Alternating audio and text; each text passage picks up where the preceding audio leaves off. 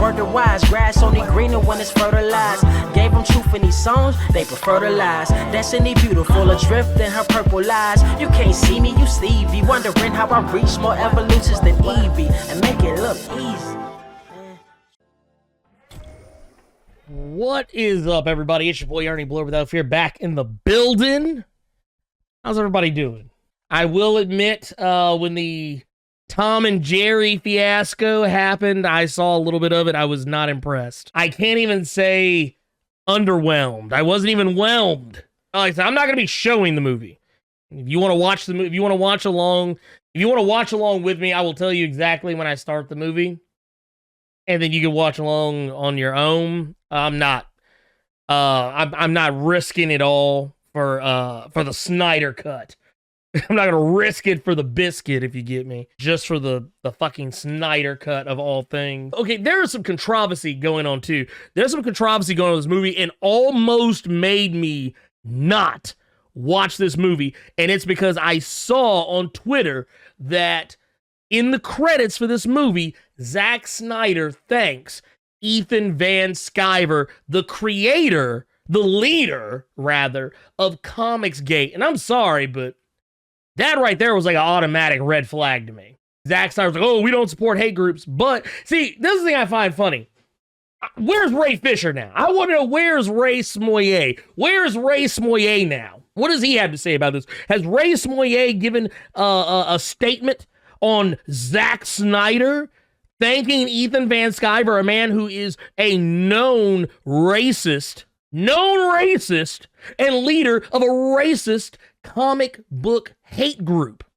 Has he said anything? Has Ray Smollett, sorry, I you may not know what I'm talking about. Some of you over here on Twitter, y'all may not be in on the joke, but Ray Smollett, I'm talking about Ray Fisher, aka Cyborg. Has he given a statement? Because, accountability is supposedly greater than entertainment. Has he given a statement? I'm waiting. I will wait. Because if he is not, he is trash. We still got Ezra Choka Bitch Miller in the goddamn cut. Yeah, I see, that's fine. I see that's perfectly okay. We have Amber Slap My Husband Heard in the movie, I see. Didn't recast her with that $70 million. I see now. Didn't recast Ezra Miller with that $70 million. You know, we're gonna watch this bullshit. I'm gonna watch this bullshit, and I'm gonna have you know, I'm gonna be 100% fair. I'm gonna give you guys the blow by blow of everything that is happening in this. Let's get through. Zack Snyder presents his thanks to Ethan Van Sciver's Justice League. Let's see, we got this. See, all right. For those who want to watch along with, I'm clicking the play button right now. There we go. This film is presented in 4:3 format. Okay. That is some bullshit.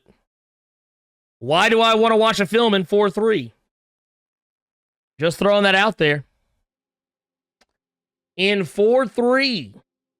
You know what that means? That's like, okay, so that's like, so how the stream right now, that's basically like this. It's like you're cutting like corners of the screen off. Huh.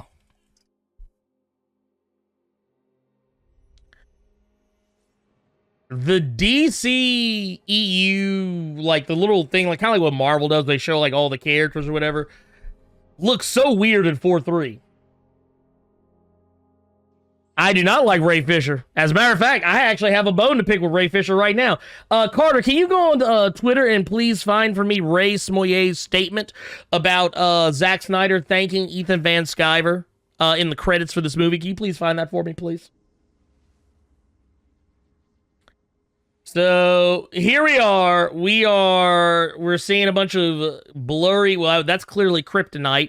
The kryptonite arrow, apparently, or spear, or whatever the fuck it was, that got put through I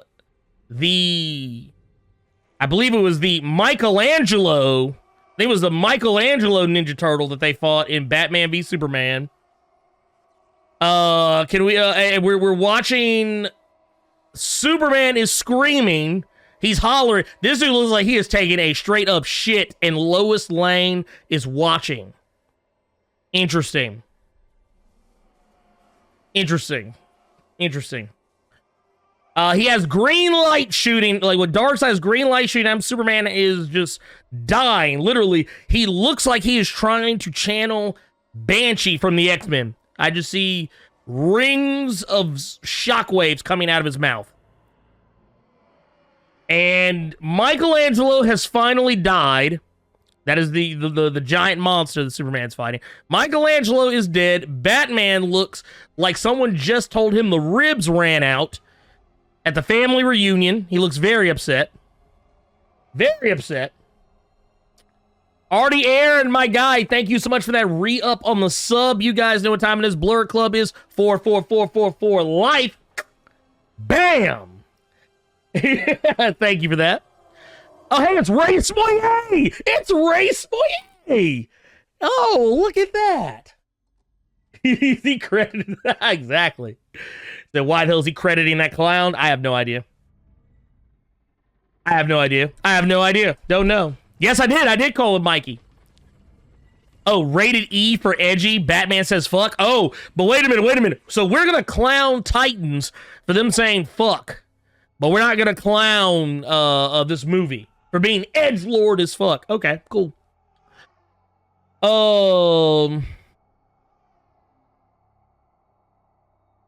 Yeah, okay, so I've heard this is the same thing I've actually heard across the board here, is that this would not stand as two separate movies because of the way it is cut. Like, this is some Deathly Hallows Part 1 and 2 bullshit. Okay, I see some horrible CGI with Jesse Eisenberg's The Riddler standing before a reworked Steppenwolf holding 3 mother boxes. Jesse Eisenberg looks like he is standing in the middle of the worst CGI pool of piss I have ever seen in my life. Okay. That's good. Apparently, the shockwave of Superman's screams are carrying across all of the world. It is reaching even down into the depths of the sea. We see a Atlantean who is hearing this, and he seems rather displeased. What is this? Oh, hey, it's the woman who was beating the shit out of Johnny Depp. It's Amber Heard. Now we can make it a party. And she's staring at a shaking mother box, as was Ray Smoyet, looking at a shaking mother box in his closet. Probably the same where he keeps his body pillow of Zack Snyder. Ain't that about a bitch?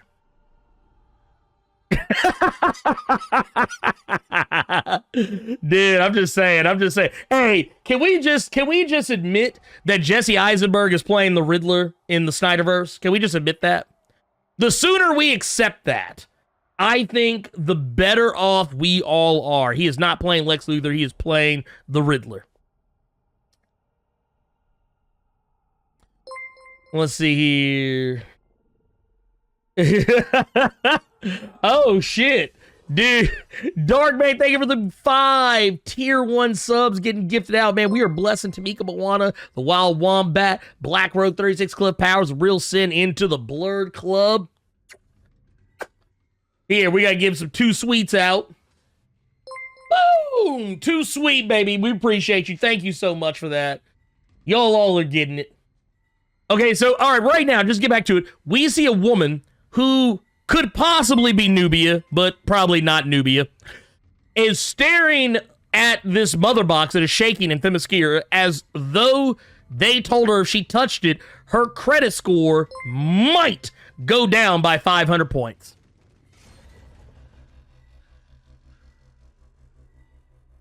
No. Ray Fisher didn't thank Ethan Van Sciver, but Zack Snyder thanked Ethan Van Sciver in the credits to this movie. It is in the credits to this movie. He gives a thank you to Ethan Van Sciver. And I want to know if Ray Smoyet has answered this. Mr. Accountability is greater than entertainment. I want to know. Okay, now we're watching a scene where this is very arguably Bruce Wayne. It's clearly Bruce Wayne. Bruce Wayne is traveling through wherever the fuck was that they went in the Whedon cut of the movie to find Aquaman. This is clearly what this is. He is traveling icebergs. Not Eisenbergs. Icebergs. He's traveling icebergs looking for Aquaman.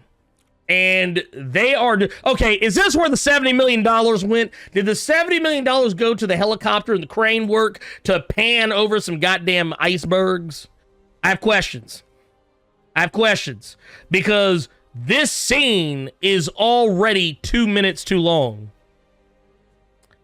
This is some Lord of the Rings shit. I guarantee you, if you actually went and got the Lord of the Rings theme and started like playing it right over this shot right here, you would think Bruce Wayne is going to take the One Ring to Mount Doom to put it in the fire and save humanity. That's what you would think is happening right now. Dude, this is a shot from Lord of the Rings. I am not bullshitting you. This motherfucker, y'all remember, what was it, Fellowship of the Ring? The scene where the Fellowship is walking across the ice mountain in the snow and shit. This is the same shit. This is a...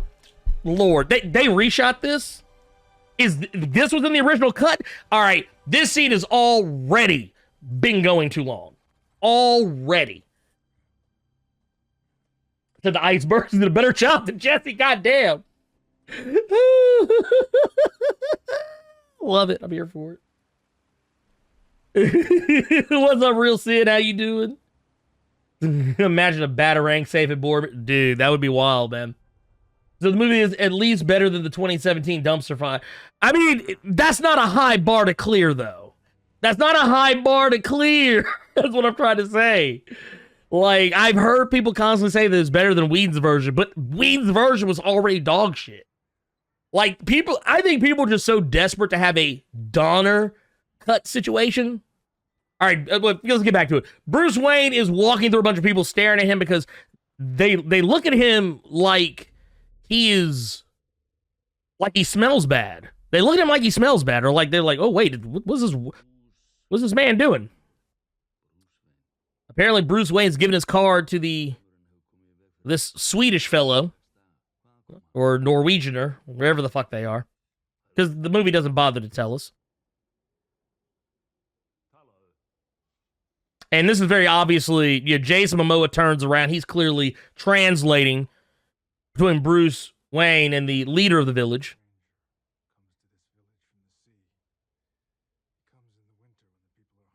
Bruce Wayne is explaining the whole King Tide situation. This man who brings fish to the village. This scene is so unnecessary. Oh my god, they could have just left the original one in. I like how Jason Momoa is trying to pretend like he is not Aquaman, like we haven't seen the trailers.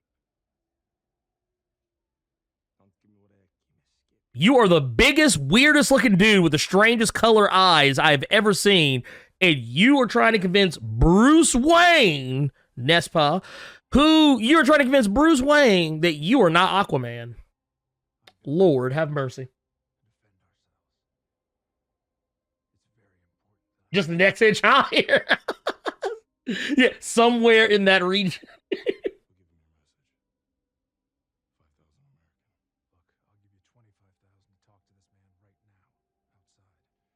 Okay. Here's what I can already tell you. Here's what I can already tell you right now. Because everybody's laughing at Bruce Wayne for looking for Aquaman.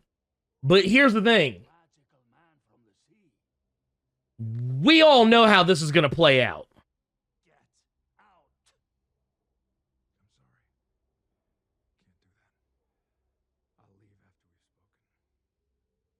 Like, okay, Bruce Wayne's literally sitting there. He clearly knows this is Aquaman. Why go through all the pretense? Why go through all the pretense? You knew. We knew this in the Whedon cut of the movie that you knew. Okay, so Bruce Wayne has been slung up against the wall. And he's whipped out a bankroll of money fresh. These are crisp bills. You're gonna have to like lick your fingers and pull these bills apart because these bills look like they were just printed. And now he's finally revealing that he knows that this is Aquaman. He's now revealing that this is Aquaman. And now Aquaman's like, okay, yeah, cool, it's me. He's like, psych. It's me now. I'm here. Okay, so here's what I noticed they cut out of this movie so far. They cut out the joke about that Ben Affleck does where he says, so, I hear you talk to fish. Dude, this scene is so, like, serious. Zack Snyder is treating this shit like it's a goddamn high school play. Lord have mercy. This shit is joyless already. I wonder, where breath smells like fish. Zack Snyder denounced geeks and gamers. Wait, he denounced the geeks and gamers hate group? What about Comicsgate, though? Did he denounce Comicsgate, is what I want to know. Cooperative, thank you for that follow. Welcome to House Blerd. Went from the weed cut to the Swede cut. My homie Nerd 901 Nick, how you doing, pimp? Oh, God, now these Swedish bitches are singing. These Swedish heifers are singing to Aquaman as he swims away. They are singing a goddamn folk song. Like, ladies and gentlemen, Mr. Conway Twitty, y'all come on out. What is this? What? Oh my God. Here, hold, let me mess with something real quick. This is awful. Yeah, we'll put this like right here. That should be better. Okay. Dude, this girl's literally sniffing. Okay, one of the women who are singing, the sweater that Aquaman takes off where he jumps in the water and swims off, telling Bruce Wayne, you dress like a bat. You gotta be crazy. This girl is singing. She is singing the most heartfelt song of her people and sniffing this motherfucker's sweater. Thirsty as hell. Thirsty. Okay, now we switch shots. We're now looking at Martha Kent. She is at Clark and Jonathan's grave, and she clearly has a dog with her. She's got a U-Haul backed up to the truck. Okay, this is some dumb shit right here. I'm gonna tell you why. We literally got confirmation in the Whedon cut that she had to sell the house. The banks had foreclosed on it. This was all done in dialogue, but Zack Snyder has taken it upon himself to basically insert a scene to let us know that this has also happened. So now I'm curious, are we still gonna have a scene that where Martha and Lois talk about this? Because if so, I don't need that. Pick one. Just pick one. One or the other. Give it up. Hey, quid pro quo, what's going on? Welcome to House Blerd. Thank you for that follow. Much appreciated. Sniff, sniff. Thing is, this dude hasn't been around this long. This motherfucker ain't Thor. Right? Right? Who is he supposed to be? God damn. All right, now we got Alfred talking to Batman. Or, sorry, Bruce Wayne. We don't want anybody to know. Basically, Alfred is being flippant about the mission to collect all these superheroes. But Bruce is revealing that Aquaman said no.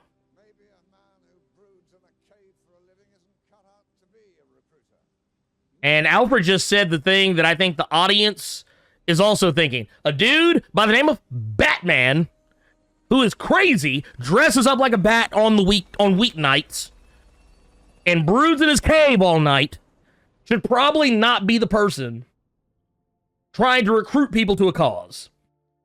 All right, we're at a coffee shop. They're at Starbucks, apparently. Oh, this is Lois. Oh, it's Lois Lane, everybody. Oh, and this scene is in slow-mo. What?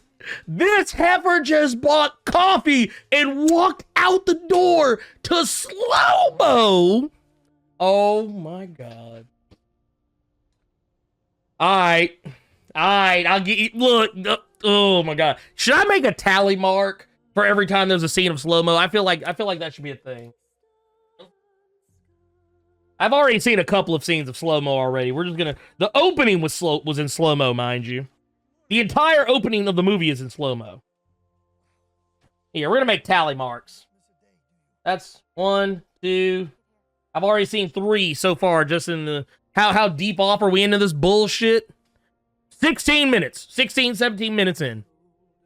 This heifer is slow motion walking. She just slow motion walked to a police officer, hand him some coffee. They stop the slow-mo so they could talk, and then they resume the slow-mo as she walks up to the site where Superman's statue was. Lord, get me the fuck out of here. Get me the fuck out of here. God damn. Hey, that's my homie Anthony. Cooperative, that's my homie Anthony. Dude, what's going on, my guy? How you been, pimp? Hey, I appreciate you dropping in. Let's see. Zack Snyder disses fandom minutes and EVS got big mad about it. Oh, okay. He took out all the weeded stuff, so it's a lot of retelling. Oh, okay. Yes, that's what I was afraid of. They didn't pay. They didn't. Bruce pay for the house if he knows Martha's Bruce's right, dude. I don't know. I'm so over this already. Okay, we are now at the scene. This is very clearly the Wonder Woman introduction. Lois is still grieving over Clark. This is a scene where we get the Roose is loose Bolton. Roose Bolton from Game of Thrones has come out with his band of Irish or Scottish terrorists. I'm not sure exactly which, but they're taking over the museum, and this is a scene where clearly Wonder Woman's going to come into play. We just saw the Roose clap somebody's cheek sideways. They are now coming in guns blazing, guns hot. They are killing everybody they see, and eventually they will take hostages because they haven't already killed a lot of people. This is silly. But anyway, let's see. There's no slow-mo here. There's no slow-mo here, thankfully. So was it slow-mo's Zack Snyder's lens flares to J.J. Abrams? Yeah, no, as explosions are to Michael Bay. It's like, dude, what the hell? I'll give you that. Amy Adams is fine as a motherfucker, but it's just like, I don't need to see this heifer in slow-mo. Let's see. Oh, wait. All right, so we've got the Roose is giving he's giving his demands to the police, of which we will later learn it does not matter because he doesn't care about his demands. Right now, we're at 4 tally marks for slow-mo in this movie.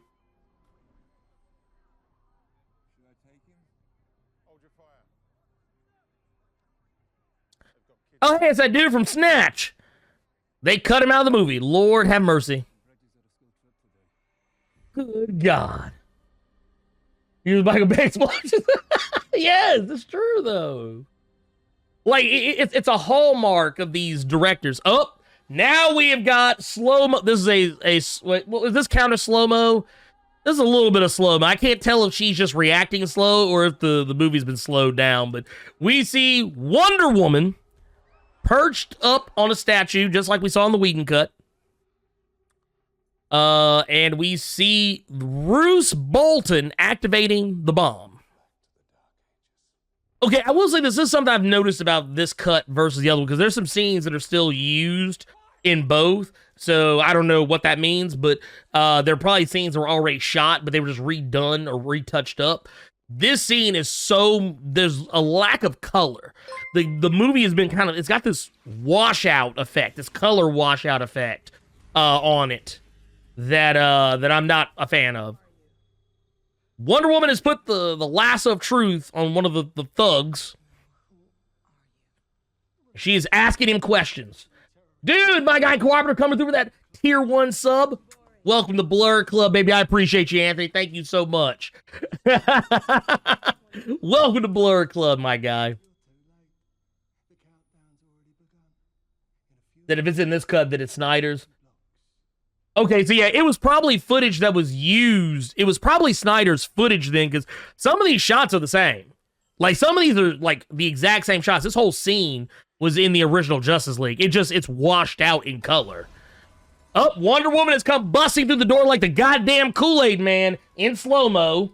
In slow-mo, mind you, with the Xena Warrior Princess intro.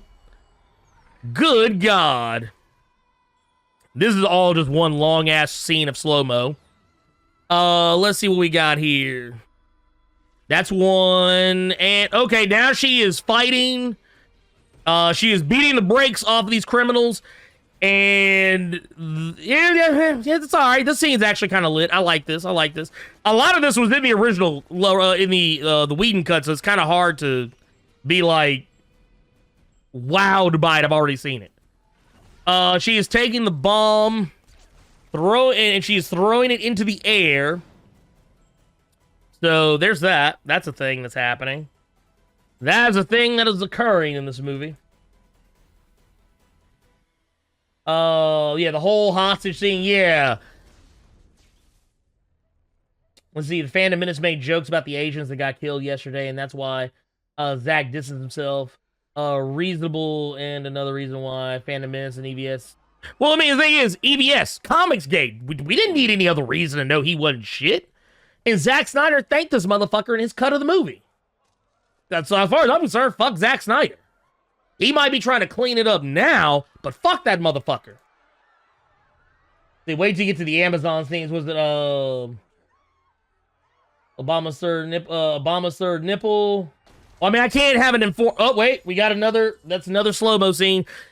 She's now dropped down out of the ceiling. She is now using the gauntlets to block all of the bullets that Bruce Bolton is shooting at her. Well, and the hostages, mind you. But I haven't even finished the movie yet, so I can't say one way or the other. But so far, it's not looking good. Oh my God, the slow-mo, dude. Oh my God, dude. That's probably, I guarantee, if you took the slow-mo out of this movie would probably be 2.5 hours. Swear to God. Okay, so that's the end of the slow-mo. And now she is about to clap this guy's cheek sideways. All right, well, another scene of slow-mo as he's changing the clip on his gun. Anytime there's a break in the slow-mo and the slow-mo comes back. Oh, and then they did slow-mo again. A cut in the slow-mo again. They did slow-mo when he was shooting. They stopped the slow-mo for a minute. When she was standing up to get ready to do her little gauntlet thing, they did the slow-mo again as she was getting ready to do it. They stopped the slow-mo, then they started the slow-mo again when she basically vaporized this guy, apparently. Which I don't remember from the Whedon cut, but apparently she vaporized Bruce Bolton. Had she have done this, like before they got to season 6 of Game of Thrones, half the bad things that would have happened in Game of Thrones wouldn't have happened. Lord have mercy. She's late. She's late. What was it? That died. Yeah, yes. Let's see. Well, it says she is faster in this scene, though. They are still in slow-mo. God damn. Oh, wait, now Diana is speaking to one of the little girls that she saved. Apparently, this girl wants to be Wonder Woman when she grows up. Is this supposed to be a nod to Yara Flor? Was this supposed to be a nod to? Because otherwise, why are we doing this? Why are we doing this?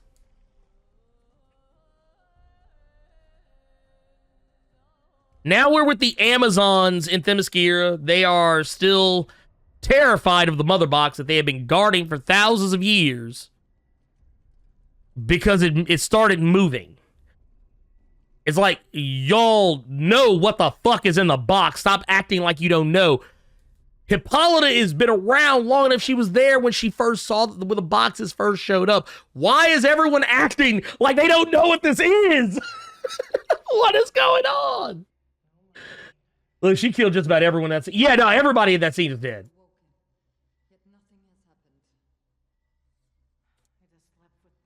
Even the ones who are still alive should be unable to eat solid food for the rest of their lives. Okay, the mother box has stopped gyrating, is gone silent. This is what has caused Hippolyta to give pause.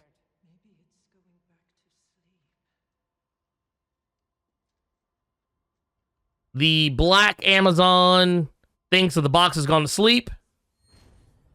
Hippolyta says evil does not sleep. Clearly, the woman who Hippolyta is sleeping with, he thinks that an attack is coming. The box is shaking, is gyrating.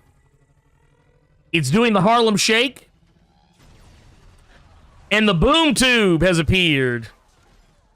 And has knocked everyone on their ass, apparently. More Amazons are filing in. Now we get to see a shot of an establishing shot. If we didn't know we were already in Themyscira, we see an establishing shot of some random Amazons who are not warriors, but farmhands doing random shit for no reason. And parademons are now pouring out of the boom tube. And now we get to see, wait a minute, oh my god, straight out of Death Valley, hailing from Apocalypse, weighing in at over 450,000 tons of monkey crap, Steppenwolf. Oh god, dude, I swear to god, this dude looks like Shredder. I swear, dude, Steppenwolf looks like you know what he looks like? Steppenwolf looks like if you took Strife, you know, Cable's clone, Strife, and Super Shredder, put them together and said, hey, can you put that effect on Steppenwolf that makes him look like a fucking Transformer in the Michael Bay movies? That's exactly what they did here. The parademons are now going to war with the Amazons of Themyscira. It is not looking good for the Amazons at all. Lord.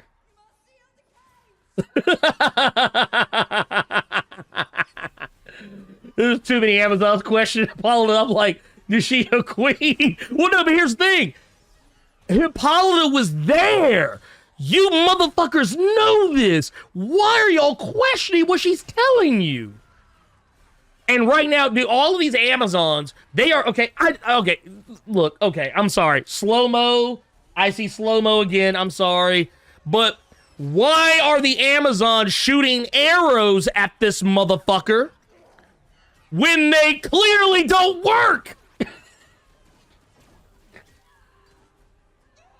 Look, Super Striper. It is.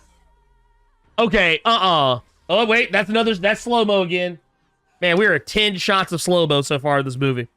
I feel like if you did a drinking game to every slow-mo scene, you would just fucking pass out and die. Okay, so wait a minute. We've got one of the Amazons who just took a parademon shot through the chest. It looks like the woman who she's sleeping with. I think that she died. They gave her a lot of screen time for a regular-ass Amazon. And now we got the big burly Amazons who, with the hammers that can smash shit closed. See, this thing I find very confusing is like,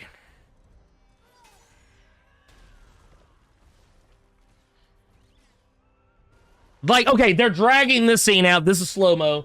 Another scene of slow-mo here in this shot. Watching Hippolyta run from the falling the falling walls that are coming down because of the pillars that have been destroyed.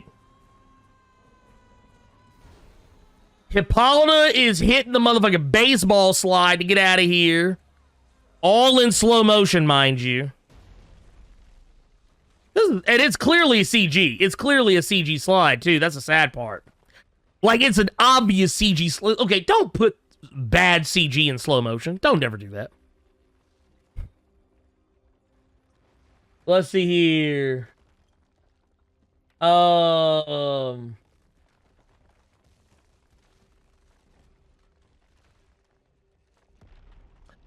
was it Steppenwolf was much more dribbles in the game, a lot more motivation, you kind of feel for him? I mean, we'll see. Just straight out of look at the crazy motherfucking day. Straight day, Steppenwolf.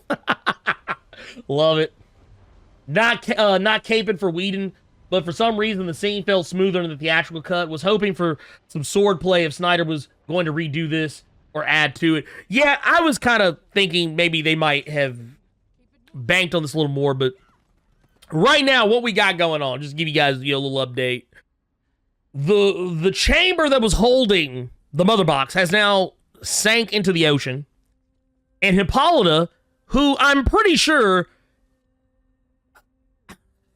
Hippolyta knows better than to think this shit is over. She is in here taking off her helmet, acting as though they have won the battle.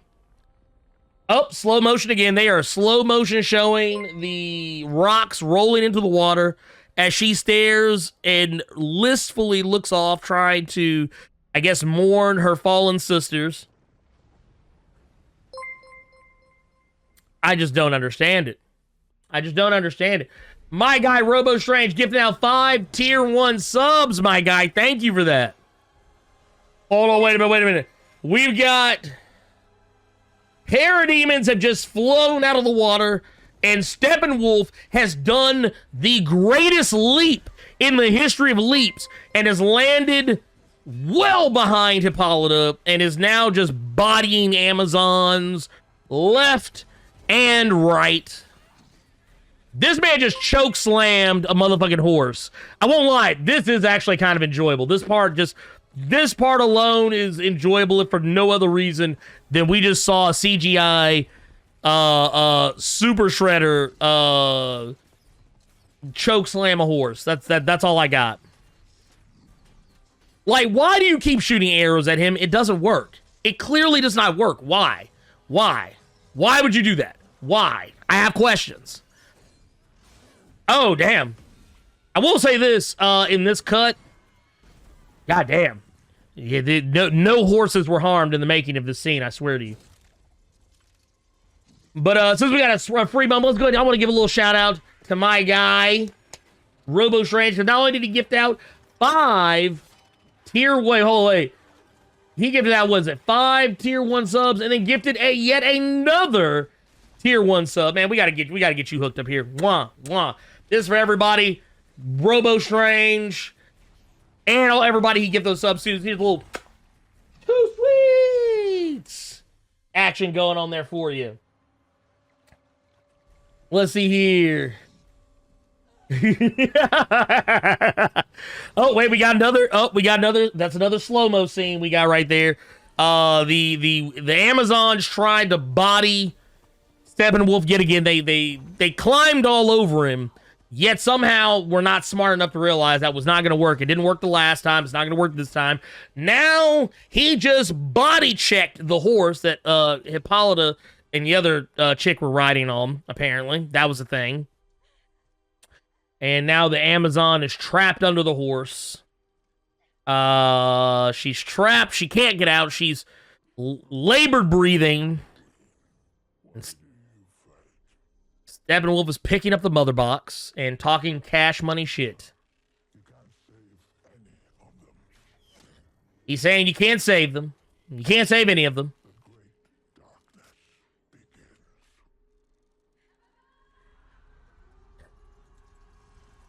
Oh my god, dude, I'm sorry. He looks terrible.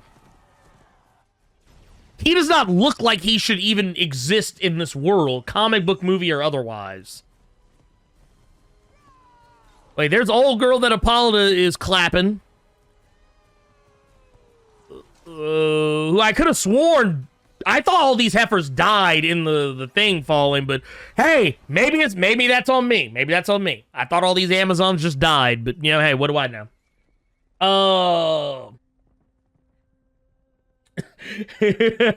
Hey, Mark Ramirez, thank you so much for that follow. Welcome to House Blerd.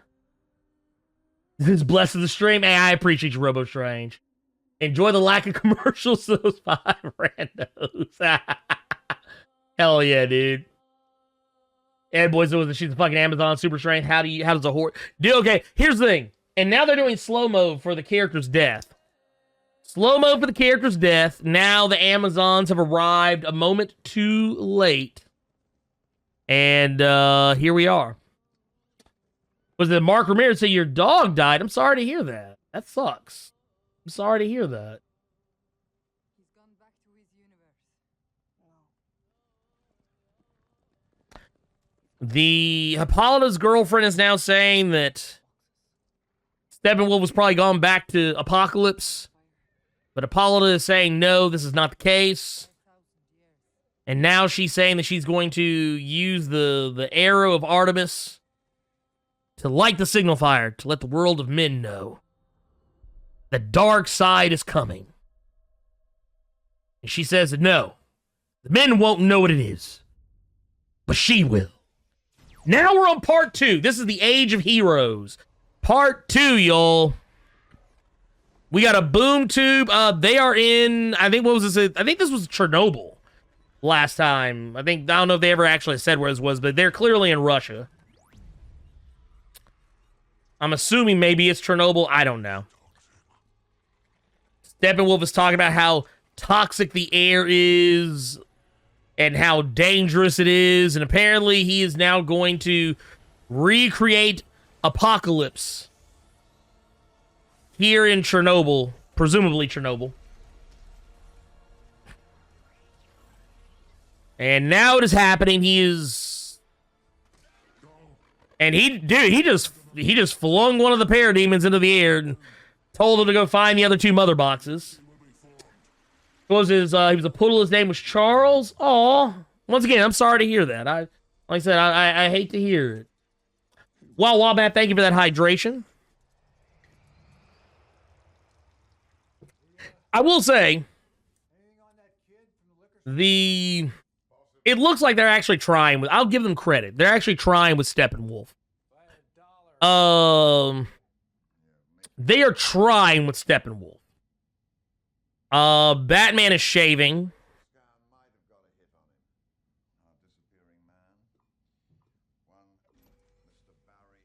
They're looking for Barry Allen at this point. This is the footage from Batman v Superman where Barry Allen is at a gas station, corner store, or something or other, and stops a robbery by disappearing and reappearing because he's so fast. We're about to have a good time doing this part.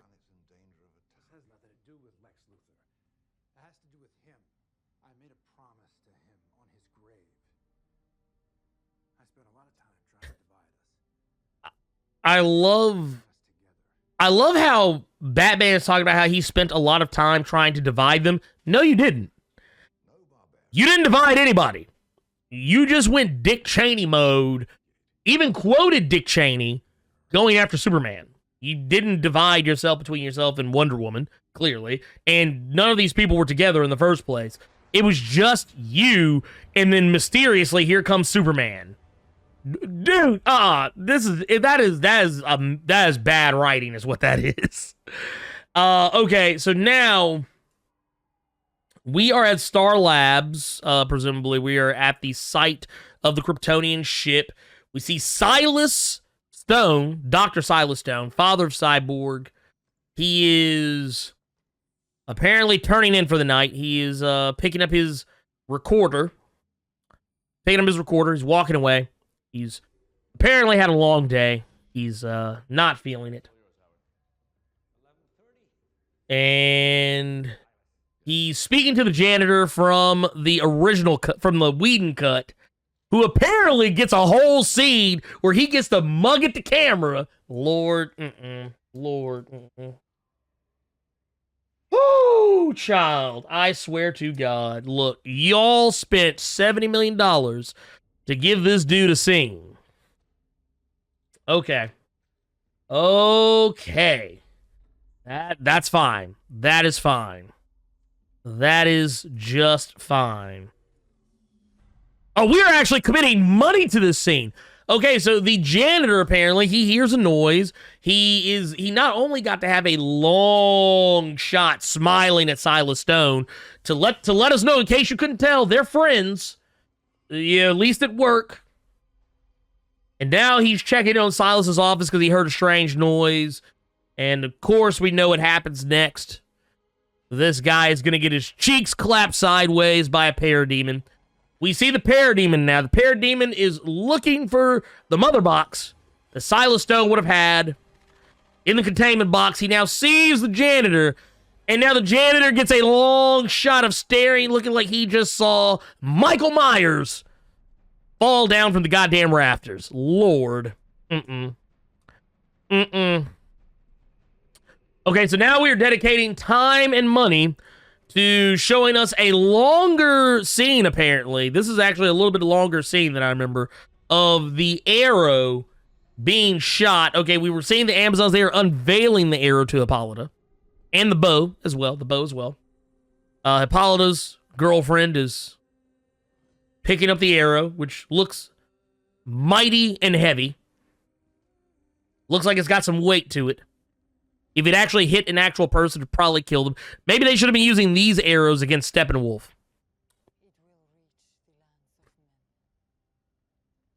And there's also a little bit of dialogue that let us know that even though it is an arrow, it will actually reach the lands of men.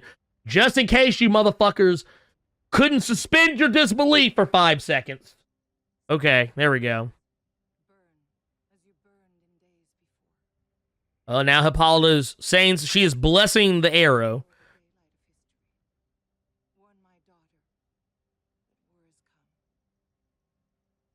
You know, I'm not trying to be an asshole here, but this is modern times. Couldn't Themyscira, can they just have cell phones in Themyscira? Global positioning be damned. I mean, I would like to believe that Diana just would be like, hey, look, just hold on this little burner phone for me. Just call a bitch whenever some shit pops off. We don't have to do this error bullshit. Not only that, you know, there are actually mystical ways for Hippolyta to get a hold of Diana in the comics. I'm pretty sure Zack, I don't read comic book Snyder, I just stare at the pretty pictures. Zack Snyder could have figured that out. She has shot the arrow is flying through the air at lightning speed. Albeit with a little bit of slow-mo on it. It's got a little bit of slow-mo on it.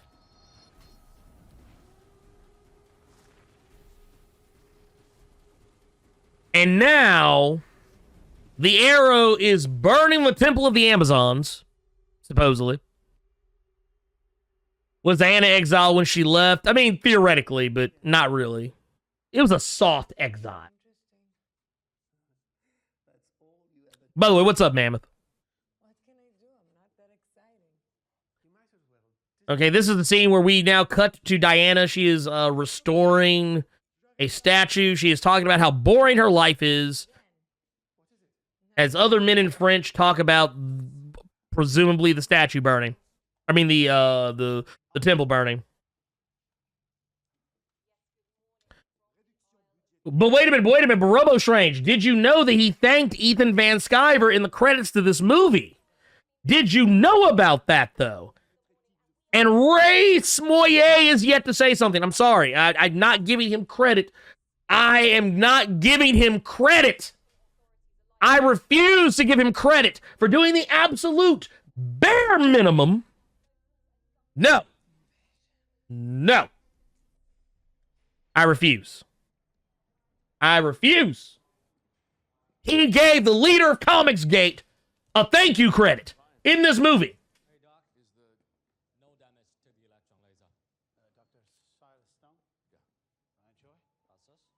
Ryan Choi, Lord have mercy. Y'all actually spent money to give an Asian character a little bit of shine. How long is he in this movie?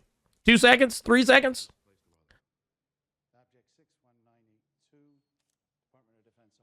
Imagine if he directed Dredd. Oh, Lord.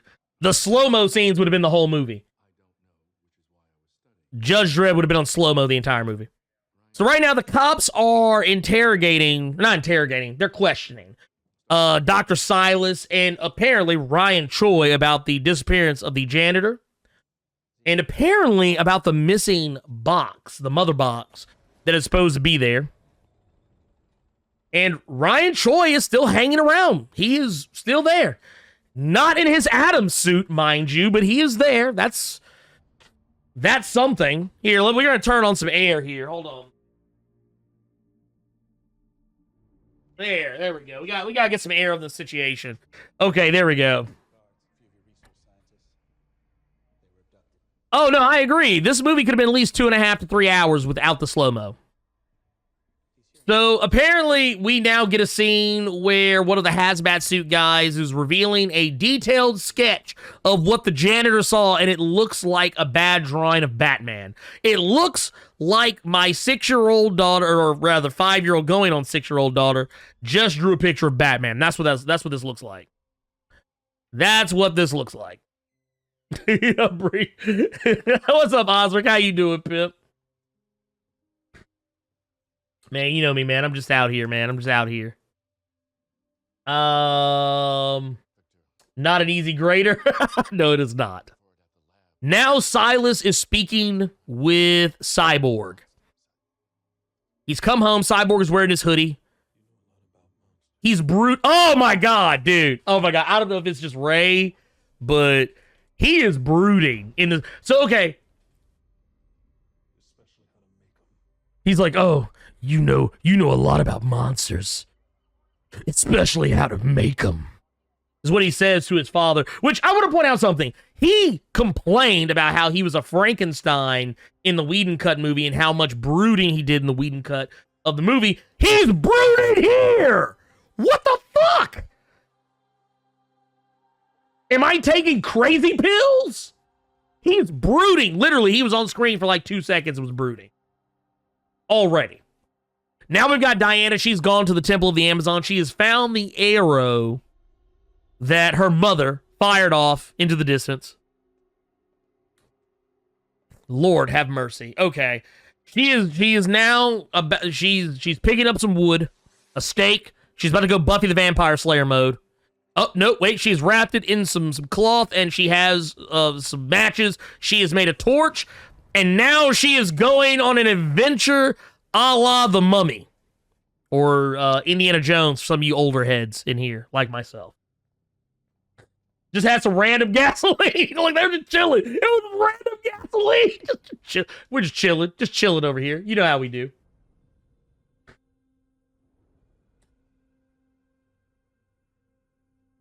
I wasn't expecting the Mummy crossover in this cut. Dude, I was like, dude, wait, are we about to find a Nox in the moon? The Nox in the moon. Where are you? Emotep. Dude, okay, so Wonder Woman has just placed the arrow into a notch in the wall that seems to fit the arrow. A door has opened, and she is now walking into this exposition chamber. She has walked into the chamber of exposition where there are paintings on the wall telling you the plot of the movie. My God, this is dumb. What's up, Warhead? What's going on, my guy? This heifer, so she's lighting the walls. The walls are basically telling us everything that's going to happen. It's telling us about the mother boxes, the 3 mother boxes. When they come together, the unity will start, like what was going to happen in the original version of the movie.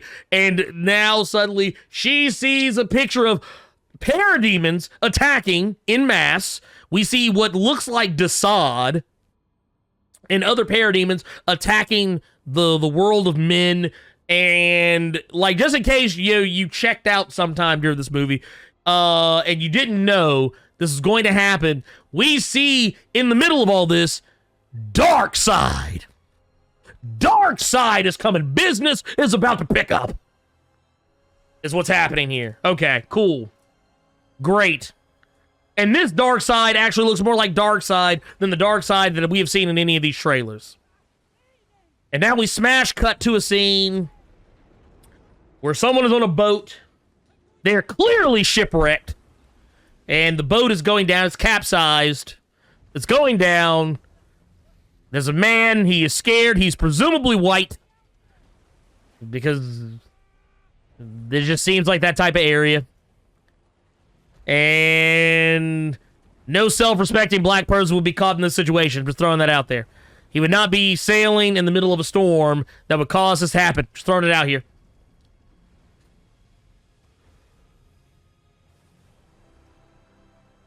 Oh, Aquaman! Lo and behold, it's not Superman. I thought Superman was going to come save the day. Wait a minute, Superman's dead. I thought Flash was going to come save the day. No, of course it would be Flash. Is he running on water already? It's Aquaman. Aquaman has picked this man up, has saved him, and thrown his battered body on the table of the bar that he just walked into. He is now asking for whiskey. Presumably whiskey. This may be bourbon. We don't know. We're not told.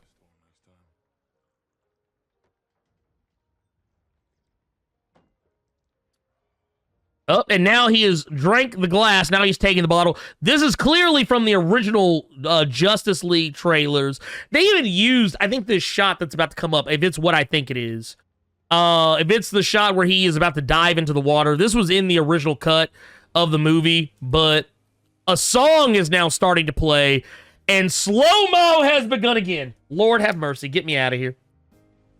Now he is walking the pier in slow motion while drinking what is left of a bottle. By the way, I just want to point out alcohol abuse. There was still some liquor in there before he smashed that bottle on the ground. I guess this is a way to let us know that Aquaman don't give a fuck. Look, there's still a swallow. There's still at least a shot of whiskey in that bottle, and he smashed it on the ground. This man is a litter bug right now, I tell you. This man is supposed to be protecting the ocean. He just smashed some glass on the pier with water, slow-mo coming down, careening off of his body, washing the glass into the ocean. This isn't Aquaman. This is not Aquaman, goddammit.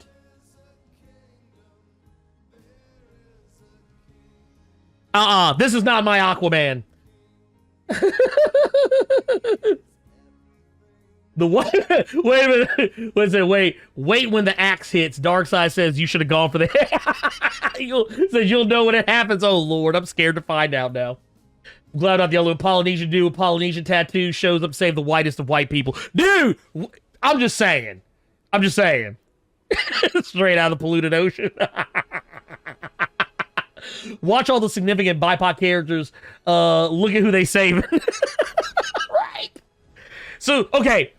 Aquaman is swimming in the water, presumably, that he just polluted in, with the broken bottle of whiskey that still had a shot left in it. And he is now going to the place where this is not the place that he went to in the movie where he got the armor. This is some other shrine. This is the part I always found so confusing about the Whedon cut. When they go to the place to get the mother box, it's not technically in Atlantis. And when you get to the Aquaman movie, they make it seem as though he's never been to Atlantis before, though clearly he has been at some point. Whatever. Anyways, this is a statue of his father. I believe was it Atlan? I think it's Atlan. And now Volko has showed up. The Green Goblin is here, y'all. And he's surrounded by a water bubble. Oh my God. Is this the dumb shit that they took out of the Whedon cut? Because they didn't want to have to explain to people how they were able to talk underwater? Wow! Y'all take an L for this one. So, they are inside of a giant water bubble so they can speak to each other because clearly Atlanteans don't know how to talk to each other underwater, I guess? I guess this makes sense if you're talking between Aquaman and Volko, but I don't know. This is so dumb. People are proud of this? Did they put this back in? Really? After Aquaman?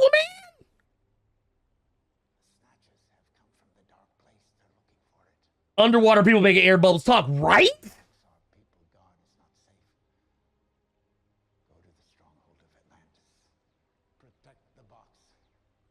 Even though we already saw they have dolphin squeaks. Okay, I thought I heard a dolphin squeaking.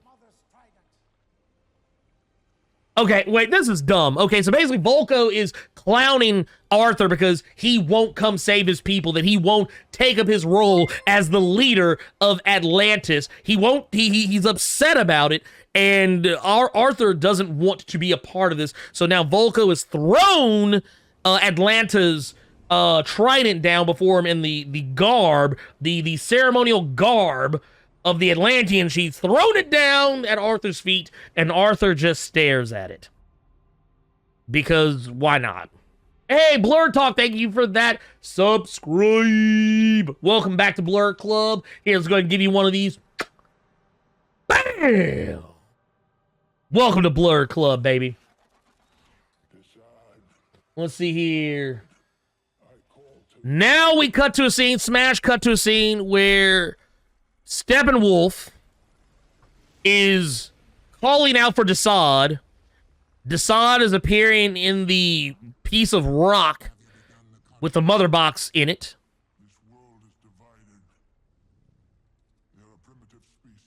Steppenwolf is talking about how the humans are divided and are easily destroyed,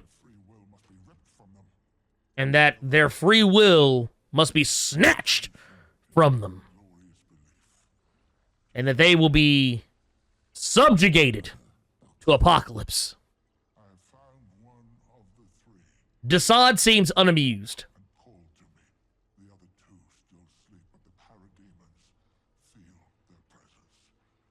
I love how Desaad actually does look unamused. Like, he just straight up looks unamused.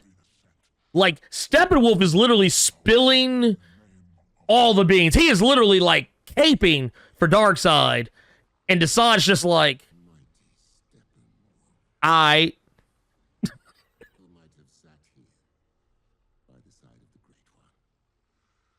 Oh. So now, Desaad is revealing that Steppenwolf apparently committed some treachery against Darkseid. And now Steppenwolf is prostrating himself before Desaad. He's begging that he is allowed to come home after he takes over Earth, but Desaad says he has betrayed Darkseid.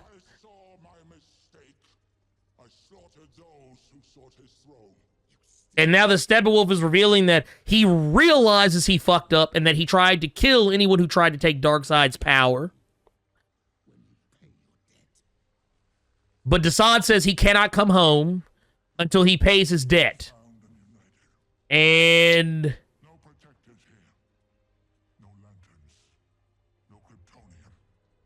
this is the scene where he reveals, oh, there's no lanterns, no Kryptonian, no protectors. And Desaad basically just like, yeah, that's cool, whatever. Anyway, for Darkseid, I'm out. Peace. Desaad like, and? What else you got? Look, the whole time that Steppenwolf was out here putting the cape on for Darkseid, Desaad's just sitting here like this. Mm-hmm. Oh, you were finished. Oh, that's all you done?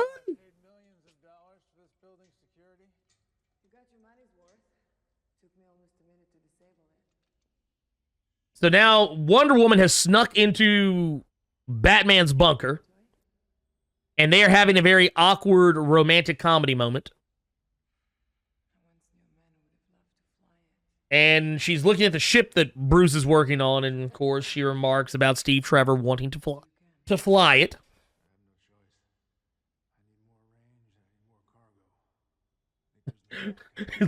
He was like, you ain't found shit. They really are trying to make Batman and Wonder Woman a thing in this cut. I see it already. Just in the 2 seconds they've been on camera together. Now Wonder Woman is giving Bruce the blow-by-blow on what happened with Darkseid. Oh, now we're getting a flashback. We see Zeus, and I'm presuming Ares, and possibly Artemis or Athena. I can't tell which. I see a Green Lantern and a bunch of random human warriors from various parts of the Earth. We see King Atlan and the Atlanteans.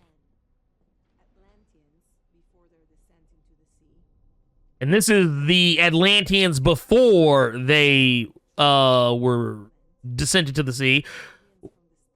We see the Amazonians. Hey, there's Antiope. That's cool. We see Hippolyta and Antiope. They are sitting on the front lines. And we see, is this... oh, this is Darkseid. Darkseid just did an airdrop out of his ship, holding a glaive, trying to do his best Thanos impression from Endgame. Why does Darkseid need a weapon? I have questions. I have questions here. Why does Darkseid need a weapon?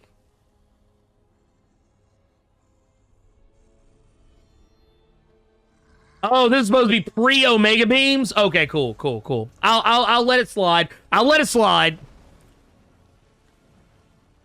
I'm about to say this is the dark side. This is more like gray side. Okay, he has begun the destruction of the earth. He has slammed his glaive / axe into the earth.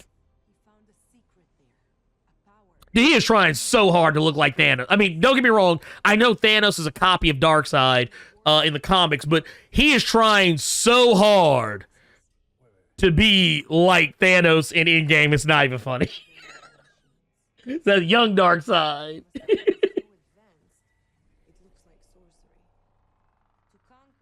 We see some sorcerers. They're bringing the mother boxes together into the Unity. And Darkseid is holding his arms out like he's Tommy Dreamer in ECW.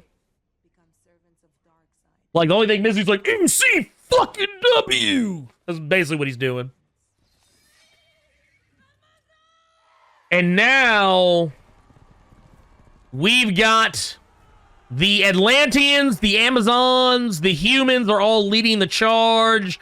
There's some Africans, some Mongolians. Lord have mercy, dude. This is a rainbow coalition. We see Zeus, Artemis, and Ares, and a random ass lantern from the Whedon cut. He's firing his Green Lantern energy beams at somebody. We don't know who. The parademons are literally beating the brakes off of people. Dude, I'm just... What the fuck? Dude, I love how this is basically the opening to Lord of the Rings. Zeus just... Okay, first off, can we get Zeus? Can we get this guy as Zeus to show up in Shazam?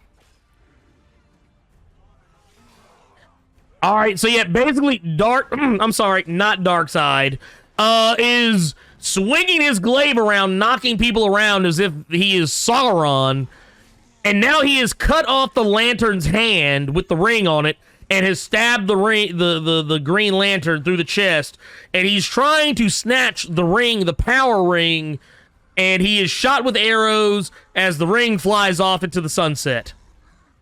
And now, Zeus, as well as everybody else, they're now just...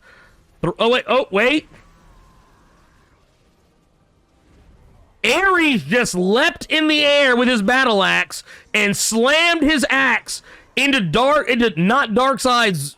Wow, into his shoulder. Oh my god, this is... Wow! This is straight up Infinity War. Oh my god. Wow. Wow. Wow. Okay. And now, not Darkseid is laying on the ground and is bleeding out.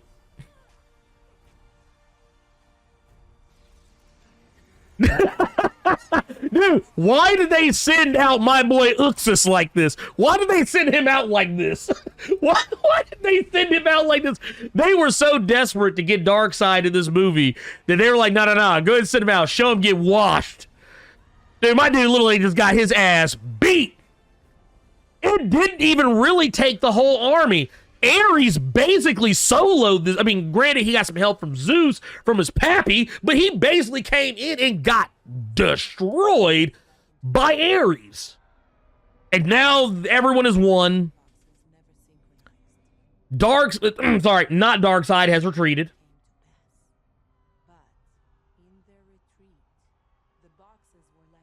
It's not Tommy. All right. Look. This dude just got... He said he was suffering from OS dysfunction. Dude. Now they're showing, the gods and the Atlanteans, the humans, the Amazons, trying to figure out what to do with the mother boxes.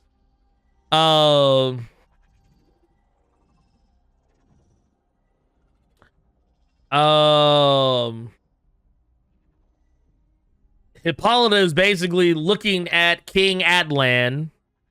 Atlan is looking at the Human King. The Human King is now looking at Hippolyta. I love how there's whole ass gods just standing by and they're not even looking at them. They're like, no, we got this, we got this. Y'all did your part. You did your part. Y'all run along now. So your mother and sister saw the Snyder Cut and they hated it. My wife was not a fan. What the fuck? There's just a random ass squid holding on to the mother box for some reason. What do they do? Did the squid? Okay, I got questions. Did the squid just coat the mother box in some bullshit? Because now they're showing the humans, the Atlanteans, the Amazons, they're now trying to put the mother boxes in these cases, I guess, to keep them from singing to one another. I just don't understand it. I just don't understand it. What is it? However, this is going to make make you go, wait a minute, later in the movie. Oh Lord, oh God, already. And wait, this is a whole scene of slow-mo right here. Slow-mo. Slow-mo. I know there's at least 2 or 3 more scenes of slow-mo in that recap. Lord, have mercy. Y'all, why? Why? Now the humans are somehow, they're confused. They're burying the box. Something woke the box my people guard. It called out to the dark place, to one of Darkseid's conquerors. The enemy is here. He's here. Where is he? He'll be searching for the other 2 boxes, hiding until he has all 3, until he's ready. We have to be ready. You, me, the others. They said the age of heroes would never come again. So now, Batman and Wonder Woman, they are basically saying the shit's about to go down. That's basically what's happening.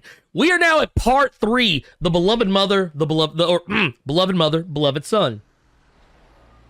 We see a truck driving past the city limit sign for Central City, a tongue-in-cheek sign that says reduce speed ahead, because of course, reduce speed is Barry Allen, you speedster. Funny, whatever. Man, there's a whole 6 feet in the ground. Good job, team. Dude, they buried that shit shallow as fuck. Barry Allen just bumped into Kersey Clemens, who's playing Iris West, and they are giving each other weird puppy dog eyes. Like, it's really weird. I'm seeing Kersey Clemens be a better actress of this. She literally looks at Ezra Miller like she's terrified that he's about to choke her. That's what this looks like. Should have made it a drinking game, 1 shot for every slow-mo. Dude, I wouldn't have survived. I would not have survived. I would have had alcohol poisoning. Right? The gods couldn't take one of those goddamn mother boxes? For real?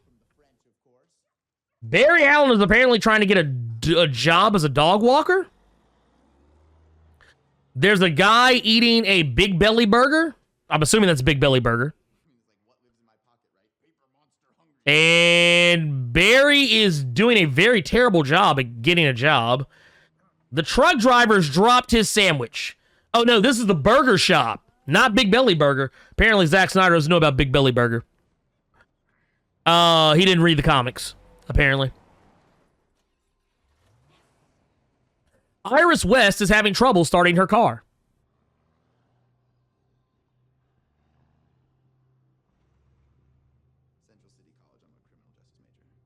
They are still staring at each other longingly. Iris West and Barry Allen, of course. God, dude, Barry looks creepy as fuck. Can we please get Barry recast? This dude looks creepy as all get out. The truck driver who dropped his Sammy a good minute ago is still trying to get the motherfucker. He's gone through at least 2 lights. And now we get to yet another scene of slow-mo because Barry Allen's speed force is kicking in.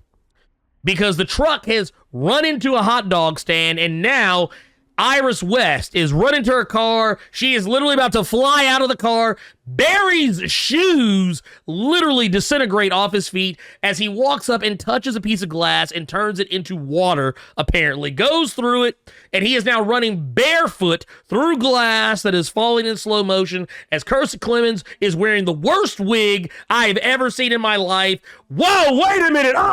This man... Wow, this run that he does to get her, he's doing the whole like, oh wait, I'm trying not to step on Legos in the middle of the night, but I'm also trying to run really fast. That's the super speed run he's doing right now, and he is now catching. Dude, Kirstie Clemons is literally about to fall to her death, and this man is taking the time to move a strand of her hair out of the way and then gently caress her face. He's literally debating whether or not he's going to choke her. He's actually sitting here right now saying, man, should I choke her? Dude, because she can't do anything right now. I'm going to choke her. That's what we do. We'll choke her. Oh, wait. Now there's a piece of hot dog. He's going to grab the piece of hot dog. He's putting it in his pocket because he's probably going to give it to the dogs so he can get his job. And now, after sitting here in the middle of this song, this sad sack-ass song that is playing right now, this is like a moment from the movie Ghost. Oh, my God. The only thing that made this worse is they were playing... what is it? Unchained Melody. But no, he's literally, he's caressing and careening, bringing her down. I don't know what the fuck he's really ultimately trying to do. He's going to lay her down on the ground at super speed, but in super slow motion at the same time. And now she's just staring at him. And now she's hot and bothered. She's now got WAP. She's now got WAP because she got saved by Barry Allen, and Barry Allen literally uses powers right in front of her. Dude, no, I'm done with this. This is, oh my God. Lord have mercy. They couldn't have saved this with a Flash movie, right? Where would be more appropriate? Oh gosh, I hope everyone's okay. See, in times of crisis, for dog work, I always bring a meat snack because it makes them feel calm. And now he's back in the dog walking building, and he's feeding the dogs hot dogs and trying to act as though he didn't just use his powers to save a black woman from dying at the hands of a careless truck driver. Can't make this up. Isn't Ezra Miller transgender? I have no idea. Maybe, probably. I don't know. He could be. Now, some parademons have drugged some Atlanteans from the sea up to the shore, and now Steppenwolf is taking one of their helmets off and crushing it in his bare hands. He has weird hands. I just want to point that out. And now he is demanding that the Atlanteans tell them...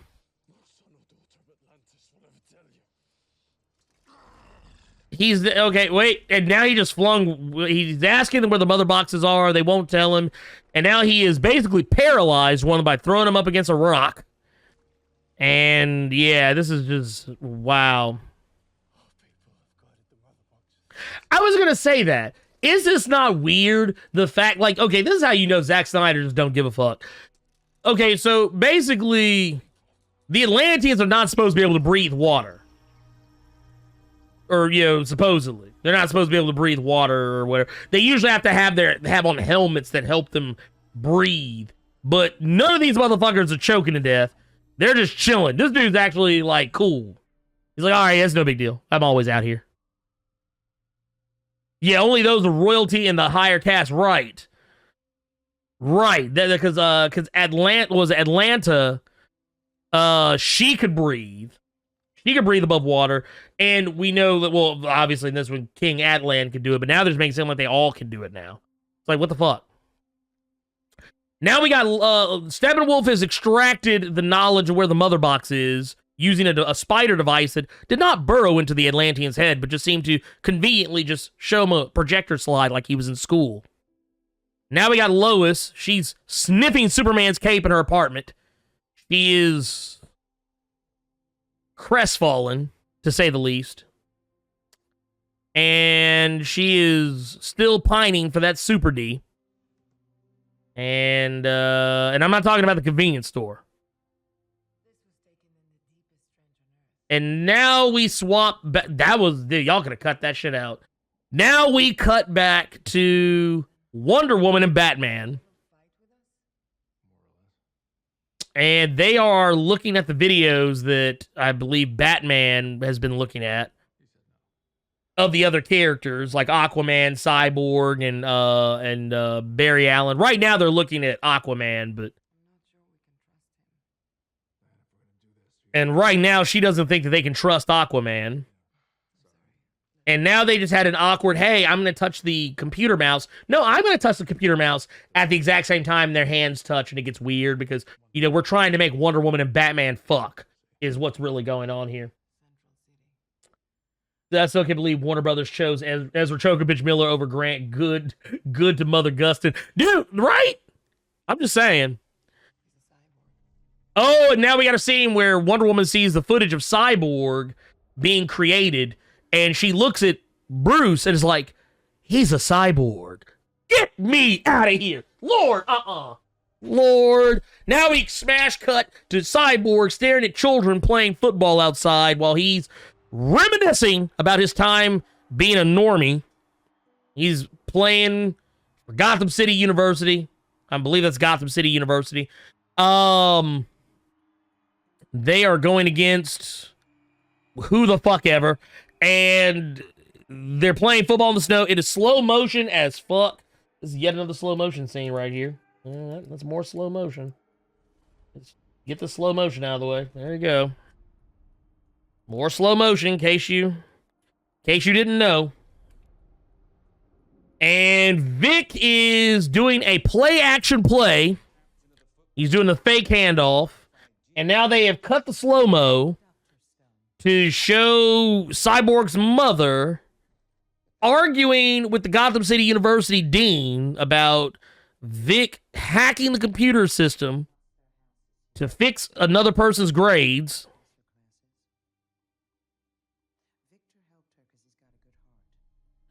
And now his mom is putting on the cape for him, saying that he did what he did. He cheated the system because he has a good heart, and that he has done more. Oh, we're back to slow-mo again. That's a fresh slow-mo scene. And she is saying that basically Vic did more for that girl's grades than the school did. Yeah, he cheated for her. That's what he did. He cheated. Do a live where I do a shot for shot. Do a shot for every slow motion. Hey, I'm going to tell you right now, for your personal health, I'm going to tell you how many shots you'd be in at right now. We are an hour and 19 minutes into this movie. Okay, I have to dock them 2 additional slow motions because they went slow-mo, then they went super slow-mo, then they went regular slow-mo, then back to super, super, ultra, duper slow-mo. So that's actually 3. So right now we are sitting here at 23 shots that you would owe us if you did that. Please don't do that to yourself. I think Kiersey Clemens got 1 stitch of dialogue. Okay, so what we got is Vic, he made the play, he dodged and juked and spin moved and pulled some mad moves off on these guys. He got the football in the end zone, clearly. His mother and the crowd go wild. There's an empty seat next to his mother. His dad is nowhere to be found. We've seen this story before.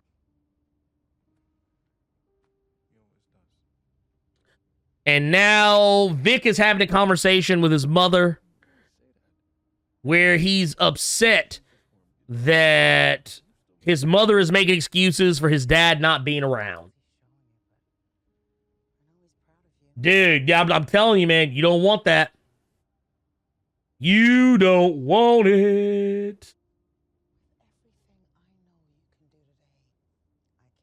And right now... Oh, wait.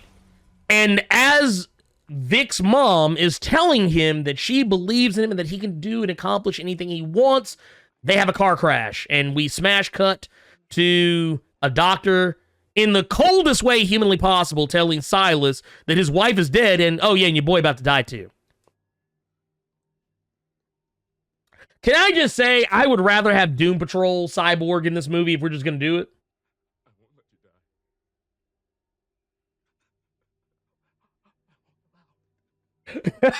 Rowan Trace, what was it? Absent father trope equals -1. Both parents highly successful equals +1. It's a wash. Exactly. I don't want to hear any complaining. Oh, and apparently he's sitting here standing over Cyborg's decimated body. Silas is just bawling his eyes out. And now we cut to the present. Cyborg is brooding, staring out a window, and basically blaming his father for the accident. And that if his father was there, his mother would be alive. First off, that's stupid. That would not have been the case.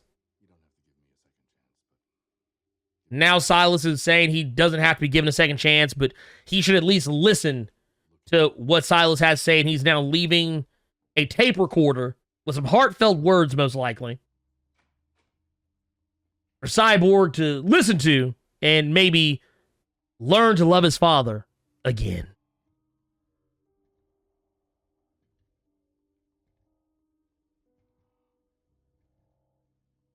Now, we'll give you that. The crying in the car, I did think was actually kind of cool. I like, because, you know, they don't do that enough. But now he's brooding. And now he's picked up the tape recorder. He's pressed play.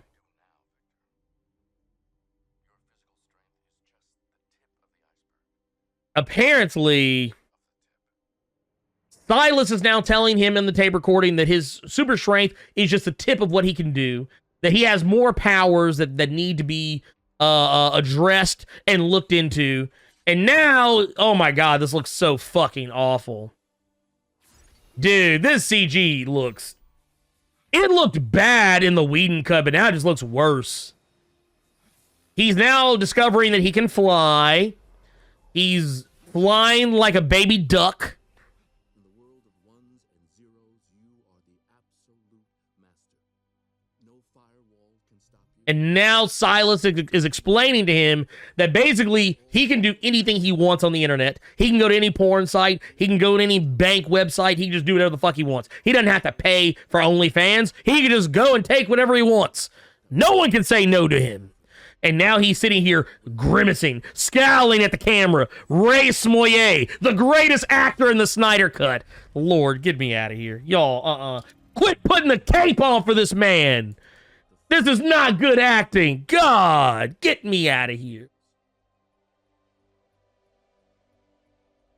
Now, Ray Smollett is standing in the middle of what appears to be his mindscape, and he's staring at a bunch of nuclear missiles that he can make go wherever he wants now. And now he's fallen because he lost track of what he was doing and almost smacked his head on the concrete. I love how Silas is basically giving us the Cliff Notes version of everything Cyborg can do, because he's probably the one motherfucker that general audiences have no clue who the fuck he is. Talk about an exposition moment. Lord, Now Cyborg is flying and he's smiling the most awkward. He is smiling like someone put a thumb up his ass and he just discovered that he liked it. Lord have mercy. I'm done. I wouldn't even want Black Adam to show up at this point. Please, I hope he doesn't. Like, who gave this emotional man all this power? Yeah, I want to know too. Now he's walking into a bank, and he sees all these accounts, and each account has a certain amount of money stacked up on it. Now he's walking up to an account that barely has what appears to be like, this account has $11.92 in it, and apparently he is watching the person. He sees a camera feed of the woman whose account this belongs to, and she's a struggling mother. She's a struggling mother, and she's taking what little bit of money she made in tips, and she's giving it to the homeless. Not only that, she's on the bus. First of all, where all the fuck are these cameras coming from? No, I'm not giving Zack Snyder a pass on this. Where are the cameras coming from? Where are the cameras coming from? Oh, now he sees that she can't afford to feed her baby. She can't afford the formula that she needs for the baby. And now there's a camera right there. There's 2, 3, There's 3 different cameras outside her apartment door. This apartment doesn't even look like it can afford cameras. And now it's showing she's got an eviction notice and she can't get in her damn apartment. Oh my God. And it got, right? Where are all these cameras coming from? What is this? Now, oh, wait. Cyborg has now decided he has taken it upon himself to steal and change this woman's credit account. He's now making it where this woman is rich. What in the hell? He has given this woman a 6-figure income. She now has over $100,000 in the bank. Wait, now that they're showing the woman at the ATM, and now they show, oh, yep, she has precisely $100,000, or was it $100,000 more than what she originally had?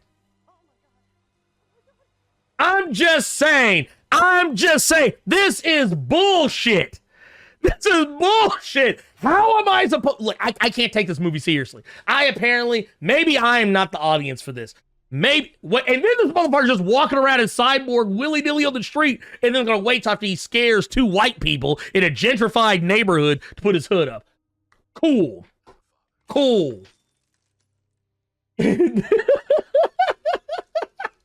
So don't go full cornet, bro. I'm just saying, though. And now we see a parademon has come to this man's house, and homeless people see the parademon and apparently are gonna pull up. And Cyborg now knows that the parademon is there, and he is now preparing to attack. Now the parademon has run away; they've flown away, but because the homeless people and the cops scared him off. Apparently, that's what happened. Lord have mercy. Now we are smash cutting to a scene with Barry Allen at Iron Heights in Central City, talking to his dad, and they're having pretty much the same conversation they were having in the they're having the same conversation they were having in the Whedon cut of the movie. Hey, Purple Lambda, thank you so much for the raid. Here, let me hook you up. Purple Lambda, I'm going to let you guys know right now, we are doing a live reaction to the Snyder Cut. If I'm going to be honest with you, if anyone who's coming over from the raid, y'all don't want to know anything about this movie, y'all might want to run the fuck up out now, because I'm spoiling it. I'm spoiling the whole thing. But thank you so much for that raid. Thank you for sharing your community with me. Those of you who do not know who I am, my name is, I'm Ernie, Blerd Without Fear, variety streamer. I play horror games, RPGs, indie games, all that stuff. Today we're talking about the Snyder Cut. We're doing a live reaction. From Lambda with Love, I thank you. Thank you.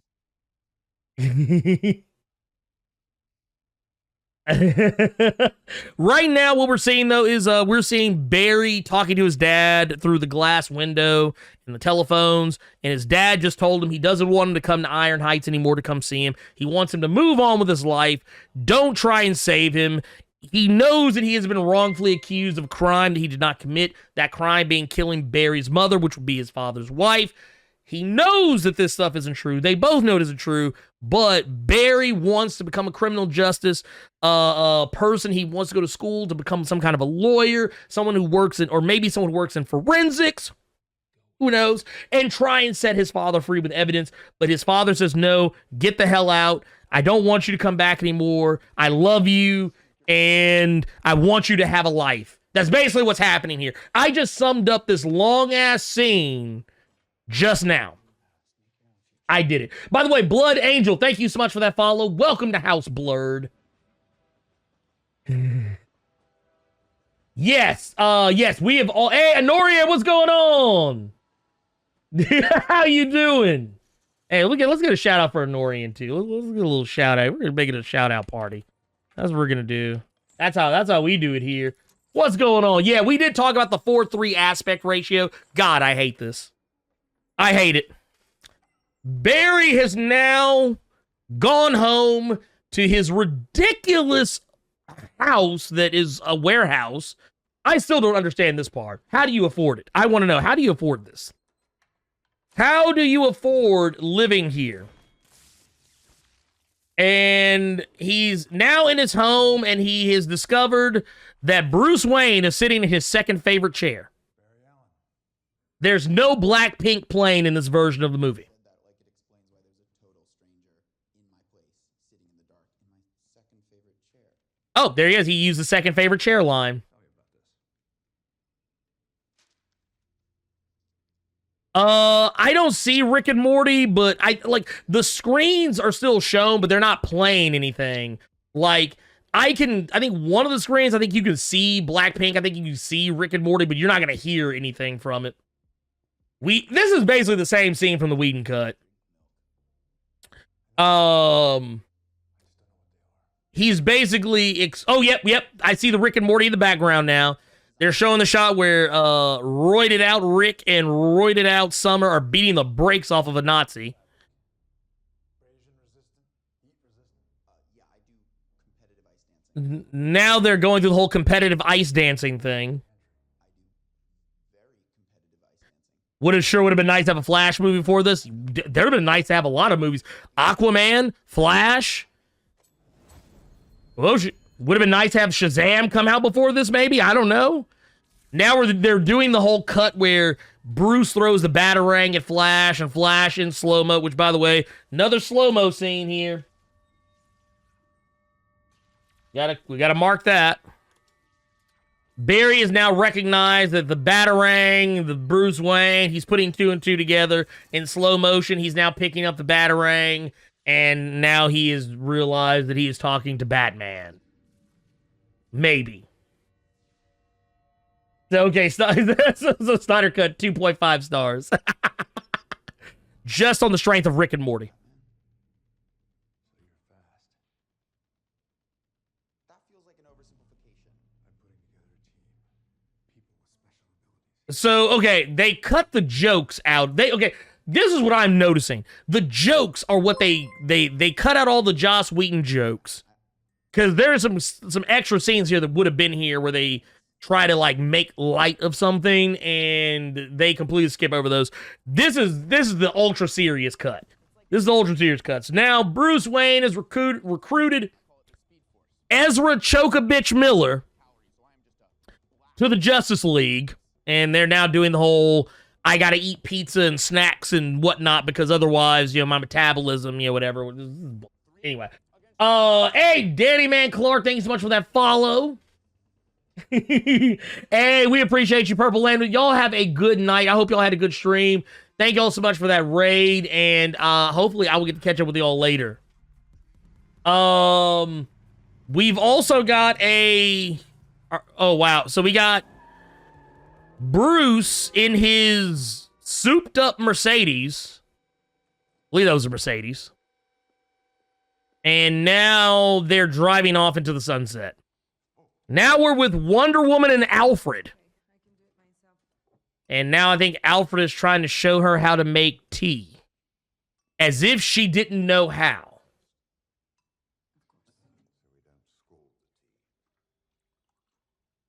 What the fuck? Oh my god. Hey, K5, how you doing? Yeah, man, we're doing pretty good. Family's doing great. Hopefully yours is too. I hope. Snyder Cut 1 out of 10. I mean, it's something all right. It's something all right. Now Alfred is showing her a new upgrade to Batman's gauntlets. He is about to fire a Kryptonian rifle at the gauntlet. And now the gauntlet has absorbed and dissipated the energy from the Kryptonian rifle. Almost as if it were made of vibranium.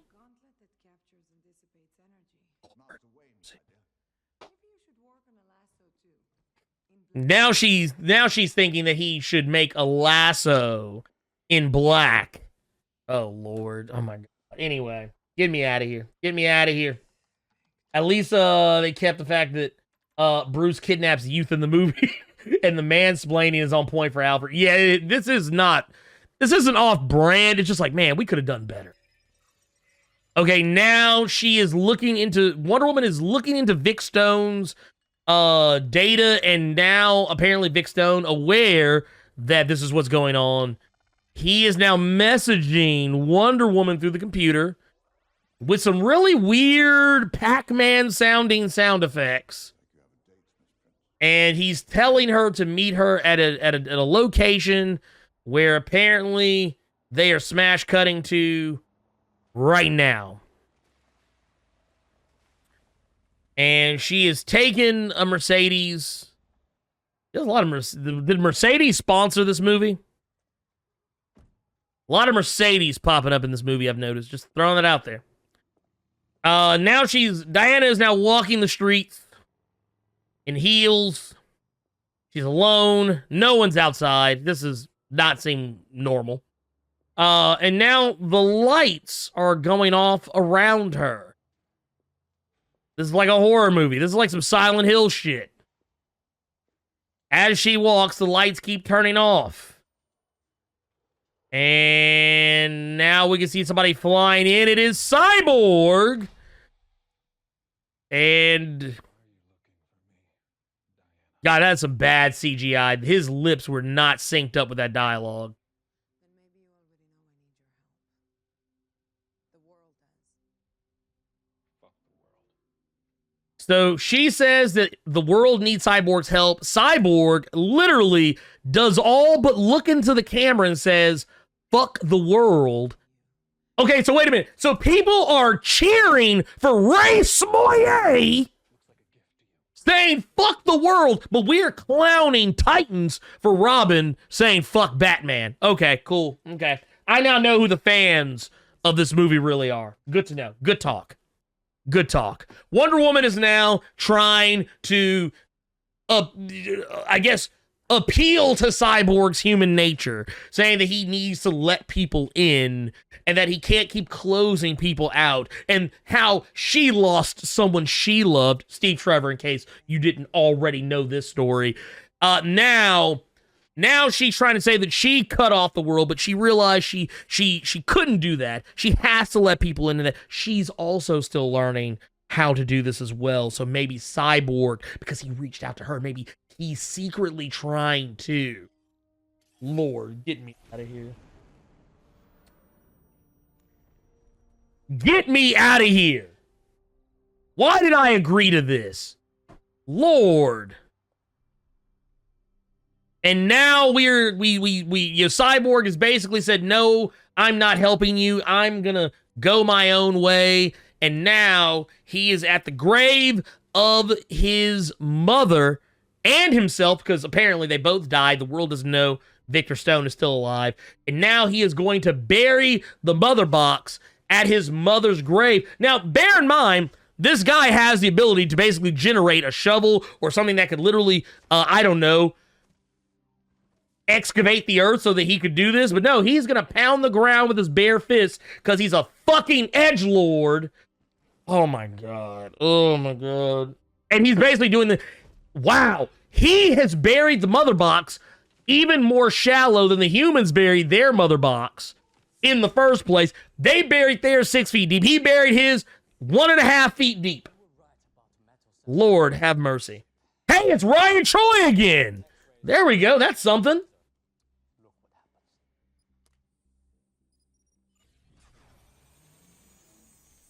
Okay, now they are, Ryan Choi is revealing some discovery about the Kryptonian ship to Silas. Apparently, they have discovered something about the Kryptonian ship, its ability to superheat metal.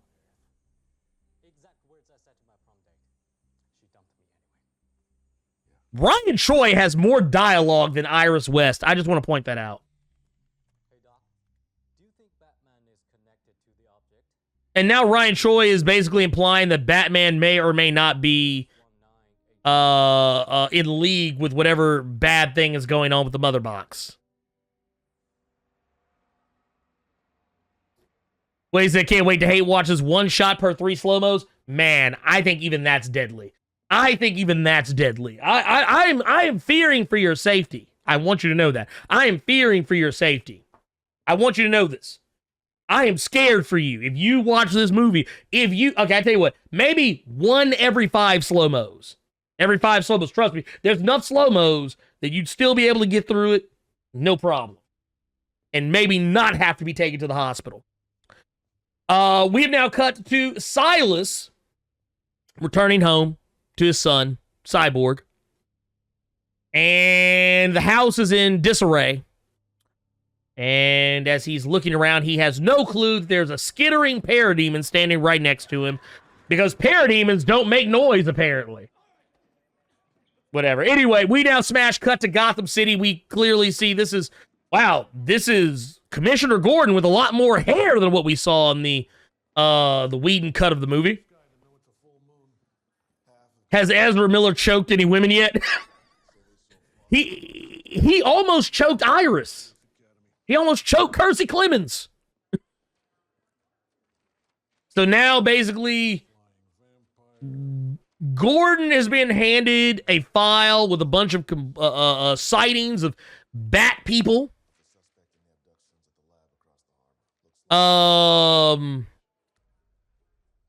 He's basically ignoring all of these sightings about Batman. His Christmas, Detective Christmas, he has said that he's asking Gordon if he thinks that Batman might have gone rogue. Gordon doesn't believe, so he says he's going to contact Batman. Christmas asks how. He says, how else do you think? Now the parademons have kidnapped Silas. They brought him to Russia. That's a long flight. I wonder if did they give Silas any snacks? Did he get any snacks? Probably not. Gotta get a shout out to Miss Clemens' nice lips. She has some very beautiful lips. She is a beautiful woman. She deserves better than this movie. Shout out to Kersey Clemens. She's clearly one of the goats. They've now collected Silas and put him with the other prisoners who smell of the mother box. And now Barry Allen is being introduced to Wonder Woman. And now they are nervous because there are only 3 people trying to take on Darkseid. And now Ezra Chokabitch Miller is marking out over the fact that the bat signal's in the sky. And now they're off to go do that. Now we smash cut to what is not Atlantis. It's like Atlantis adjacent. And the mother box in Atlantis is acting a whole monkey right now. It is doing the Harlem Shake over and over again. The Atlanteans are guarding it. And we now zoom out to a shot where we see, I think this is famed husband beater, Amber Heard.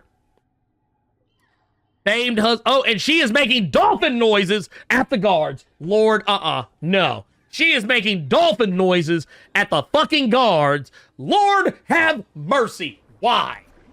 And now she is making that dumbass water bubble that Volko made earlier. And now she is talking to one of the Atlantean guards.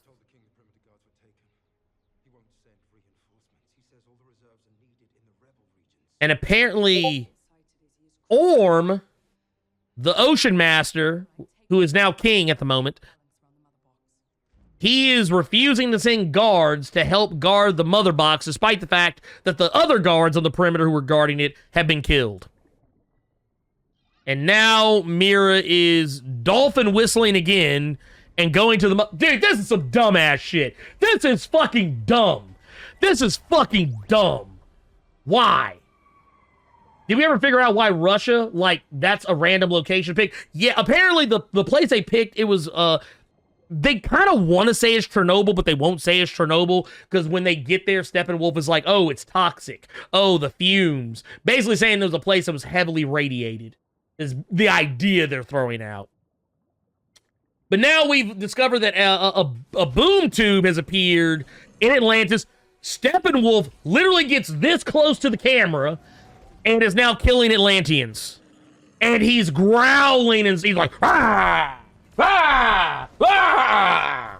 That's what he's doing at the camera right now. That's what Steppenwolf is doing at the camera. Lord, oh my God. Oh my God. Oh, and now Mira, who just has been watching her fellow Atlanteans get clapped left and right, she now decides to finally do something. She now finally decides to trap him in one of those dumb water bubbles like she did to talk in, and oh my god. And now he's choking her, and now she's creating a water bubble so they can speak to one another.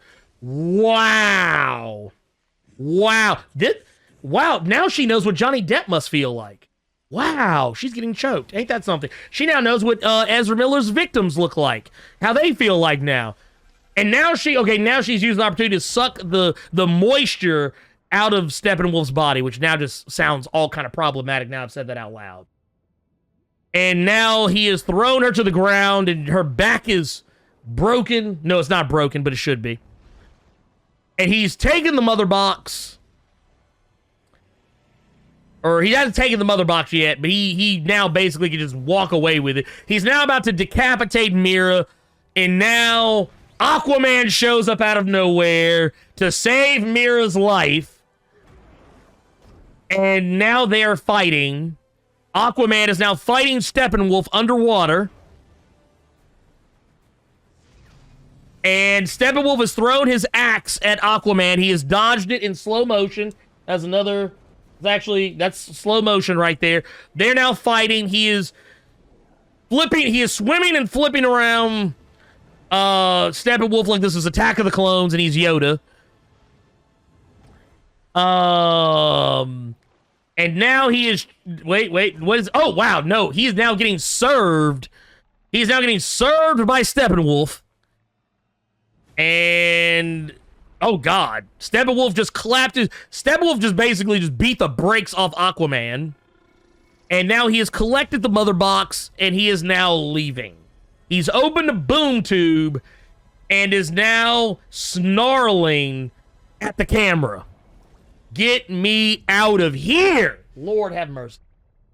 Cypher Tigre! What's going on, my guy? How you doing? How you doing, my guy? Listen to what Mira said. God, I'm waiting for this. Okay, so now Mira, this is the scene. Mira is now creating the water bubble, the air pocket bubble, whatever you want to call it, around her and Arthur.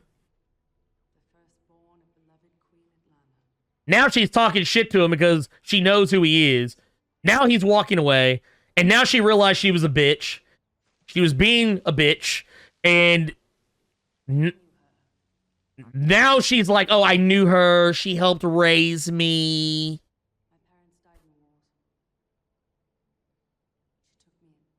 Wait a minute. Wait a minute.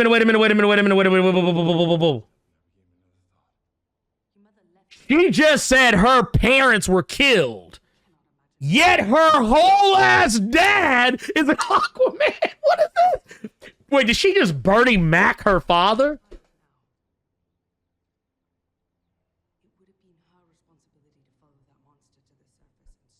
Now she's basically saying that, oh, well, if Queen Atlanta was around, it would be her responsibility to follow Steppenwolf and stop him. And now, since you're her son, it is your responsibility to follow Steppenwolf and go clap his cheeks, even though he just clapped yours.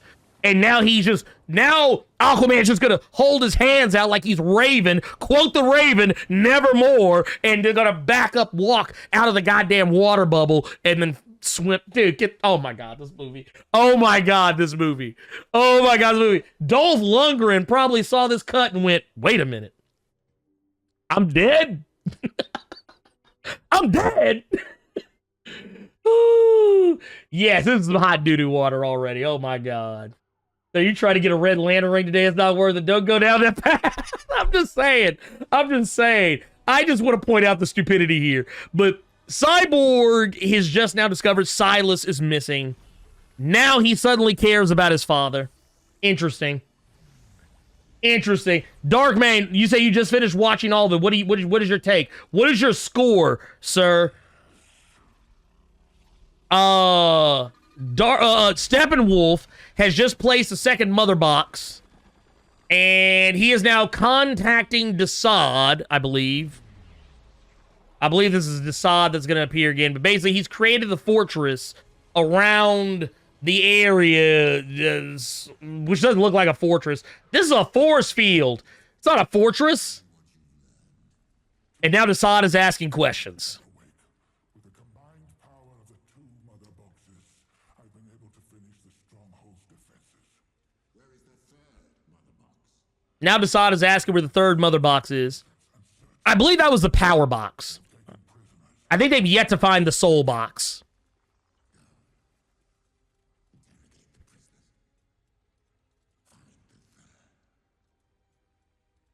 They will tell me what they know,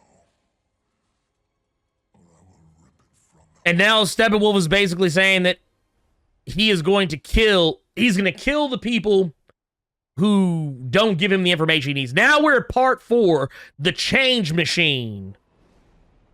Oh, this was the mind box. That's what we got. So we got the mind box, and now we cut to Commissioner Gordon sitting on the rooftops of Gotham City Police Department with the bat signal sky high, and Batman standing on the rooftops on top of a gargoyle or something. No, it's the Grim Reaper is what he's standing on. He's standing on the Grim Reaper, not a gargoyle. And he slow motion drops to the ground. Oh my god. Okay. All right. Good on you. So now they have Wonder Woman, Batman, and Flash talking to Gordon.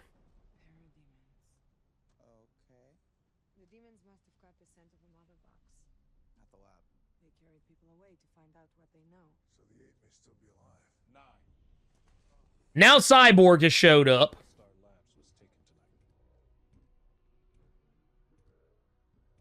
And now Cyborg is looking very out of place next to everybody else. Just throwing that out there. All the sightings in Metropolis, Gotham. No discernible pattern I can see. The lines on the map don't converge on land. These lead back to Stryker's Island, between the two cities. These are air vents. They all lead down to the tunnels of Metropolis project that was abandoned in 29. The nest could be there. So now they're discovering Is he coming with us now? Because we're not gonna... where the other mother box is. Do you really think that And now Gordon has turned around and everybody has disappeared. And Flash is looking like he has no clue what's going on. Now he has disappeared. Wow. Okay.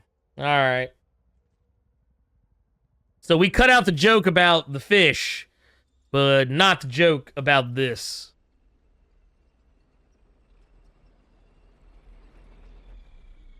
This is a 4-part miniseries with an epilogue. Oh, Lord. Now I'm scared.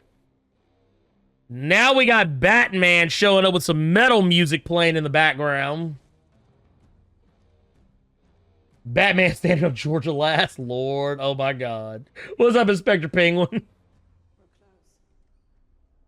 The scent of the enemy. Apparently, Wonder Woman can smell the parademons. Where are we, Alfred? Stryker's Island should be directly under the venting? Hey, K5, thank you for that hydration, by the way. I just saw it. Thank you. You'll see a staircase to the machine room. Thermal scan shows a cluster of people there. Woo! Needed that. Okay, so we cut over to them finding the tunnel where the parademons are likely hiding. Either of you? Don't engage alone. Flash does not know how to fight as a superhero yet.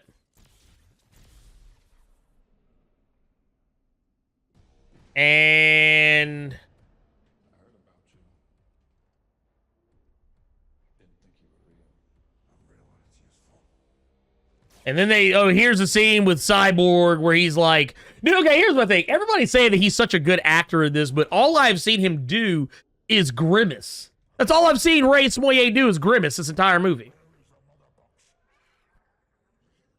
Okay, Steppenwolf is using his little spider mind projector thingy on the people. We have families. Then you have weakness. Steppenwolf. Okay, I'm guessing. And he's not getting the answers he wants. The janitor from earlier says that we have families. And then Steppenwolf's like, oh, you have weakness. The other side. Now they're putting together a plan to try and save everybody. Cyborg recognizes that his probably recognizes his father's down there. The scent is on you. I don't know what you're talking about. Where is it? Leave him alone! He doesn't know. Oh, and now Steppenwolf has thrown down the janitor and probably broken his back. And now he's picking up Silas. Now Cyborg is feeling some kind of way. You'll die if you don't. And now Cyborg is freaking out. Wow, that is some ugly ass CG. Okay, so Cyborg's emotional response is the ugliest thing I think I've ever seen in CG history. Amazon, but not like your sisters. Stronger. And now Steppenwolf is recognizing that Wonder Woman is not like the other Amazons, that she is stronger than the other Amazons. And now the Xena Warrior Princess music is playing. And now the Wonder Woman theme is playing. And now they are fighting. It is a brawl for it all. It took almost 2.5 hours to get to a legit fight scene that involved the principal characters along with the principal enemy. Okay. This one will be mine. God, dude, Steppenwolf looks awful. And now he says that Wonder Woman belongs to him, and now Wonder Woman is saying that she belongs to no one. Batman just broke some parademon's back, and now he is beating the brakes out of another parademon. And Flash just showed up to say, this is not fighting together, and now he is just, this is so dumb. Oh my God. This is so dumb. This is really fucking dumb. This is some disjointed ass shit. Cyborg is now picking up the janitor, whose back, very likely, might be broken. Flash is making speed jokes as he's trying to help the people get upstairs because he's so fast and everyone's moving not fast enough for him. Now, Batman's fighting a parademon. His grappling hook was knocked out of his clutches, but he has now picked it back up. And he is now going to grapple hook a ledge and use it as leverage to drop kick a parademon and then knock them down to the pit below, where they smash the ground and go splat like a cockroach.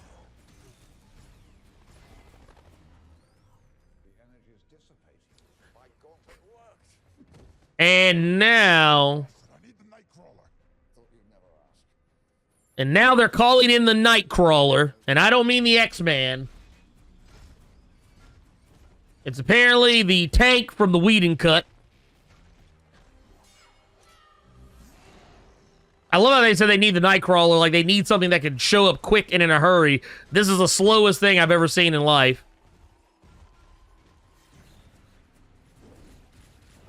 Alright, Batman is now in the Nightcrawler.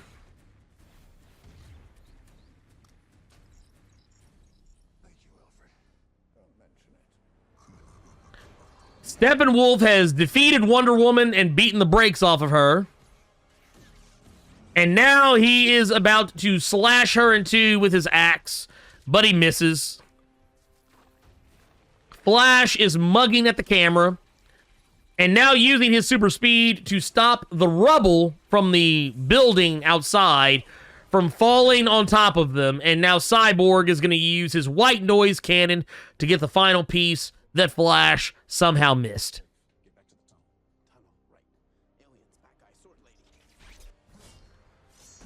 And... oh my God. Yeah, okay. I just can't, dude. This is work. Okay, now Batman is gunning down parademons. The Steppenwolf has flung his axe into the Nightcrawler. It is beating the thing to ribbons, basically. He's trying to rip his way into the hull. And now we see yet another slow-mo scene with the Flash. And he's trying to save Wonder Woman. This is the scene where I'm presuming he is going to poke Wonder Woman's sword back in the direction of her hand so that she can catch it as she falls. Well, okay, wait a minute. By this point, Wonder Woman's supposed to be able to fly. Hold on, yo. Wait a minute. I'm calling bullshit on this. By this point, Wonder Woman is supposed to know how to fly.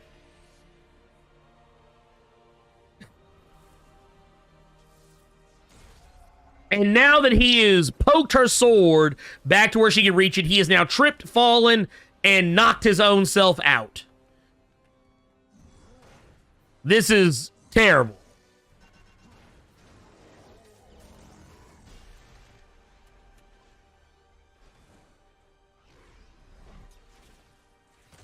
Let's see here. And now rubble has fallen, and Flash, in an attempt to get away from it, has been knocked unconscious.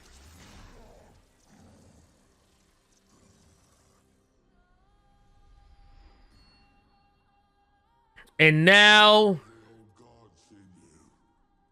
Steppenwolf has mentioned that Wonder Woman has the blood of the old gods in her.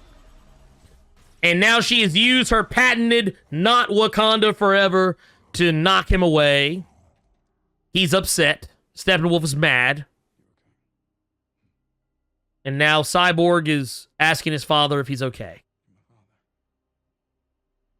And now he's having a heartfelt moment with his pappy.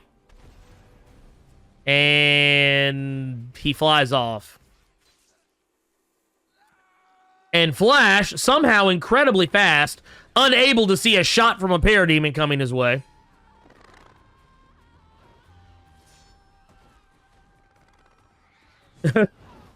And now they're back to fighting again.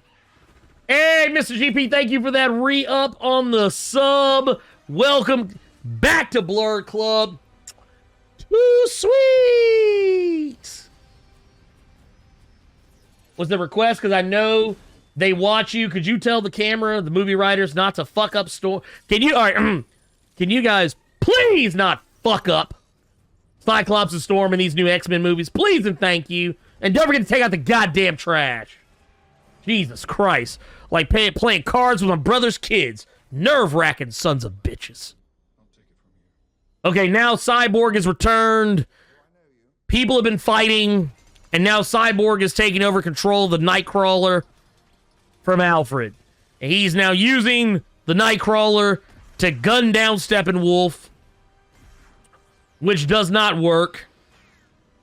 And he shoots a rocket at Steppenwolf, which he catches.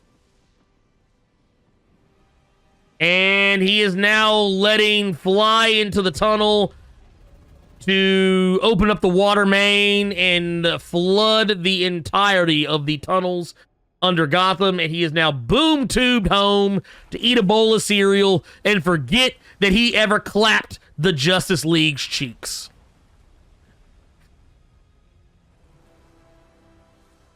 At this point, make Harley Quinn Johnson don't do the DC. Dude, for real. Just stop.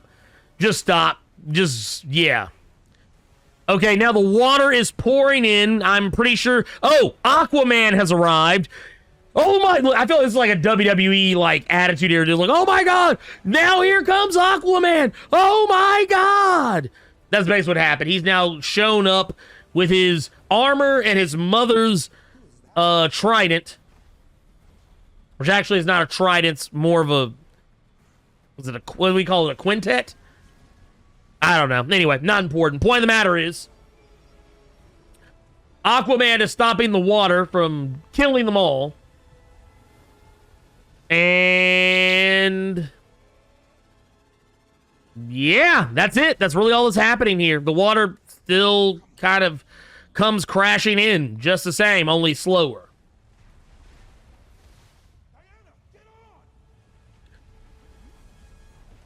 Diana does not need the Nightcrawler to get out of there. She can fly! Lord, get me out of here.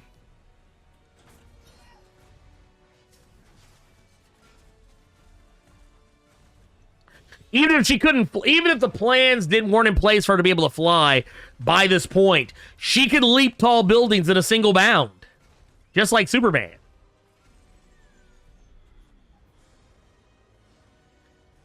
Let's see here. The Aquaman's in the arena. Business is picked up. By God, it's a slobber knocker.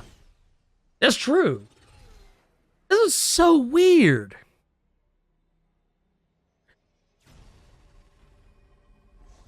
Well, I mean, but that's the whole point. Wonder Woman 84 takes place in 1984. Did she forget how to fly? Did she do too much cocaine in the 80s and forgot?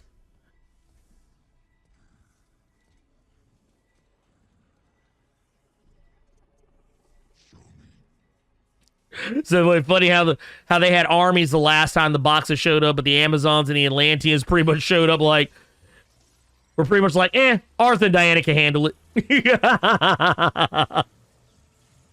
So the .com bubble was rough for her. Steppenwolf has found the third and final mother box. He has it in his possession.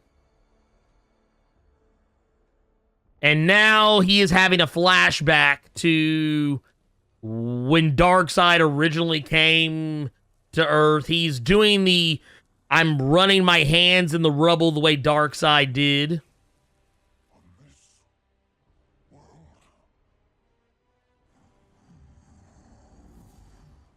And now he's doing the same thing that Darkseid did by slamming his axe into the ground. And he is creating chaos.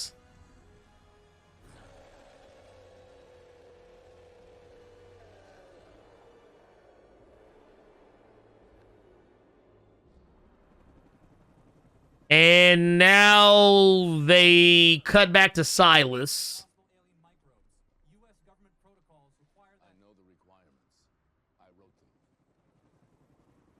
Now Star Labs is looking for alien microbes. We needed that scene. We needed that scene with Silas for that.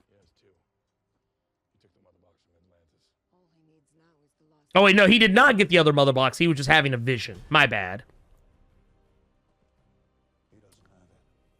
Cyborg has arrived, revealing he has the third mother box, and he apparently went and dug up his mother's grave.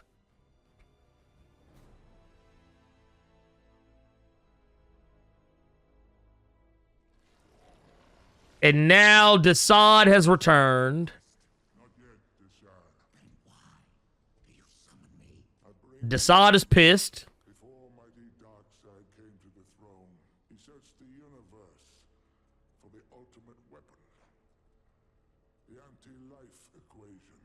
The key to Oh, now they are bringing up the anti-life equation. the multiverse. He found it hidden on a primitive planet, but before the story of the Defiance is well known. I have found the primitive planet, the world that fought back. It is Earth. So now Steppenwolf is revealing that the anti-life equation is on Earth. Surface of this very world.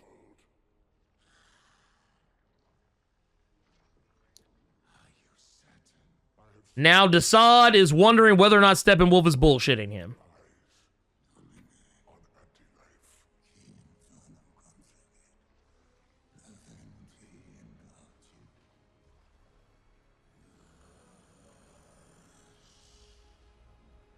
And now Desaad is disappearing. So apparently Steppenwolf may just be able to get into Darkseid's good graces. All of the parademons are now kneeling. And now we see Darkseid.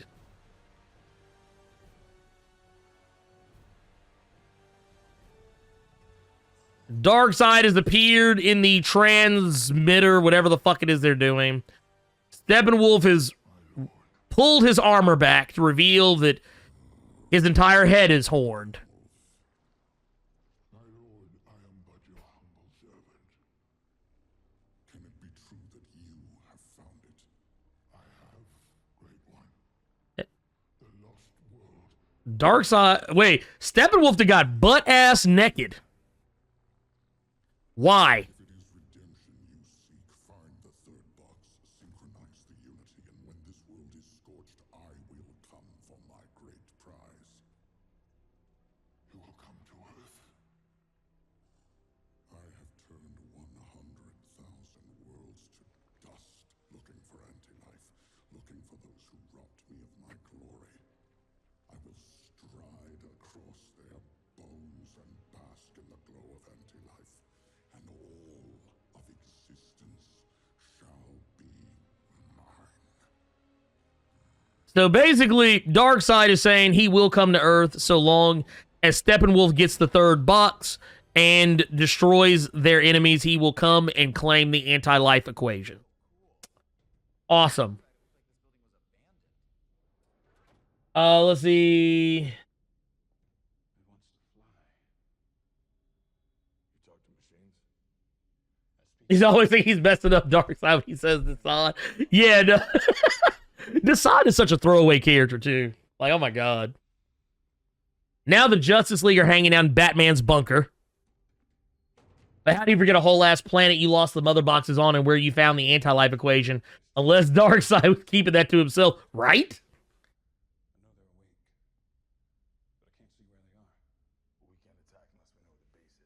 Even if we knew, I've never seen a being as strong as Steppenwolf. Wait a minute. You have fought Ares. God, okay. And Ares clapped Darkseid. Lord, I can't with this movie. Remind me, are flamethrowers not a thing? Why don't we just destroy it? Fire doesn't destroy the boxes. They're an unknown form of... See, okay, so They absorb it, hold it in their core. I don't know, man. This whole thing is dumb. Like, okay, I could see where people who don't actually read comics would find this movie entertaining. I can't. I just can't. I'm sorry. I just can't. It's a long story. You got somewhere else to be. Okay, so now Cyborg is being asked to give his story, and The Nazis found the box. At the end of the second... and how the box was founded. So now Cyborg is walking them through it. He is now strolling through a Nazi death camp. Casually, mind you, because they can't see him. They collected dust in the Pentagon archives for 70 years. Till DOD began to study the Superman ship. The researcher at Star Labs made a connection between the ship... And now he's revealing how the DOD found the box after 70 years of it being missing. And how Silas was the one who found it and cracked it open when the Kryptonians came during Man of Steel. And though the box had slept for thousands of years, the researcher formulated a theory on how to awaken it. And so did. And it's also showing how Cyborg was created because he awakened the box, using it to save Cyborg's life. And this is how we got Cyborg. This is kind of indicative of the scene that we saw in BVS. He unleashed an alien technology he didn't fully understand. He used that power to keep me alive. And now he's recognizing the lengths that his father went through to save his life. But turned into this.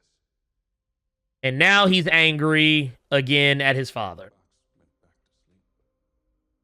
And he never returned it. That researcher was Silas Stone. My father.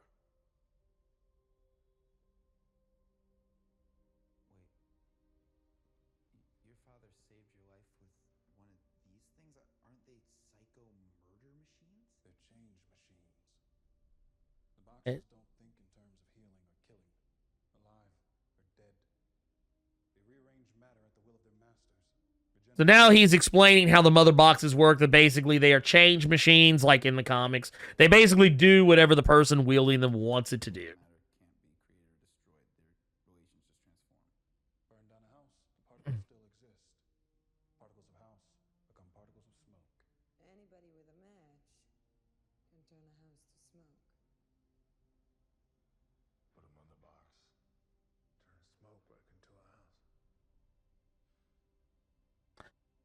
And now they're using weird analogies to explain how the mother box works, just in case you're too stupid to figure out what Cyborg just said. Oh my god. Up, and now they are using this analogy to reveal that they can use the mother box to bring Superman back to life.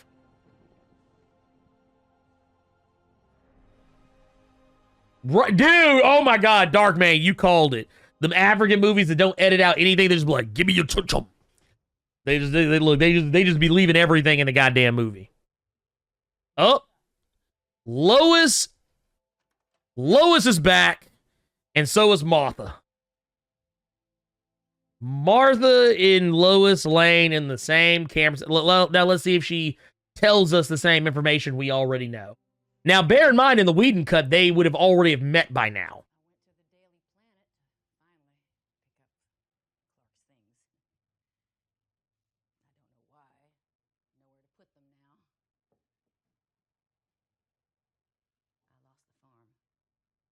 Oh, she's now telling us she lost the farm as if we didn't already know.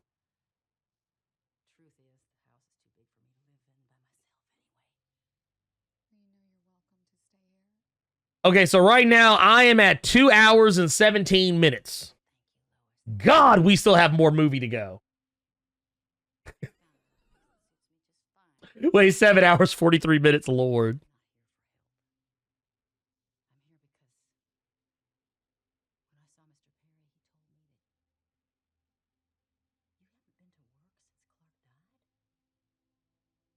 But remember, this is not a movie. It's actually a miniseries, so they got to fill the episodes up. Right? This is like watching a CW season, where they got 24 episodes, even though they could really knock this shit out in 10.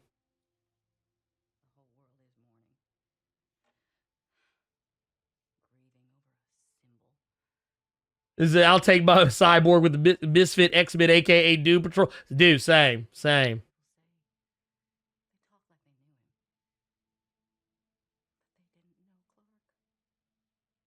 So basically, Martha is giving Lois the pep talk because she's worried about Lois because Lois hasn't been to work since Clark died.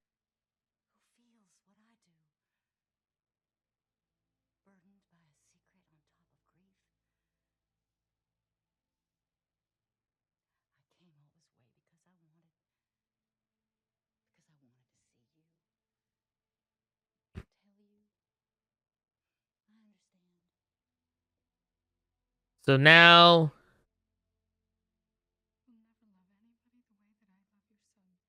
and now Lois is telling Martha that she'll never love anyone the way that she loved her son.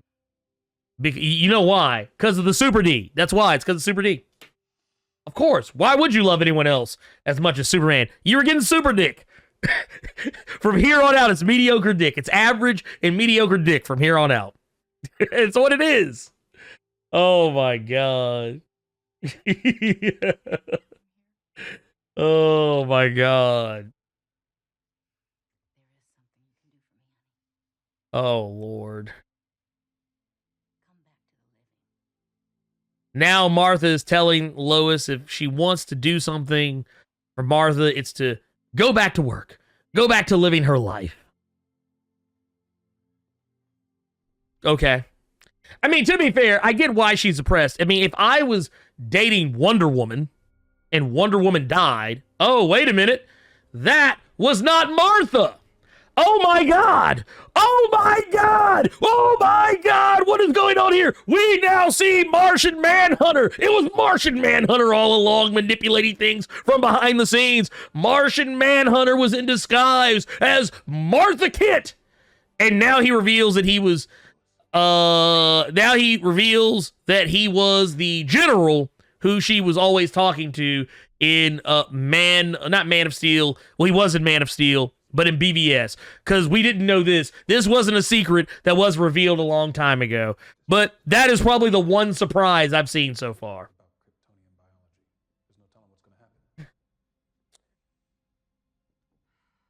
So there we go. Martha was not really Martha. It was Martian Manhunter trying to get Lois to get off her ass.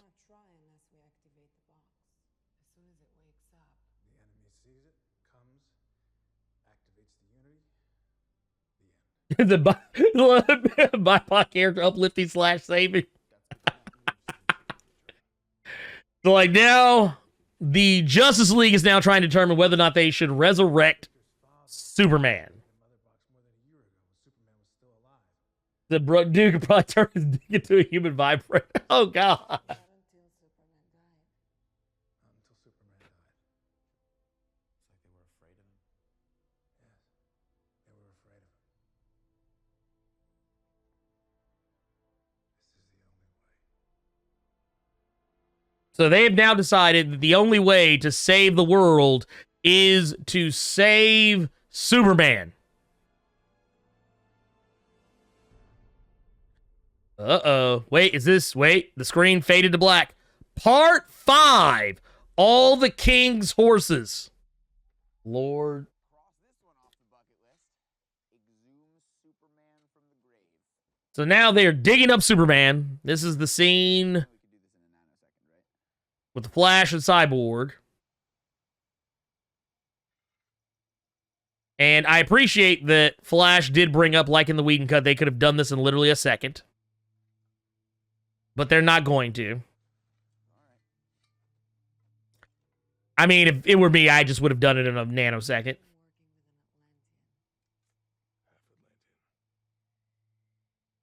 How many thousands of years since our people spoke? Yep. Magical Negro tropes. Yes. It's a number why Cyborg digging up the body. Right? I'm just saying.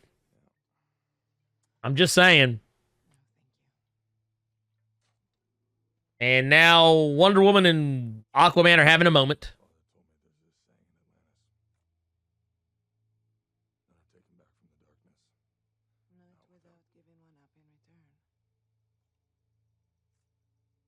say the same thing. Oh, now they're learning that Atlantis and Themyscira are not that different because they aren't. Man, you think she'd ever go for a younger guy? She's 5,000 years old, Barry. Every guy's a younger guy. Dude, I swear, dude. Okay, I'm sorry. Ray Smollett is literally sitting here just being... She's 5,000 years old, Barry. Every guy's a younger guy. Dude, I'm sorry. No, do not praise this man for this wooden-ass acting. Hey, Quid Pro Man, I appreciate you, Pip. Thank you for coming through and hanging with us. You have yourself a good evening. Look, hit with that message. It's what they did. They literally did it. Master Wayne. You did it. You put the team together to fight this war. You've fulfilled your promise. But to try to do that, But now Alfred is trying to tell Bruce maybe resurrecting Superman is probably not the brightest idea. but if you start playing with this little box of tricks, I mean, it could be the end of everything. How do you know your team's strong enough? If you can't bring down the charging bull, then don't wave the red cape at it. You do when it's this red cape. This red cape charges back. Well, apparently now Bruce is saying that Superman is the only way. And we know this because if you watch the Whedon cut, they literally clap Steppenwolf's cheeks like that as soon as Superman is back in play.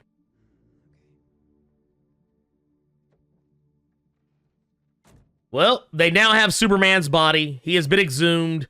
You're right, Dr. Stone. The test came back negative. Everyone's clear, including you. Just to be on the safe side, we swept the entire facility. Thank you, Thomas. That means I'm free to go. Absolutely. Apparently, they checked for alien molecules and particles and radiation. Apparently, everyone is clear. Arthur, yes. Your opinion. Less preposterous. Option A? Definitely not A. Okay. Or B? Let me see A again. Now they're having a funny moment where Aquaman is judging which hat Barry should be wearing. We should get dressed. because they're sneaking into to Star Labs. And now Cyborg is taking his hoodie off because reasons. Batman is just staring at Star Labs from a construction rooftop, grimacing.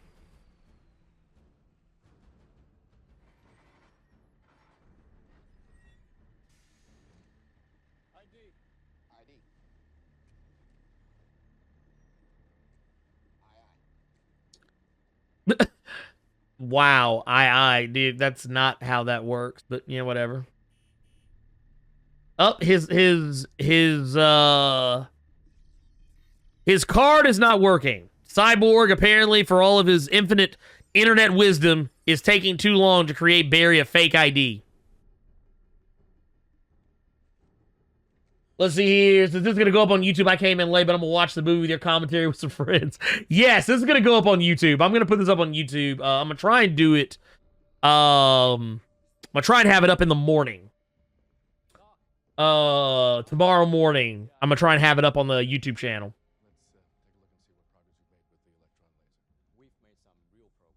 Okay, so now Ryan Choi is talking about the electron laser they discovered within the Kryptonian ship. He's talking to Silas about it. They are now, everyone is in costume, and Batman has now arrived. Victor, clear this place out. Done. And now Victor is causing an emergency alarm to make people believe that there's a biohazard and they must exit the facility.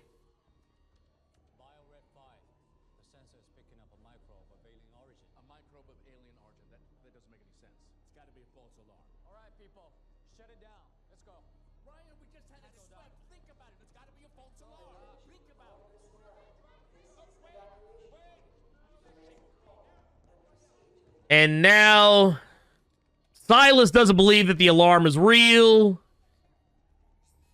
And oh my God, this is... Okay, wow, okay.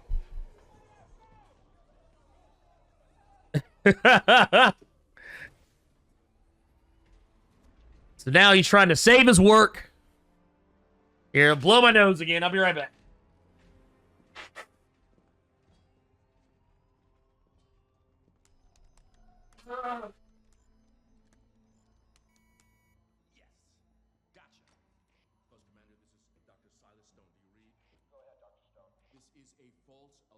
Okay, Silas is contacting security. He's trying to tell them it's a false alarm.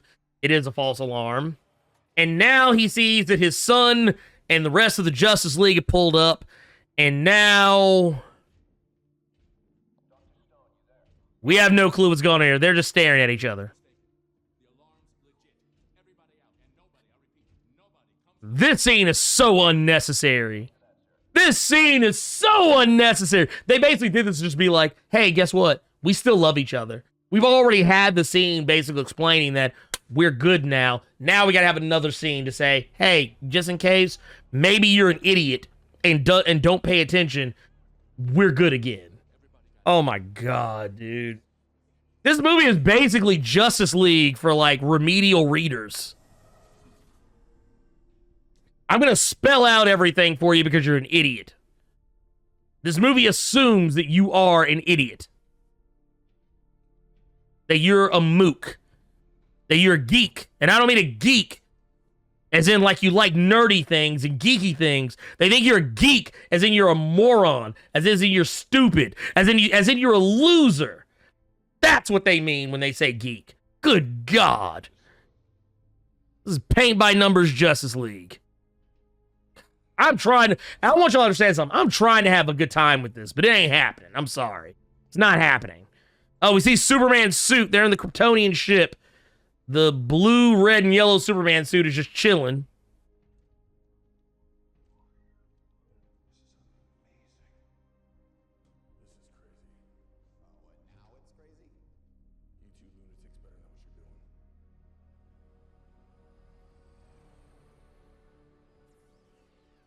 Okay, now we see the androids, the AIs inside the Kryptonian ship. Everyone is amazed, Cyborg included, even though he should not be surprised by any of this. And now we see that Lois, this is Lois Lane in her bed, alone, reaching for the Super D, but not finding it. She's reaching for the Super Dick, it is not there, he's dead. And suddenly, she is now realizing that life is no longer worth living. And now she is praying that God will send her another Super Dick. And who knows? I don't need these scenes. I really don't. Dude, okay, yeah. Everybody's like, oh, this is what happens when you make a movie without like any studio interference. You can do whatever you want. That doesn't... Can we go back to Jurassic Park logic? Just because you can doesn't mean that you should. You didn't act like. I'm gonna paraphrase Ian Malcolm, Dr. Ian Malcolm. You spend enough time, trying to figure out whether or not you can, but you didn't ask the question of whether or not you should. That's what this movie is. That's what this movie is. Just because you can put every scene that was ever created or crafted for this film, just because you can put every scene that was ever created or crafted for this film into one movie, does not mean you should. Does not make it a good idea.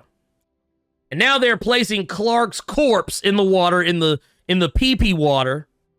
It's the pee-pee water that Jesse Eisenberg's The Riddler was standing in. I know he's Lex Luthor, but he's the Riddler to me, goddammit. And now they're taking the mother box, they're bringing it out. A picture of Pa Kent fell off of Superman's body. And now everybody just looks somber. Like they've seen a ghost. And now Aquaman is forcing Clark's body under the pee-pee water. Cyborg is interacting with Kryptonian tech. And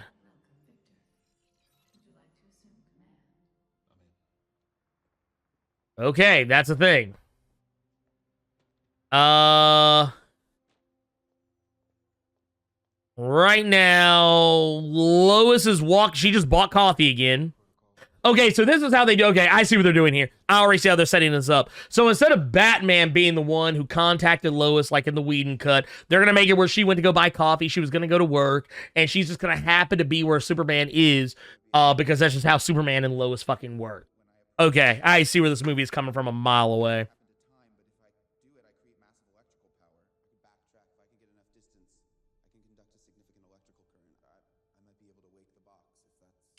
So now they're going to use Barry's Speed Force powers to get enough electricity, just like in how we saw before.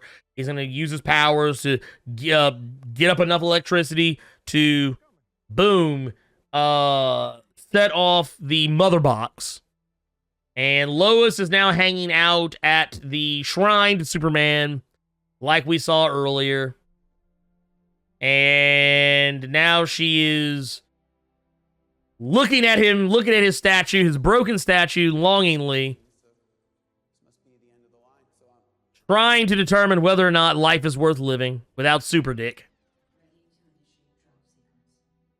And now they're getting ready to drop the mother box into the water. Barry is about to start running. And there's a dude walking behind her, walking a dog because of reasons.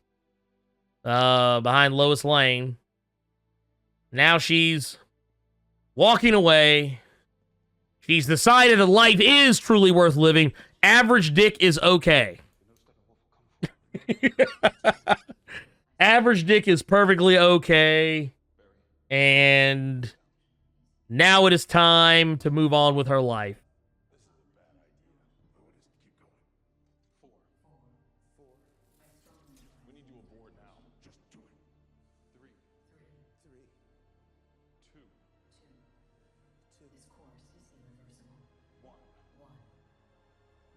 And now Barry is acting like he is shook. And he is now taking off running. Electricity is going off everywhere. An entire entire wave of electricity has engulfed the planet and is now sent a signal, apparently, to Darkseid. Or no, wait. Cyborg is seeing a vision. Cyborg is seeing a vision of Wonder Woman on a Greek funeral pyre with coins over her eyes as her dead body is burning. And Darkseid is smirking. Hippolyta is crying tears, real human tears, falling from both of her eyes. This is not Denzel Washington in Glory. We're showing Darkseid impaling Atlanteans and firing off Omega beams. Eyes literally ablaze with red flame. And we see Superman holding a skeletal body, which is very likely Batman, maybe. This is maybe a callback to, what was it, Final Crisis? And Darkseid is putting one hand on Superman's shoulder. Oh, we see Kilowog. We see a dead Kilowog. And we see the Justice League headquarters. We see Superman holding Batman's cowl. And maybe that was Lois Lane's dead body he was clutching. Who knows? This is I guess we're seeing the nightmare. This is the nightmare, maybe. The box is dropping. Barry is running. Yeah, I think it might actually be Lois. It's probably oh, here's that busted-ass, ugly-ass run. This is that busted-ass run that Barry's doing. Oh, wait, we got a slow-mo scene, y'all. We got a slow-mo scene, so let's, we gotta mark it. Technically, it was 2 slow-mo scenes, because that flashback had a lot of slow-mo in it. And now Barry is about to touch the box. He's almost there. His finger is pointed. He is falling, careening down. The box has just touched the water. It is sprinkling and splashing. Now it's reversing. Barry's lip is quivering. He looks like he is desperate to choke somebody.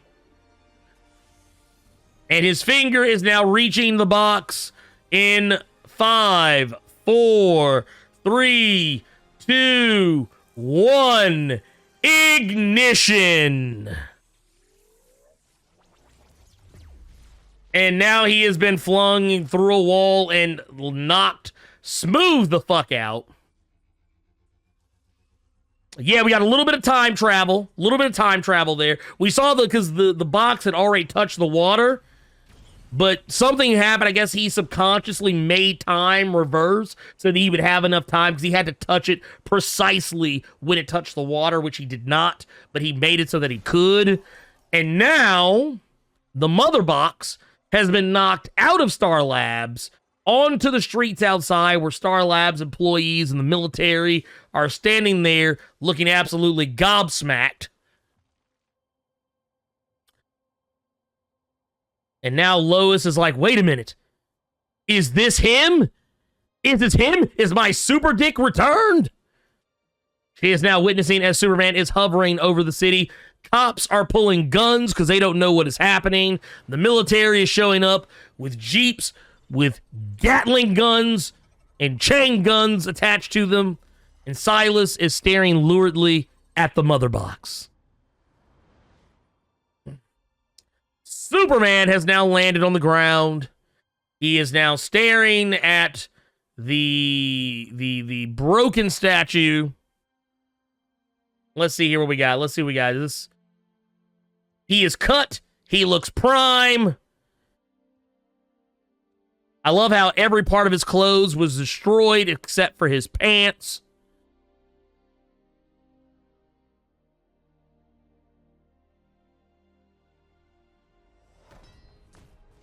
And now the Justice League have appeared. And now Superman has turned around to see them.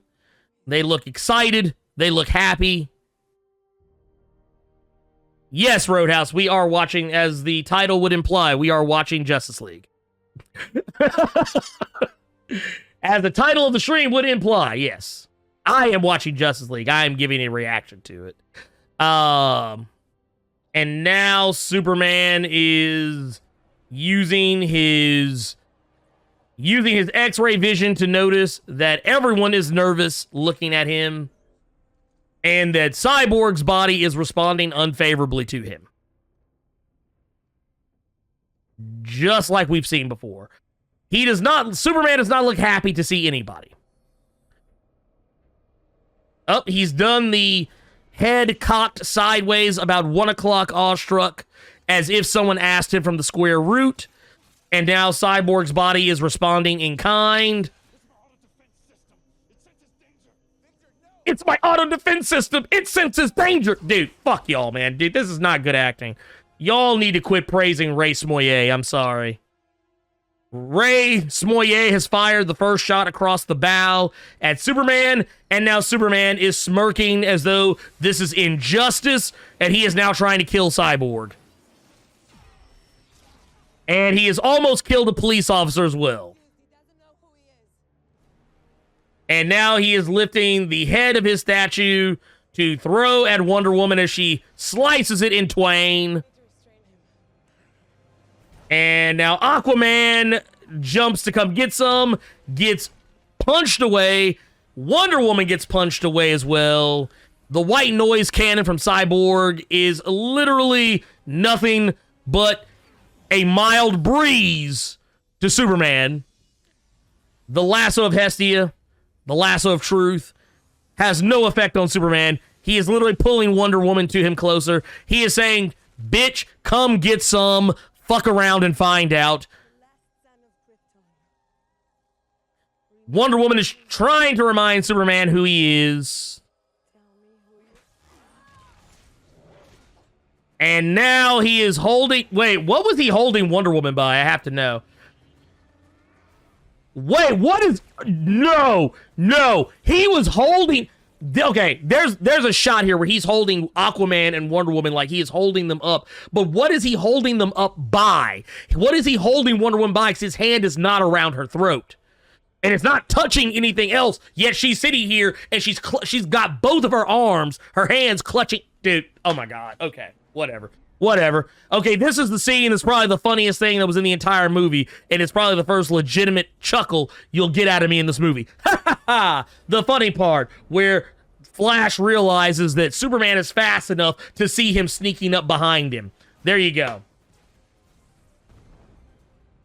He's grabbing her skin Silent Hill style. Blerd Talk, thank you for that hydration. You know what? If there is interest, I may do a WrestleMania live reaction. Y'all may get that. Superman just bodied the Flash, and it's now about to heat laser vision him.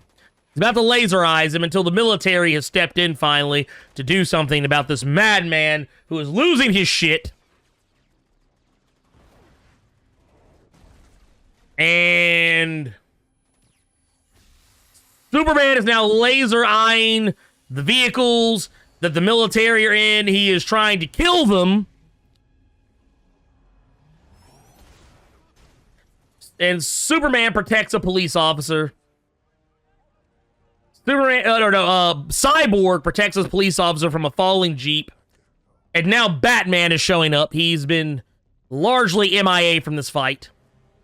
Now, Superman does not remember who he is. He does not remember who he himself is, but he looks at Batman, takes one look at him, and realizes who the fuck he is. Okay, cool. You don't remember who you are, but you remember who Batman is. Good on you. Okay, wait a minute. If Cyborg is supposed to be the second most powerful person in the entire DCEU, he's supposed to be almost as powerful as Dr. Manhattan, why is he getting washed by Superman? That's the question I have. Cammy, you have watched the Snyder Cut? I can't believe it. I can't believe Cammy. Go Cammy. Academy Award-winning Go Cammy has seen the Snyder Cut. Lord, will wonders ever cease?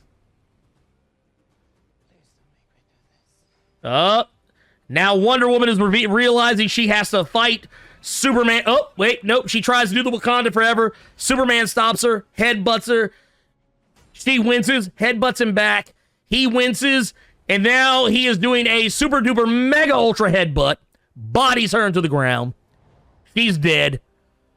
Stop the goddamn match.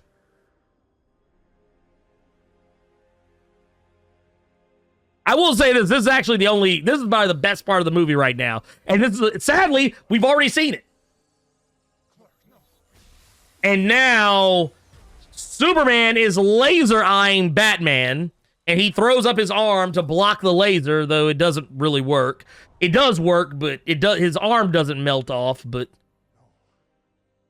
I guess this is the new gauntlet that Alfred was using. And now he is laser eyeing Batman's other arm. And now Lois Lane has arrived. Oh, wait. He remembers Lois Lane. He seems to remember Lois. Superman is mad because he just realized he's in the Snyder Cut. Dude, he was like, God damn it, I was just trying to... He's like, man, I was in Mission Impossible. He said, I could have been in Mission Impossible. Well, no, here's the thing. Here's the thing, Roadhouse. They actually explained where those gauntlets came from earlier, but because of the Snyder Cut, they had to make sure we showed you that scene, so that way when you saw this part, you wouldn't be confused. But the thing is, it's still stupid. It's still stupid. Lois with the WAP. Look, Superman remembers the WAP. Lord. See, Lois had DAP all the way up to this point. Now she can have WAP again. And this, ladies and gentlemen, has fixed the Justice League. The Justice League's now whole again. Because now Lois can get her super dick and Clark can get his human WAP back. Ain't this about a bitch, y'all? Lord have mercy. Y'all, you know what? Boo me if you like. I've seen what makes you cheer. I've seen it. Lord have mercy. And now Superman has flown off into the sunset with Lois so he can clap her cheek sideways. Meanwhile, Aquaman and Flash are laying in the goddamn dirt and concrete. It's pandemonium.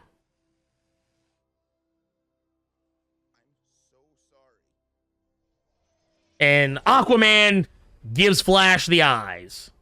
And now the mother box is about to be co-opted by Steppenwolf. The boom tube has appeared, and we now see that Silas has run off with the mother box. He is trying to hide it, and now it seems that Steppenwolf is probably going to kill him because he's going to learn that the scent of the mother box has moved back into Star Labs. Yep. He has walked to the exact spot where the mother box was. He sees it is missing. He is upset. He has made more spikes come out of his body. And now he has gone to Star Labs. And he has come crashing through hellfire and brimstone. Here comes Steppenwolf. God. And now Silas is probably about to get bodied. Now Silas is trying to take the mother box and hide it away under his sports coat. Oh, we got a slow-mo scene. We've had multiple slow-mo scenes now. We gotta make up. We got another slow-mo in here. And now Silas is trying to destroy the mother box. Do you really think that closing that little glass door is going to stop Steppenwolf from clapping your dad? Wow.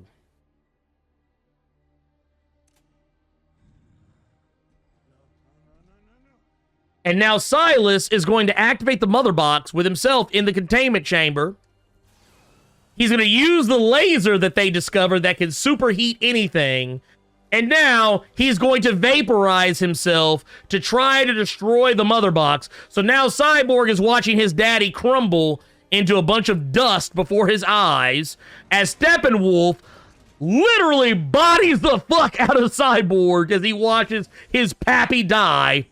And now Steppenwolf is walking up to the box, which is unfazed by the laser. Silas needlessly killed himself for no reason. For no reason, Silas Stone is dead. Inexplicably, for no reason. For no reason. And now, not only is Silas Stone dead, not only has Cyborg been embarrassed by Steppenwolf, but now Steppenwolf has the final mother box. The unity can now officially begin.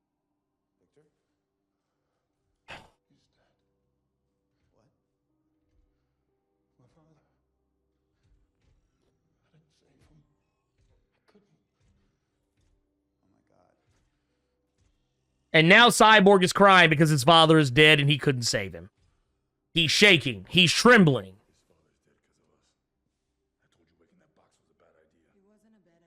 And Aquaman is now blaming themselves for the death of Silas Stone.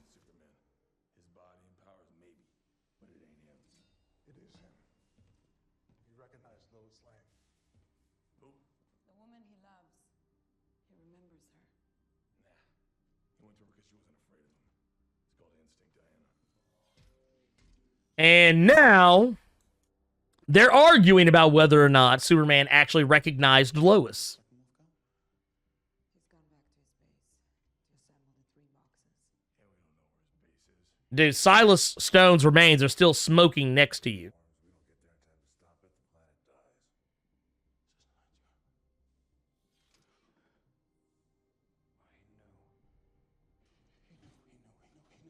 He wasn't trying to destroy the box.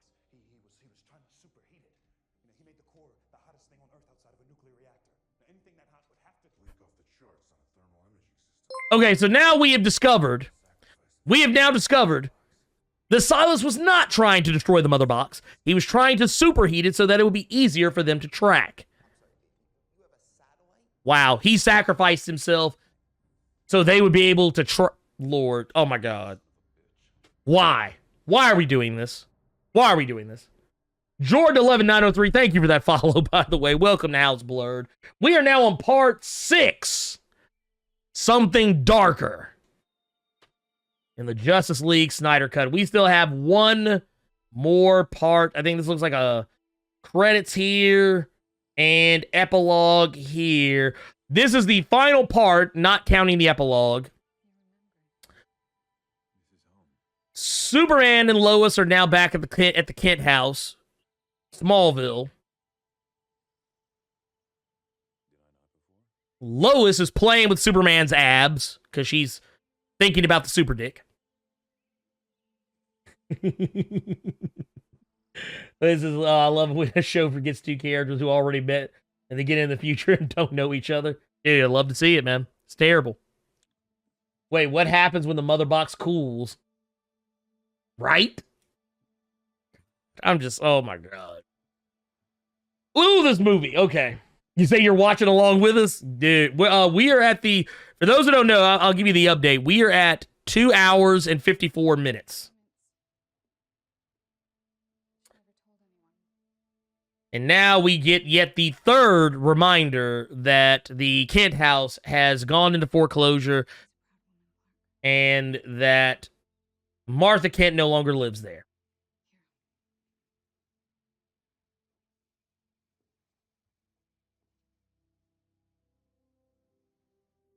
Oh, so you watching a different show? Hey, that works too. Hell, you're probably watching something far more entertaining than this movie.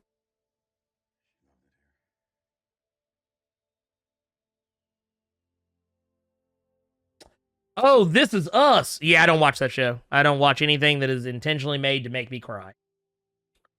If it is engineered to make me cry, I refuse to watch it. Let's see. What's up, 420? How you doing? I am looking kind of cute today, am I? I've shaved is what the...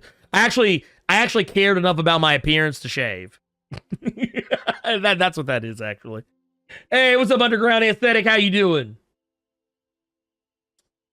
Okay, so Clark's memories are slowly coming back. The Justice League is now together minus Superman. They're back in the Superman bunker. I mean, the Batman bunker. My bad. Everyone, this is Alfred. I work for him. Alfred? Good day, Mom. And Cyborg and Flash and Aquaman are unimpressed with Alfred.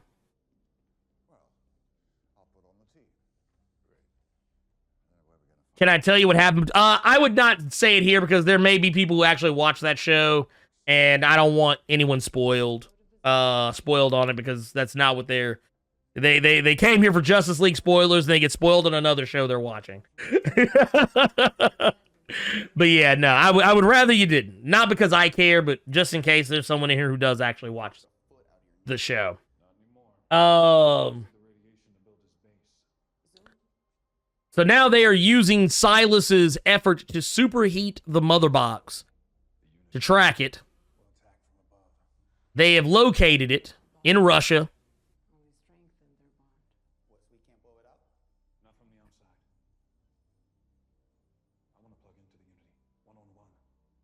And now they revealed.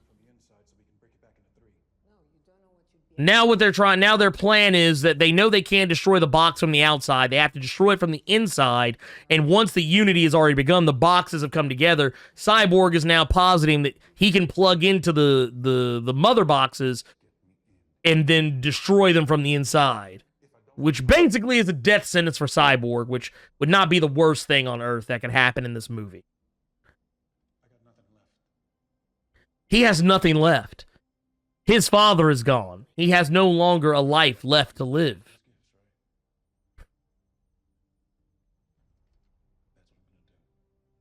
Okay, so if Victor wants to try to save the world by fusing with the Doom boxes, I say we put him in the Doom boxes. The glass. Let's see here.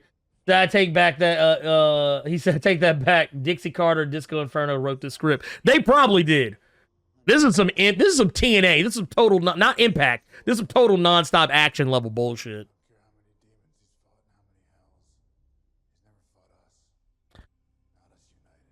So now Batman is saying that Steppenwolf can't stop them because he's never fought anybody like the Justice League. He doesn't say the Justice League. He just says like us. But still. Now we're back with Lois and Clark. Back at the Kent residence in Smallville. He's out in the cornfield. He's got on one of his flannel shirts. He's just chilling, hanging out, touching the corn, the maize. Let's see here. How's the lip? Well, as far as I can tell, we haven't seen any bad CGI lip yet. I think because most of these scenes were shot before the change in directors. So, like, he actually looks normal. He doesn't look like Henry Cavill doesn't look like an asshole.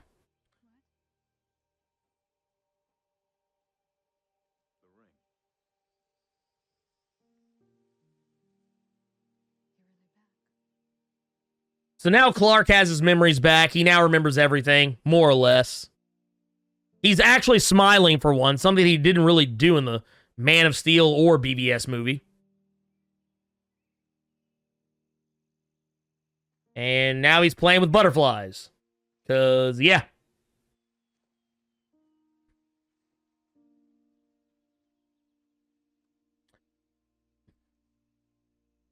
Now Lois and Clark are holding hands. And he is about to put the Super D on her.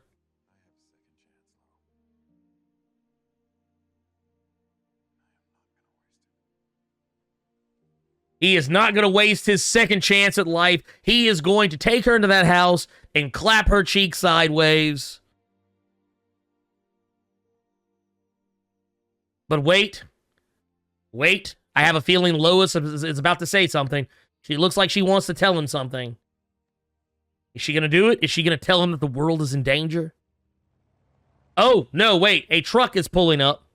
A truck is pulling up to the Kent residence. Who is this? Is this Martha? I believe this is Martha. Yep, it's Martha. But wait, is it Martha or is it Martian Manhunter disguised as Martha? I think it's actually Martha this time. But Martha is pulling up. She's running up to her son. She is about to embrace him as a mother would embrace her son, adopted or otherwise.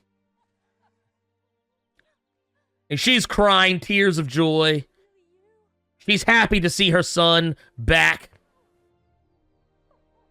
Oh, was it Lois is pregnant? Hey, look, so that means we got Jonathan Kent coming. We have Superboy on the way. I'm here for that. If she's actually pregnant, if they're carrying over that storyline from BBS, I'm here for it. Let's have it. I would rather see Superboy than this shit.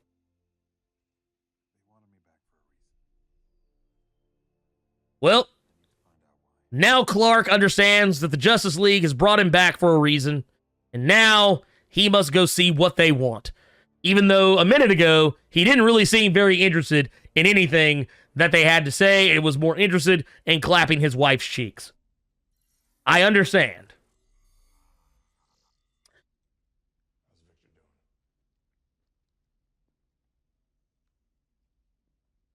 You know, want to be by himself.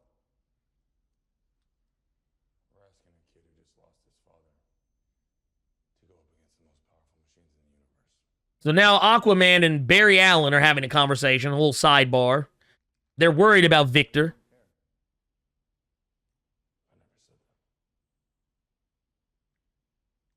Now Barry is calling out Aquaman for acting like he didn't care, but actually deep down, Aquaman does care. And now Aquaman is acting embarrassed and walking off. Wonder Woman is approaching Batman.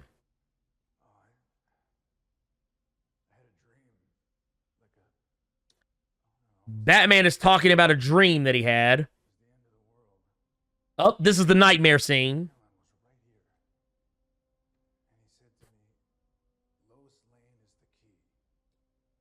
Oh, Lois is the key. To Superman. Every heart has one. Apparently, unlike in the Whedon cut, Lois was the key to stopping Superman from acting like a homicidal maniac. Now, apparently, there's a deeper meaning to it now.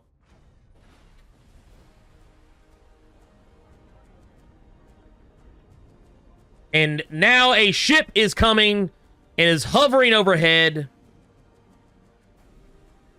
They are raising up to greet the ship. This is some half-ass version of the Batwing. God only knows. It wanted to fly. Flight is its nature. Yours too. That was the dumbest line I've ever heard. It was like, oh, you fixed it. It wanted to fly. Flight is in its nature. It's in your nature too. Dude, get the fuck out of here. Dude, who wrote this shit? Who wrote this? The Justice League is now getting in the goddamn ship and flying off to their deaths. Alfred's watching from the middle of the lake. Because reasons.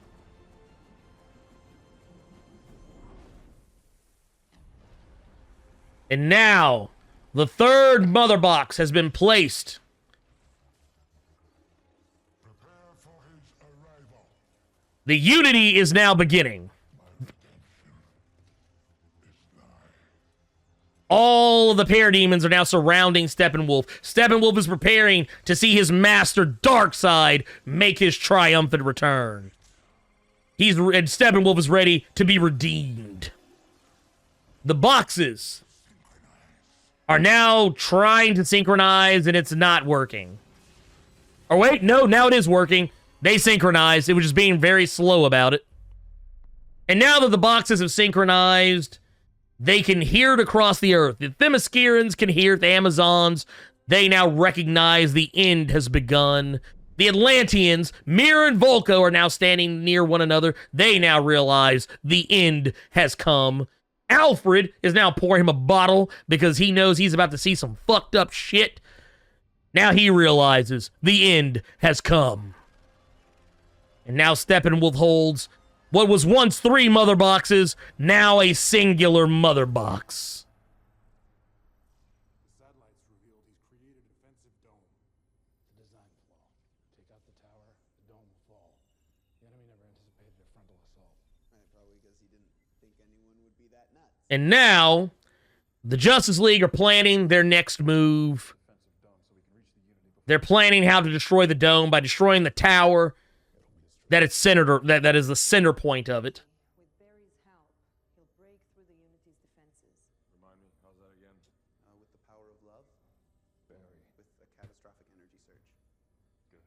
And now they are cracking jokes. Cyborg is not here for it.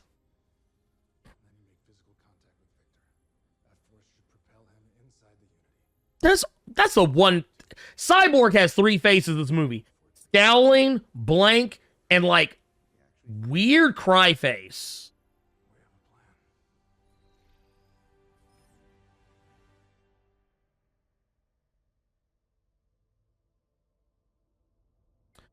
Now Superman is walking through the Kryptonian ship. Or maybe this is his... Maybe this is his Fortress of Solitude. Oh, now we hear the voice of his father. We hear the voice of Russell Crowe. Now we're seeing various super suits.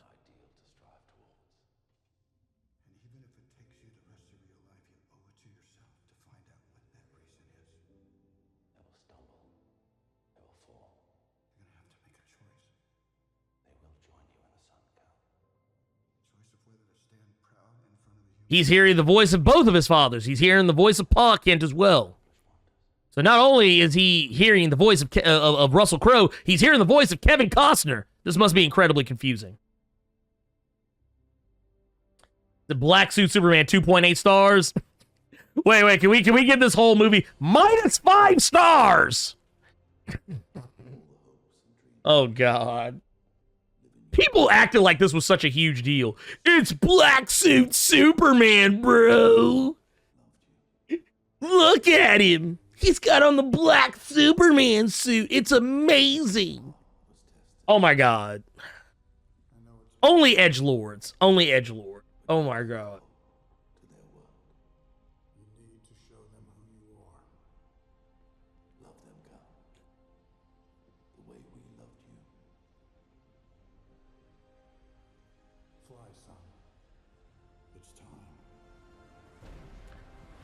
And now Superman is flying off into the distance. He is now going to apparently go find the Justice League.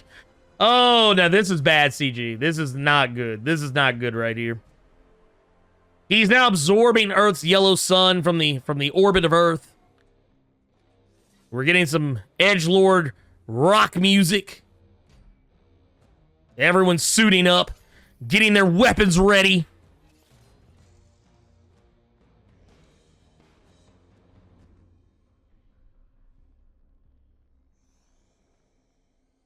Flash is doing yoga or Tai Chi. I can't tell which.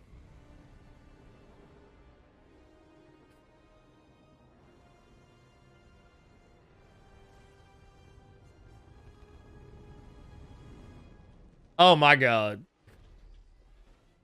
I can't believe it.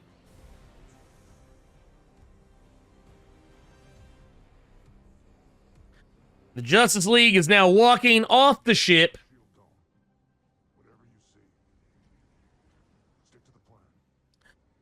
Like, why are you hiding your voice? No one know. They know who you are.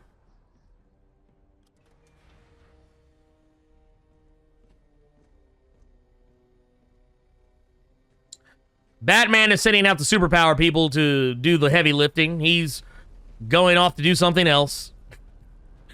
He's going off to fight Clayface or Killer Croc or something for a few panels, and he'll come back and save the day. That collar is a little tight on the bat suit. Tai Chi, because I think Ezra Flash is a pacifist. I don't know. I guess. I mean, I don't know.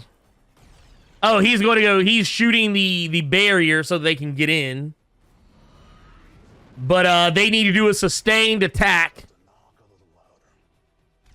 So now he's sending a payload of missiles to damage the barrier. And now he has brute forced his way through it. Steppenwolf now knows what's up.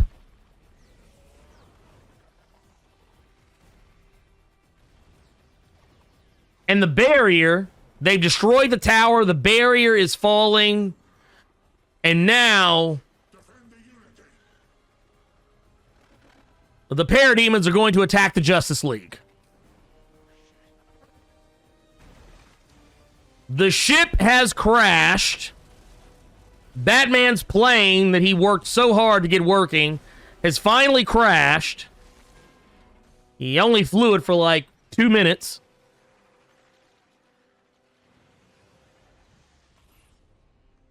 Tower's down. You read me? Yeah, loud and clear. Are you okay? Bruce? Bruce? Get to the reactor. I'll lure as many of these monsters away from you as I can. What does that mean? Don't worry about me. Get to the Unity. Batman is acting as if he's going to sacrifice himself. He is now opening up the Batmobile. Come on, Dad. Let's go.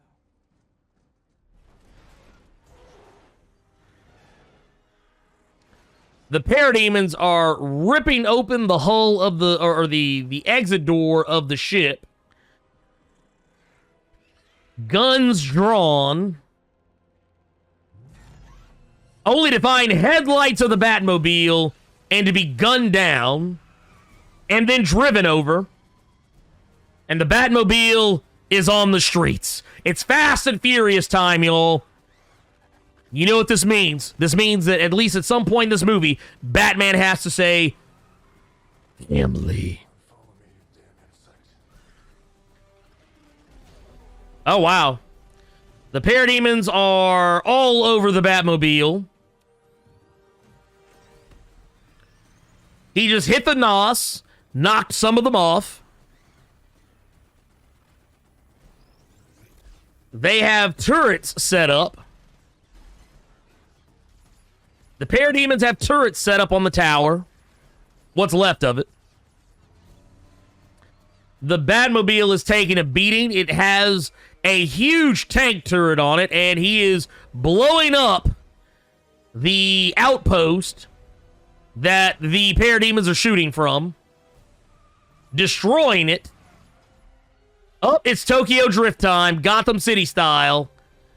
Batman is drifting. He is the Drift King.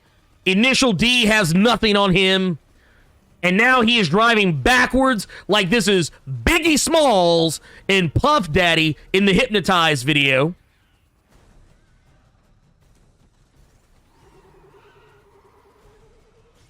And now he has swung the Batmobile around to throw a parademon onto a spike that has impaled them. That was cool. I'll give you that. The Batmobile is now in disrepair. Wow, that was some ugly CG. That was some Blade 2 level CGI, y'all. That was some Blade 2 level CGI with Wonder Woman coming through with a double clothesline like she just did a run-in. She just came and her music hit, and she came with the double lariat, took out two parademons right off the top. Oh, God, and now they're doing the splash page. They did a slow-mo to show the Justice League rallying around the Batmobile, and now Aquaman is riding atop the Batmobile, and he tells Batman he's really out of his mind, and he leaps into the air, taking on the parademons. They are ganging up on Aquaman. It is pandemonium in the skies as the Lord of the Seas is fighting in the air, beating the brakes off of any parademon crazy enough to come his way. He is now free falling and is caught by Cyborg. And now he says the infamous line, "My man," when Cyborg catches him mid-free fall and throws him so he can impale more parademons. And now he is surfing on a dead parademon as he plummets to the ground and then literally crashes through a garage, an abandoned garage, and then slides off the body, walking as if he just ghost ride the whip. Ain't this about a bitch?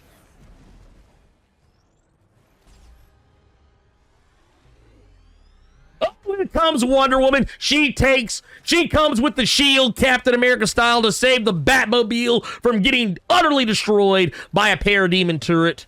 In slow motion, might I add. Actually, that was another scene of slow motion right there. Two, actually. Oh, another scene of slow motion. There we go. More slow motion. I want you guys to know we're going to do a final tally. We're going to do a final tally when we get there. And now we see the Batman has exited. He is ejected from the Batmobile as it has been destroyed. He is now flipping through parademon lasers, beating the brakes off them, throwing bombs, blowing up stuff. We got another scene of slow-mo with Aquaman as he is being shot at. He is now throwing. He has speared two. Spear! He has speared two parademons, one by one. And now he has now got Cyborg coming in with the save. Cyborg has showed up, and Flash and Aquaman, all three of them together. The Shield is now back in business. Now Flash is doing that busted, ugly-ass run. More slow-mo. Batman is rocking what looks like a parademon shotgun, and he's blasting. He's now manning the parademon turrets. He is taking out everybody. Batman may have a no-kill code, but that no-kill code does not apply to aliens, goddammit. Ed Boy the Cut. Wait, what did Ed Boy Cut say? I just realized something. Lex was in contact with Steppenwolf in the beginning. Why didn't Steppenwolf just track Lex down so he could get all this info about the mother boxes from him? My point exactly. Steppenwolf was in Batman v Superman. He was the one who was talking to Luthor. Lord. Said Batman is from Krakoa. He said kill no man. Oh, and Superman in his black suit is pulled up to talk to Alfred. You said you'd come. Now let's hope you're not too late. Alfred says Batman said you'd come. But now let's hope you're not too late. This was from the original Snyder Cut trailers, like even before the Whedon Cut was a thing. Aquaman has now smashed his trident against the ground, making a noise to get Steppenwolf's attention. Steppenwolf looks powered up. Aquaman waves flippantly at Steppenwolf. And now the fight has begun. Now they're doing tag team moves. Aquaman literally has created a shockwave, and Cyborg is amping it up using his white noise cannons. And now we hear the Xena Warrior Princess theme music as Wonder Woman arrives yet again. Why did you abandon your own sisters? Oh, Steppenwolf. Steppenwolf hit her where it hurt. He asked Diana why she abandoned her sisters. And now he is pissed off Wonder Woman, and Wonder Woman is going in guns blazing. She is taking on Steppenwolf. Aquaman comes in with a swing. He gets kicked away. Wonder Woman slices at the leg. She tries to sweep the leg, but it doesn't work. Cyborg is blasting Steppenwolf with white noise cannon beams. It's not phasing him. Oh, we got another slow motion scene as Wonder Woman comes in with the sword strike, but Steppenwolf blocks it because he's a real G. Next thing you know, we've got Superman punches coming from Wonder Woman and Aquaman. Flash, with some more slow-mo, is racing through the streets. He is trying to create a dome of electricity around the mother box as Cyborg is now reaching out to the mother box itself to interact with it, but he's unable to make contact. Aquaman gets batted away with an axe swing as Cyborg's back is still turned and Steppenwolf approaches. And now the charge has been built up. Barry Allen has created enough energy to grant Cyborg the opportunity to interact with the mother boxes, and now Cyborg is fighting back with everything he's got in his soul. Oh, we got another bit of slow-mo right there. Wonder Woman creates a shockwave to crash the bridge that Cyborg and Steppenwolf stand on, giving Cyborg the opportunity to break away. Cyborg's trying to get back to the mother box, but Steppenwolf is hot on his heels. Wonder Woman is able to stop him with the lasso of Hestia, and Aquaman comes along to give some extra needed backup to pull Steppenwolf back down to the ground. And now we've got more Speed Force slow-mo shenanigans. I watched your island burn, your sisters begging for their lives. Oh, Steppenwolf talking cash money. He's talking about how he beat the brakes off Diana's sisters. He's trying to get her angry. Oh, he just knocked the shit out of Aquaman. Up, and now rubble is falling down on top of Aquaman, but Diana's able to come in with the save. She's able to hold it back. Barry Allen is going to fuck around and travel back in time with the way he keeps running. Up, we got slow motion yet again. Victor is trying to interface with the mother box. It is slow going at best. This movie is gorgeous. If you say so. A shockwave has hit Cyborg as he interfaces with the mother box. And he is shaking as though he just got a piece of some WAP. Steppenwolf is circling him. He knows he's got Cyborg dead to rights. He says for Darkseid as he swings the axe down, and Superman comes in for the save. Oh, and as he strikes Superman with the axe literally crumbles in his hands as Superman blows his super cold breath on it, knocking the shit out of Steppenwolf, destroying the axe, and now business is about to pick up. Superman hitting him with the laser eyes.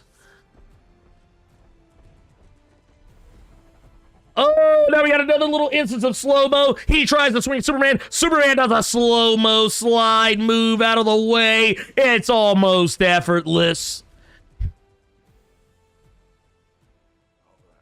Aquaman and Wonder Woman crawl out from the rubble, and now they have renewed vigor and heightened morale because now Superman is here. Wonder Woman is smiling, and she's doing the Wakanda Forever, blasting the brakes off of Steppenwolf. Aquaman coming in with another blast, beating the brakes off of Steppenwolf. And then we got Superman coming in with a Superman punch, beating the brakes off of Steppenwolf.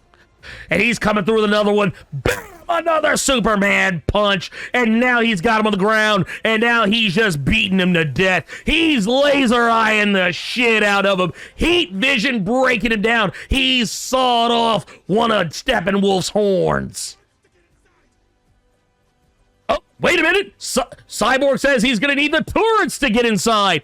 Now one of the parademons is looking off. He's trying to hit Barry Allen. He gets a shot off at him, slowing Barry down, shutting down the output of energy that Barry was able to give him.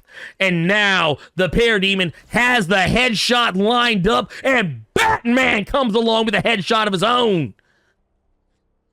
Up. Barry Allen is crying. He is crying. He has been shot, and now he is crying like a bitch. I took out a wind like that.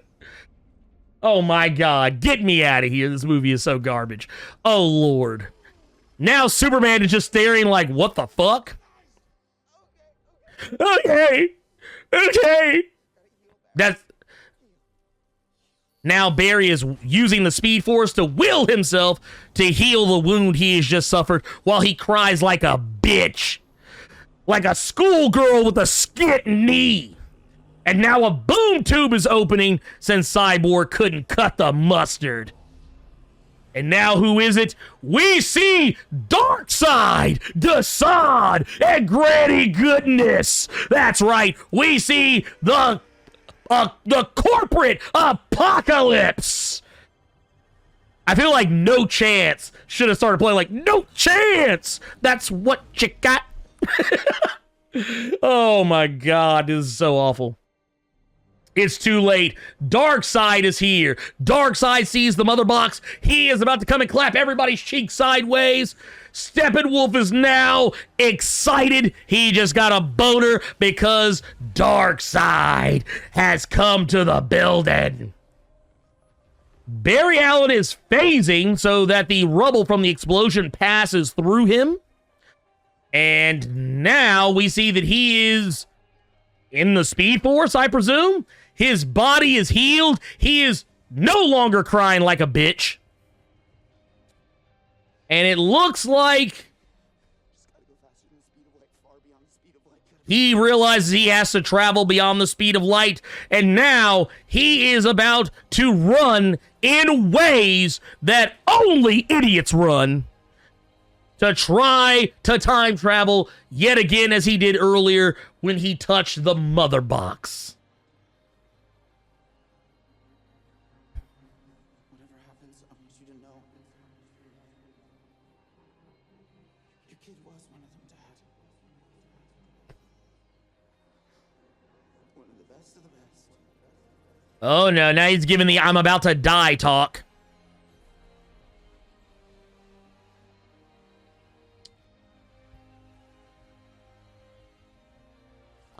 Okay, so Barry Allen is running through the Speed Force. The ground is literally materializing under his feet as he takes each step. He is running to time travel faster than the speed of light to crack the time barrier so that he can go back and fix what is broken. To stop Darkseid and the corporate apocalypse from coming back. He is now recreating everything. Everything is literally appearing under his feet as he moves. He is remaking time, reshaping it, fixing it. He is now becoming one of the GOAT speedsters in the history of speedsters. Even with that busted ass run that they could have used at least $350,000 of that $70 million they used to fix this movie. They could have used some of it to fix it, but nope, they did not. They went instead with the busted ass run. That is what they're doing right now. Barry Allen is talking to himself. He is trying to tell himself that he is going to make it. He is saying that his dad is going to be so proud of him. Everybody is rematerializing. Superman is rematerializing. The blast was so strong, it killed Superman. Oh my God. And now we see Cyborg rematerializing right before Barry Allen's eyes, and he's about to touch Cyborg with all the power that the Speed Force can muster. And now the energy is going through him, and the Hulkamaniacs, all the Cyborg maniacs out there, are now able to rest easy as Cyborg is now alive in the nightmare world. He can see it. He can see it. He can see everything. He sees his mom. He sees his dad. He sees himself. What the fuck is going on here? This is stupid. This is so stupid. And now Cyborg is seeing his former body and his parents seemingly proud of him and telling him he can come back to his body.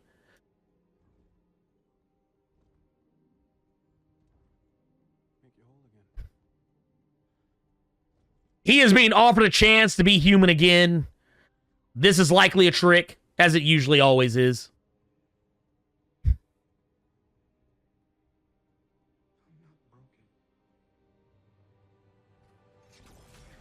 And he destroys, oh my God, he destroys his own mother. He destroys the body that he's destroyed everything. It's the sorcerers. It's the goddamn 3 sorcerers working for Darkseid. Oh my God.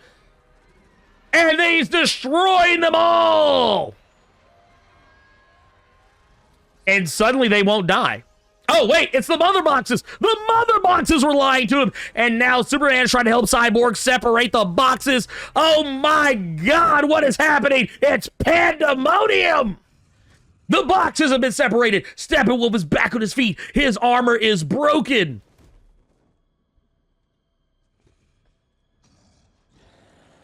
Oh, Steppenwolf, he is growling at the Justice League until Aquaman comes in with a sneak attack for 800 D6 damage, and he Superman punches Steppenwolf back into the boom tube as Wonder Woman comes with a sword swing in slow motion and slices Steppenwolf's head off.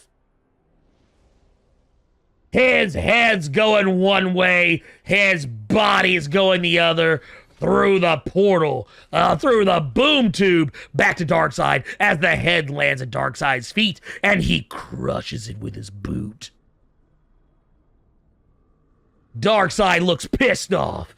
He looks like he wants to come down there and beat the brakes off the Justice League himself.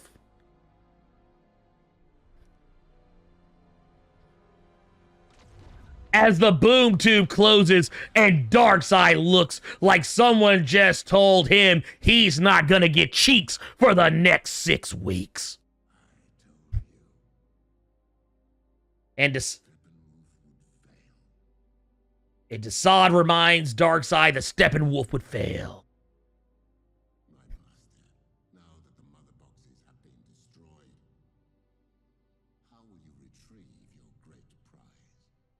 Desaad is talking cash money shit for a guy who works for Darkseid.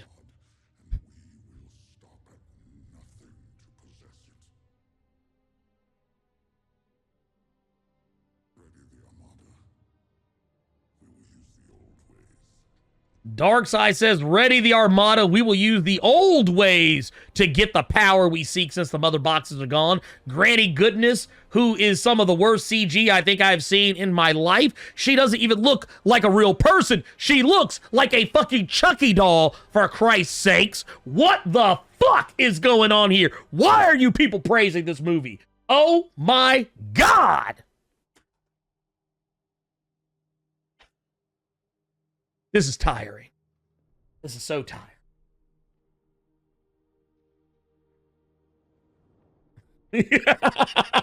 Somebody tell Tony Khan to fire Excalibur and let Blerd without fear get that back. Hey, dude, I'm gonna tell you right now, Tony Khan, hit up your boy. Hit up your boy. I'm here for you. You need somebody on color commentary? I got you. I even know all the moves. I can even say, Tope con hello. I can say it. I can even make it sound better than Excalibur can. Come on. Hire your boy. Hire your boy. I got you.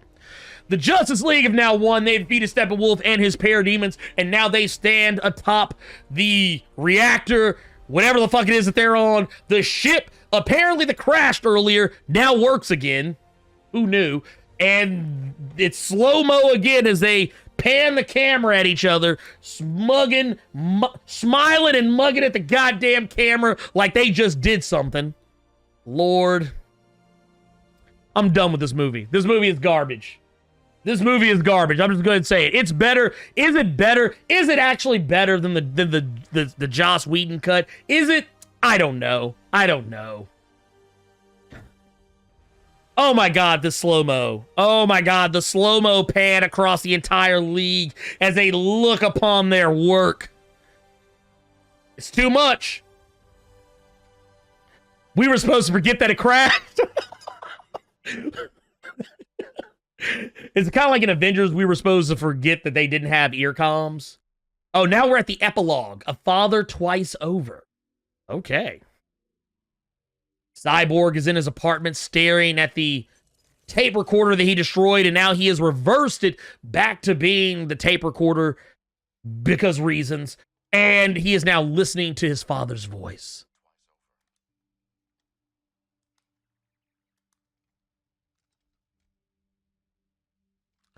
You know, it's the same movie. This is the same movie. It just has more shots in it. It's the same fucking movie. Same fucking movie.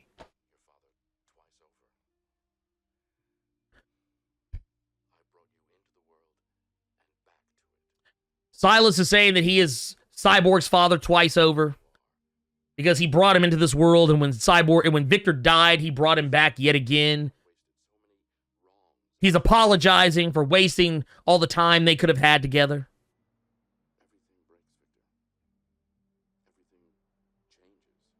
He's telling him that everything breaks, everything changes. Aquaman is now standing before Volko and Mira.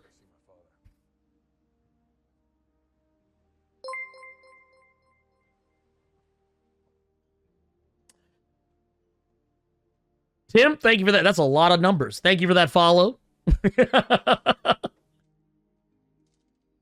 How you doing? Aquaman is now... He's talking to two characters like... Oh my God. Okay, yeah, the continuity is all like fucked up because they just, yeah. Oh, all right, whatever. You know what? Aquaman is now basically telling us what he's going to go do. He's going to go be with his father as he drinks in the back of somebody's truck. Why is he taking a truck? He can literally swim to his dad's house. Whatever, anyway. Mira and Volko just stare off at him luridly.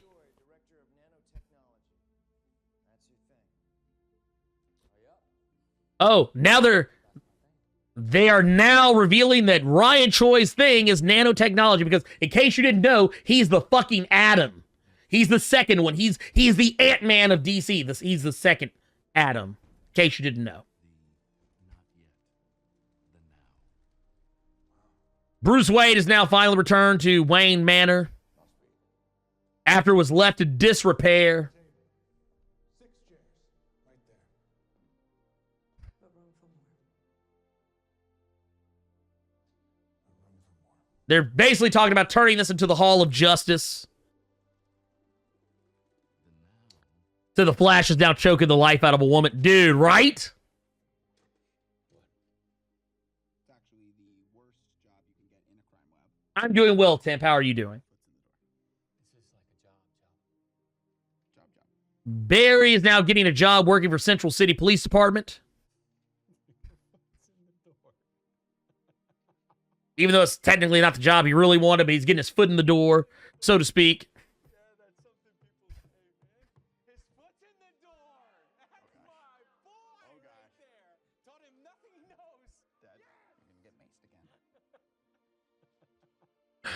And now Barry and his father having a heart-to-heart behind prison bars, or between prison glass and Iron Heights. Thank you.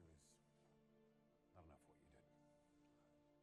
I did a mistake, that's all. Bruce and Superman are now talking. Bruce helped Superman get his house back. And Batman apologizes for attacking him in BVS. And he reveals that he bought the bank that bought his mom's house. Superman's mom's house. Martha's house.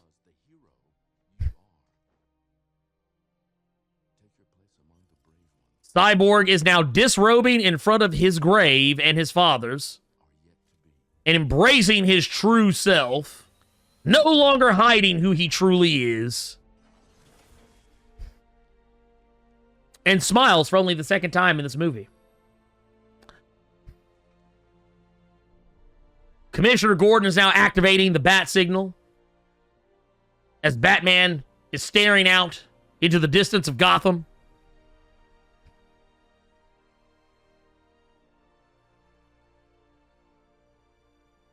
And he is standing on top of his giant-ass tumbler tank from The Dark Knight. Good Lord. Wonder Woman is now at the Temple of the Amazons, and she's holding the Arrow of Artemis.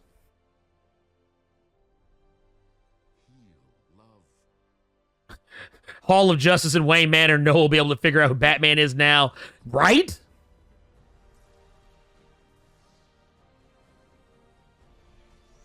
Ezra Miller is running through the Speed Force smiling because he literally just choked a woman.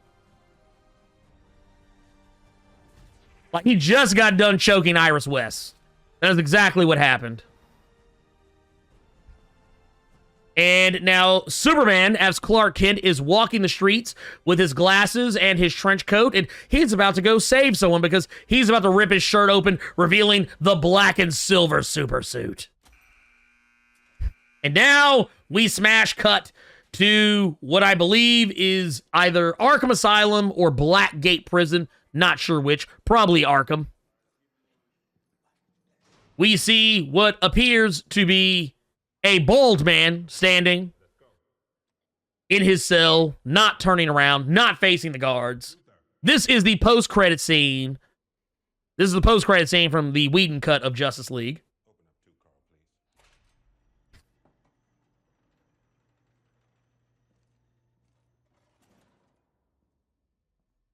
The guard in the prison is now approaching the cell because Lex Luthor will not walk out of it. We already know it's not Lex Luthor because we already have seen this before.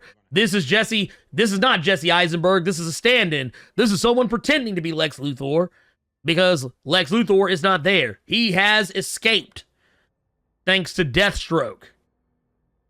as we see he's going to turn the person around, and it's some other dude who is smirking, smiling, grinning like a fucking madman, acting as if he's just really done something.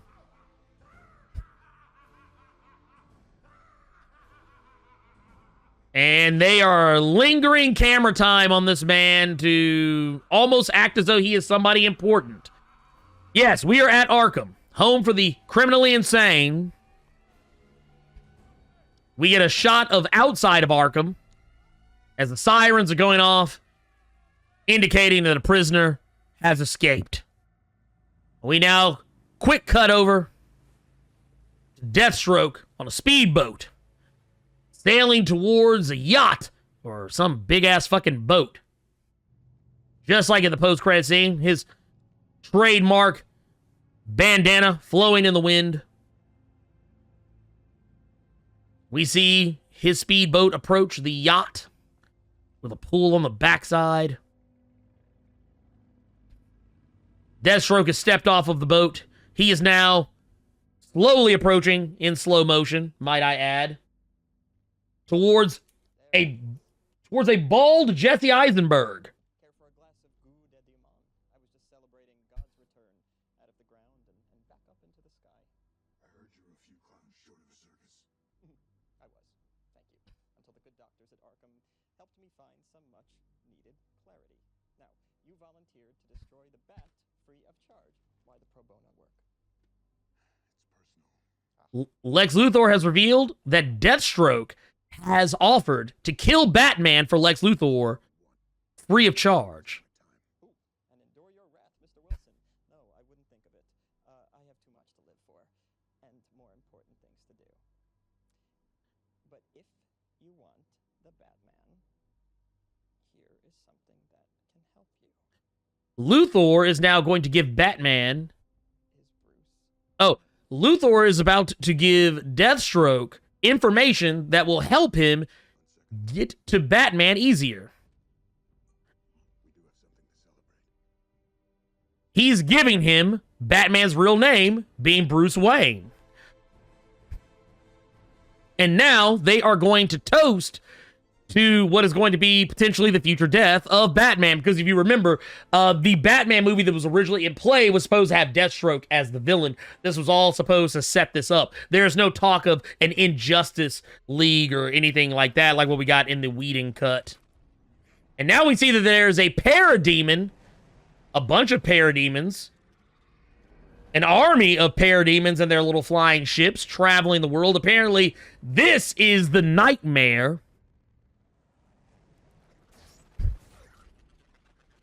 And wow, yeah, this place looks like fucking John Connor's home. Batman is sneaking around in his little trench coat and his goggles. Dude, this movie is like just going way too long. It's like they literally just, like, this does not belong at the end of the movie. Like, really, it does not. It really doesn't. Cyborg has now revealed himself, hiding in a cloak. Mira has revealed herself. Deathstroke has revealed himself, complete with mohawk. Bastard come. I'll stab this through his heart for what he did, Arthur. And it's now revealed that apparently Darkseid killed Aquaman. You have no idea how I feel. We have to stick to the plan to have any chance to make this right. Apparently Mira wants to kill Darkseid more than anybody else does. We see a Flash, also with very bad CG on his mask.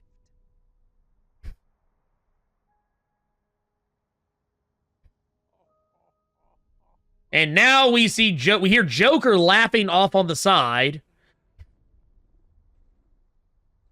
as he sits there with his SWAT tack vest on.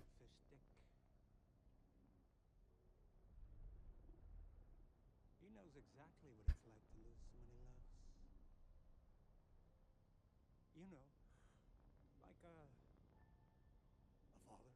When Mira says that Batman doesn't understand what it's like to lose someone, Joker reveals that Batman does know what it means to lose someone. And apparently he's referring to Jason Todd. Isn't that right?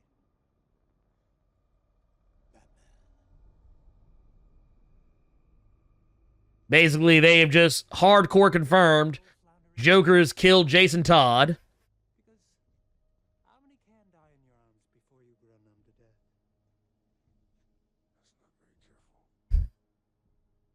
Now, how many dead eyes can you look into? He's also revealing that he's probably killed more than one Robin.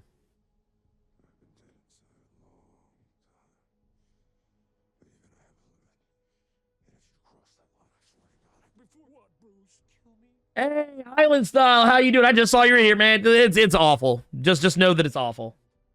It's awful. Everybody, y'all go check out friend of the channel. Oh, wow. He just asked who was going to give Batman a reach around if he kills Joker. Lord, get me out of here. Get me out of here. Y'all go check out my homie Island Style. It's RKG fam right there.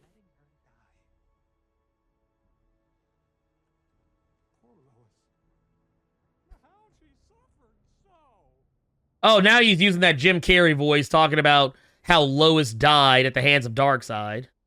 Or was it Joker? How many alternate timelines do you destroy the world? Because, frankly, you don't have the cojones to die yourself.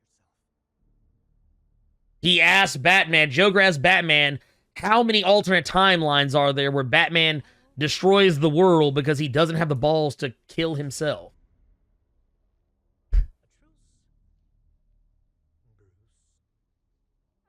And now Joker is asking for a truce between themselves, magically popping a Joker card out of his mouth.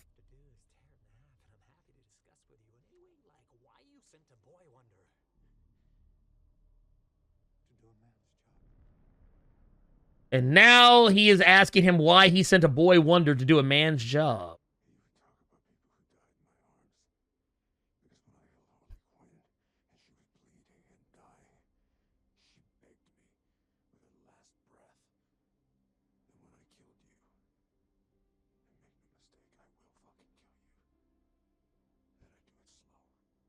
Oh, shit. I'm assuming he's speaking so low and they're speaking so fast, I really couldn't tell who he was talking about, but I'm assuming he's talking about Diana. But he said that apparently he was made to promise that whenever he kills Joker, and he says, and he reiterates, and I promise, I will fucking kill you. Those are his exact words. He says that he was told to promise to do it slowly.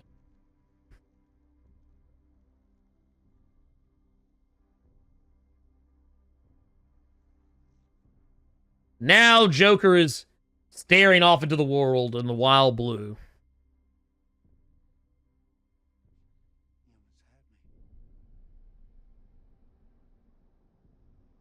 Oh, wow, Joker, I just realized, Joker has a bunch of badges all over his SWAT vest. Like, he's keeping them as, like, trophies. Also, I want to point out, one of the things I don't like about the scene, they keep blurring the camera on Joker's face. Like, they keep blurring, like, it's like, dude, we know who the fuck it is. Just stop blurring it.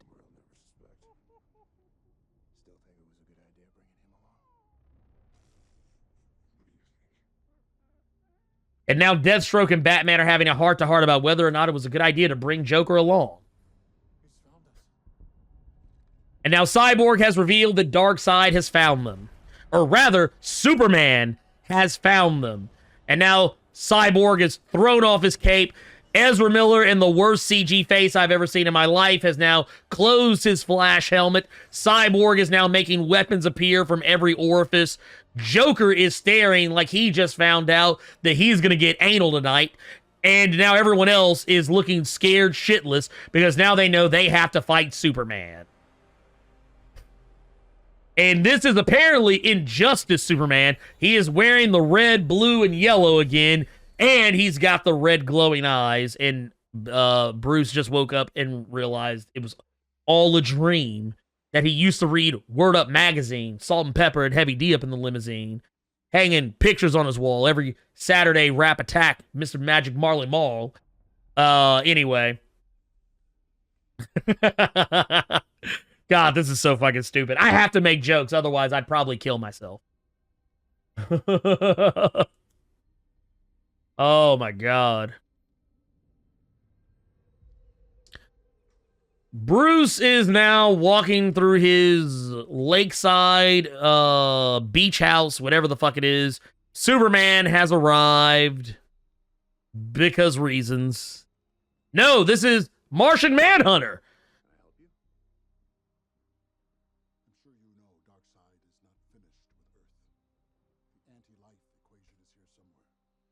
Martian Manhunter is revealing that the anti-life equation is here to Bruce Wayne. And that he is here to finally help.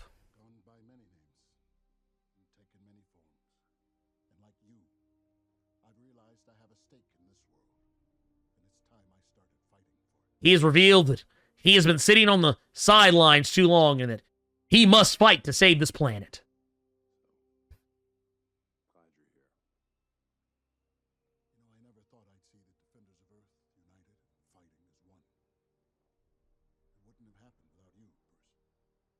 And now Martian Manhunter is saying that the Justice League would not be here today if it were not for Bruce, and that his father would be proud of him.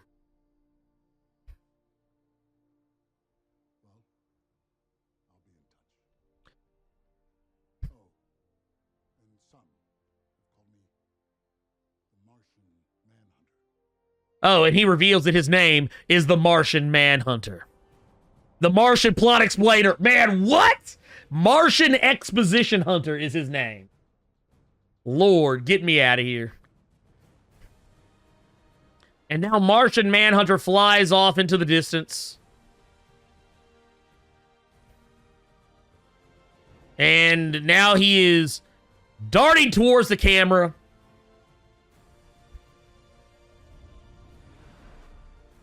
His costume is ugly as fuck, too. I just want to point that out. Martian Manhunter's costume looks booty as fuck. How does Martian Manhunter look better on Supergirl on the CW than he does in this? And now the music is playing, and a sign comes up saying, "For Autumn," which, for those who don't know, that is, I believe, Zack Snyder's daughter who committed suicide. So there we go. The movie is over. The credits are now rolling. And here we are. This is... Wow, okay, I guess I'll use this opportunity to talk about the movie because God knows there's plenty to talk about. Say, got it from the Martian Goodwill? Dude. Okay, so let's talk about it. This movie is... Okay, let's get the obvious one out of the way. Is this movie better than the Joss Whedon version of Justice League? That's a tough one because... The easy answer is sure. But it's kind of like one of those things. Is it because the movie is legitimately good? Or is it just because they gave you more movie? Like, honestly, the Joss Whedon cut of Justice League is not great. Does this movie have a little bit better of an arc than the Joss Whedon version? Yes, of course it does. But the thing is, it took 4 hours to do it. If you actually match this movie runtime for runtime, it would have been the exact same fucking movie. You just added more movie. It's kind of like when I was talking with Carter about this the other day. He was like, oh, every character got a chance to shine. Well, when the runtime, like right now, we're at 3 hours and 54 minutes where this movie ended. I would be shocked. This movie would be worse if it didn't. If every character in this movie did not have a chance to shine, then it would be an even bigger failure. Okay, so yes, I'm glad that all the characters got a chance to shine. Everybody got something to do. But here's the thing. It took you 4 fucking hours to do it. It took you 4 fucking hours. Meanwhile, I could just go watch Avengers. Everybody got an arc in that movie. And it's barely half as long as this movie. I mean, I don't know. I don't know what to tell people. It's too long. It's too long. This movie is too long. It is unnecessarily long. There's no excuse for this movie to be as long as it is. I'm sorry. There's no excuse. Character development aside, honestly, if Zack Snyder wanted to be honest with his fan base. If I were him, I would have released this as 2 separate movies. But here's the problem. The way he cut this movie, it would be like watching Harry Potter and the Deathly Hallows Part 1 and 2. The first movie is going to end in some weird-ass dumb spot that makes no fucking sense. And all the good shit is actually going to be in the second movie. That's what would have happened here. If you would have cut this movie directly in half and made 2 completely separate movies of this, this movie would literally end, if I'm not mistaken, it would literally end with them meeting, not even meeting Cyborg, but with Wonder Woman meeting, or no, it would end with Cyborg's arc, which is a really weird place to end it. And now they're playing Hallelujah, Lord. Oh my God. Now I get it. I know why they're playing the song. Apparently, from what I understand, this is his daughter's, or was his daughter's favorite song. They're not playing the version that they played in the trailers. They're playing this more gospel-y version of it, which, I mean, I get it. I totally get it. But man, really, I'm sorry. Get this shit the fuck out of here. Get this shit the fuck out of here. Like, the thing is, The Matrix actually ended in good spots. They ended on cliffhangers. Okay, the first movie, it didn't really end on a cliffhanger. The movie was done. They really didn't have anything else to go with. They just made sequels because the movie took off and it was popular. But when they got to the second movie, they actually ended the second movie on a cliffhanger. The second movie literally ended with them getting cornered by one of those fucking Sentinel drone thingies in the real world, and Neo being able to use his powers in the real world, not just in the Matrix, and then him passing out. That was a big reveal. That's a fucking cliffhanger. That's a good spot to end a fucking movie and make you wait for the next one to come out. But this bullshit right here, no. I'm sorry. I'm not gonna suck Zack Snyder's dick like everybody else is on this and act like this is a good fucking movie. It is not a good fucking movie. Yeah, it's better than Whedon's cut, sure, I'll give you that, but that's the lowest of low bars to clear. It was already a bad movie, and now you spent $70 million to do this? I don't know, I just can't. And I hate how people are acting like, I hate how people are acting like this is the second coming. I hate how people are acting like this is the second coming of greatness. They're like, oh my God, restore the Snyderverse. Restore the Snyderverse. Oh my God. Now DC finally has something that can rival the MCU. No, you don't. Marvel is making movies better than this. They didn't need a reshoot, $70 million fucking dollars to remake a shitty movie and make it only a little bit better. Oh, dude. I'm sorry, and I don't want people to think that I just hate DC shit. I don't. I love DC Comics. I love Wonder Woman, one of my favorite fucking superheroes. I love Superman, even though he's like only okay. I like Batman. I like fucking Flash and Aquaman and Shazam and fucking Mr. Terrific and Blue Beetle and all of these fucking characters. And this is the shit you give me. I can't anymore with these motherfuckers. Why is this movie in 4:3 ratio? I have to know. Is there some legitimate reason why this movie is in 4:3 and not 16:9? There's a part in the credits where they're actually thanking all the people who created the characters and wrote the stories for the characters and all that other shit, that helped make this movie possible in the first place. But there's a name on this list that I take umbrage with, and the fact that Zack Snyder, everybody's like, oh, Zack Snyder, he called out geeks and gamers. He called a geeks and gamer. Fuck that motherfucker. No, fuck him, because he literally put a name on this list who is the leader of Comicsgate. Fuck that motherfucker. Hold on, wait a minute, I'm gonna pull it up. I'm so fucking sick of this shit. Here.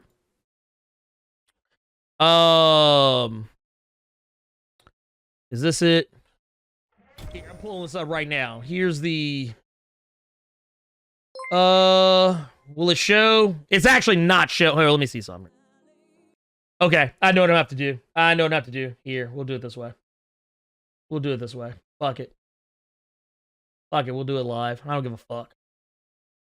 I'll actually show this fucking part.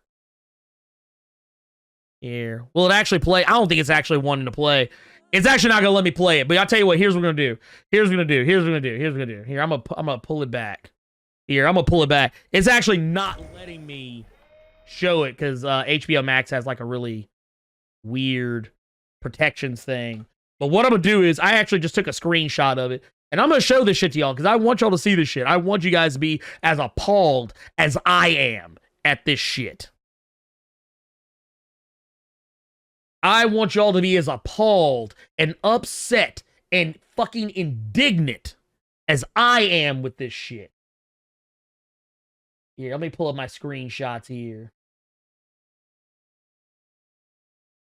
Oh, wow, it's not even letting me get the screen. Okay, all right, fine. Basically, what you need to know is that they got the name Ethan fucking Van Sciver on this fucking list. I thought maybe it was a joke. I thought maybe it was just simple trolling. By the way, is it Sassy the Rostier or the Rastar?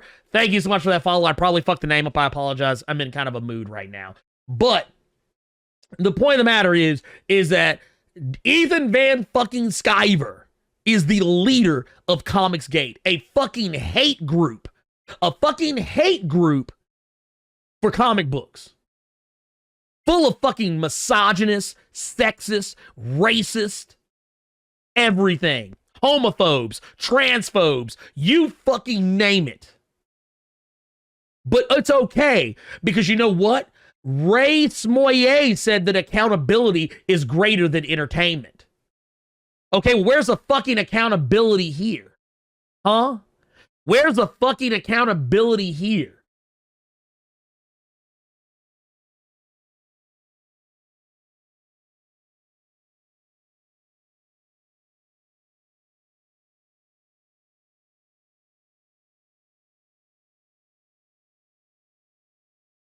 It's fucking stupid. Wait, KX said, what was it? The news said Snyder wanted it to fit the IMAX screens, which is close to 4:3. That's the dumbest fucking excuse I've ever fucking heard. He needs his ass whipped. He needs his ass whipped. I swear to God, dude, this is stupid. This is stupid. This is fucking dumb. It's dumb. I don't know any other way to say it. It is fucking dumb. Dude, Ray Smoyer has been out here putting on the cape for Zack Snyder, talking about how, oh, he's better than Joss Whedon. Which, okay, let's be fair here. Okay, can we just both agree that, Joss Whedon, terrible human being, okay? That's not lost on me. But here's the thing, though.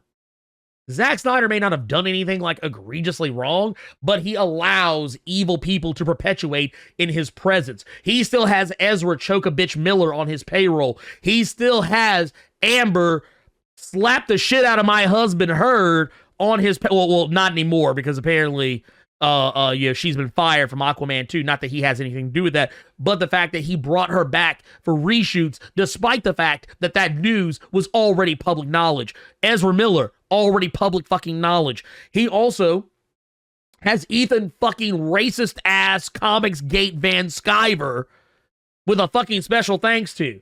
Fuck that motherfucker.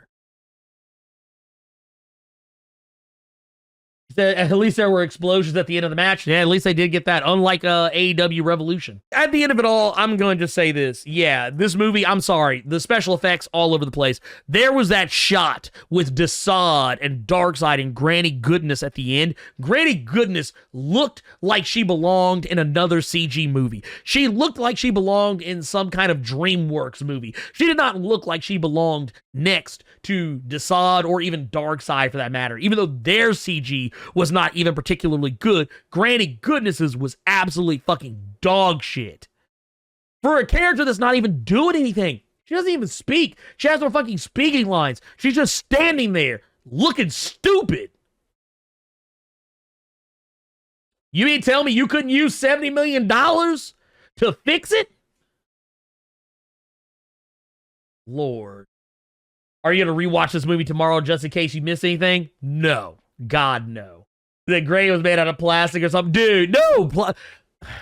So, the way they did it, she was, like, okay, all the CG in this movie was so stiff. It was so stiff, as most of the DC movies CG tends to be. And yeah, there were some good instances of CG. I'm not saying the entire movie had bad CG, but it's just the bad CG stuck out. So, like, okay, somebody misunderstood me when I said this. They tried to make it seem as though, because it's always this either or, and there's always these what about isms that always come out about this sort of thing. But when I was talking about how bad DC movie CG is, they're like, oh, well, what about Marvel? Marvel has bad CG. And it's like, yeah, Marvel has bad CG too. Trust me. I'll be the first one to point at how awful Smart Hulk looks in the final parts of Endgame when they're doing the whole running towards Thanos in that scene. He looks fucking awful. You can actually tell the CG wasn't fully baked on that one. There are plenty of other bad moments of CGI in Marvel movies, but here's the thing. The CG in the movies is typically so good, I don't pay the bad CGI that much attention because I usually don't notice it until I watch the movie several fucking times. DC movies, I see the bad CG on the first fucking viewing because it's so fucking glaringly obvious.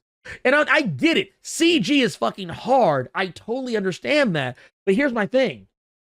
You spent $300 million on this movie, plus an additional $70 million on this movie. There's no excuse for a movie of that magnitude to have that bad a CG. Sorry. I'm sorry. No. I'm not. No.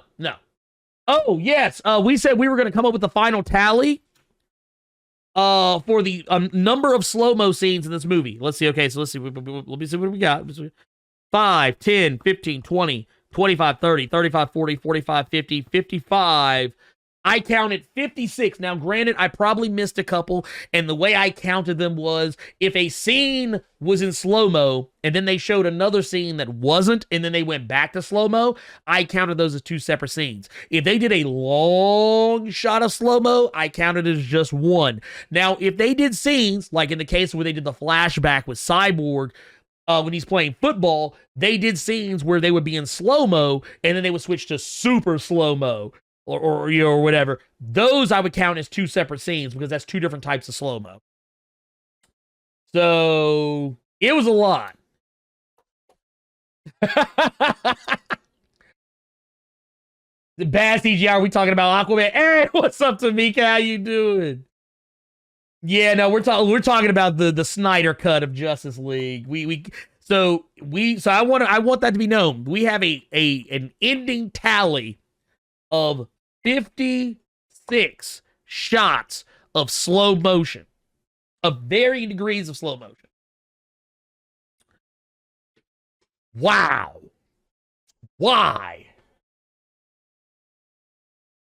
And yeah, it's bad. It's bad. Like, honestly, I'm with Tall and Quirky. I would just watch the animated DC stuff and just be done, because your mileage is going to be way better.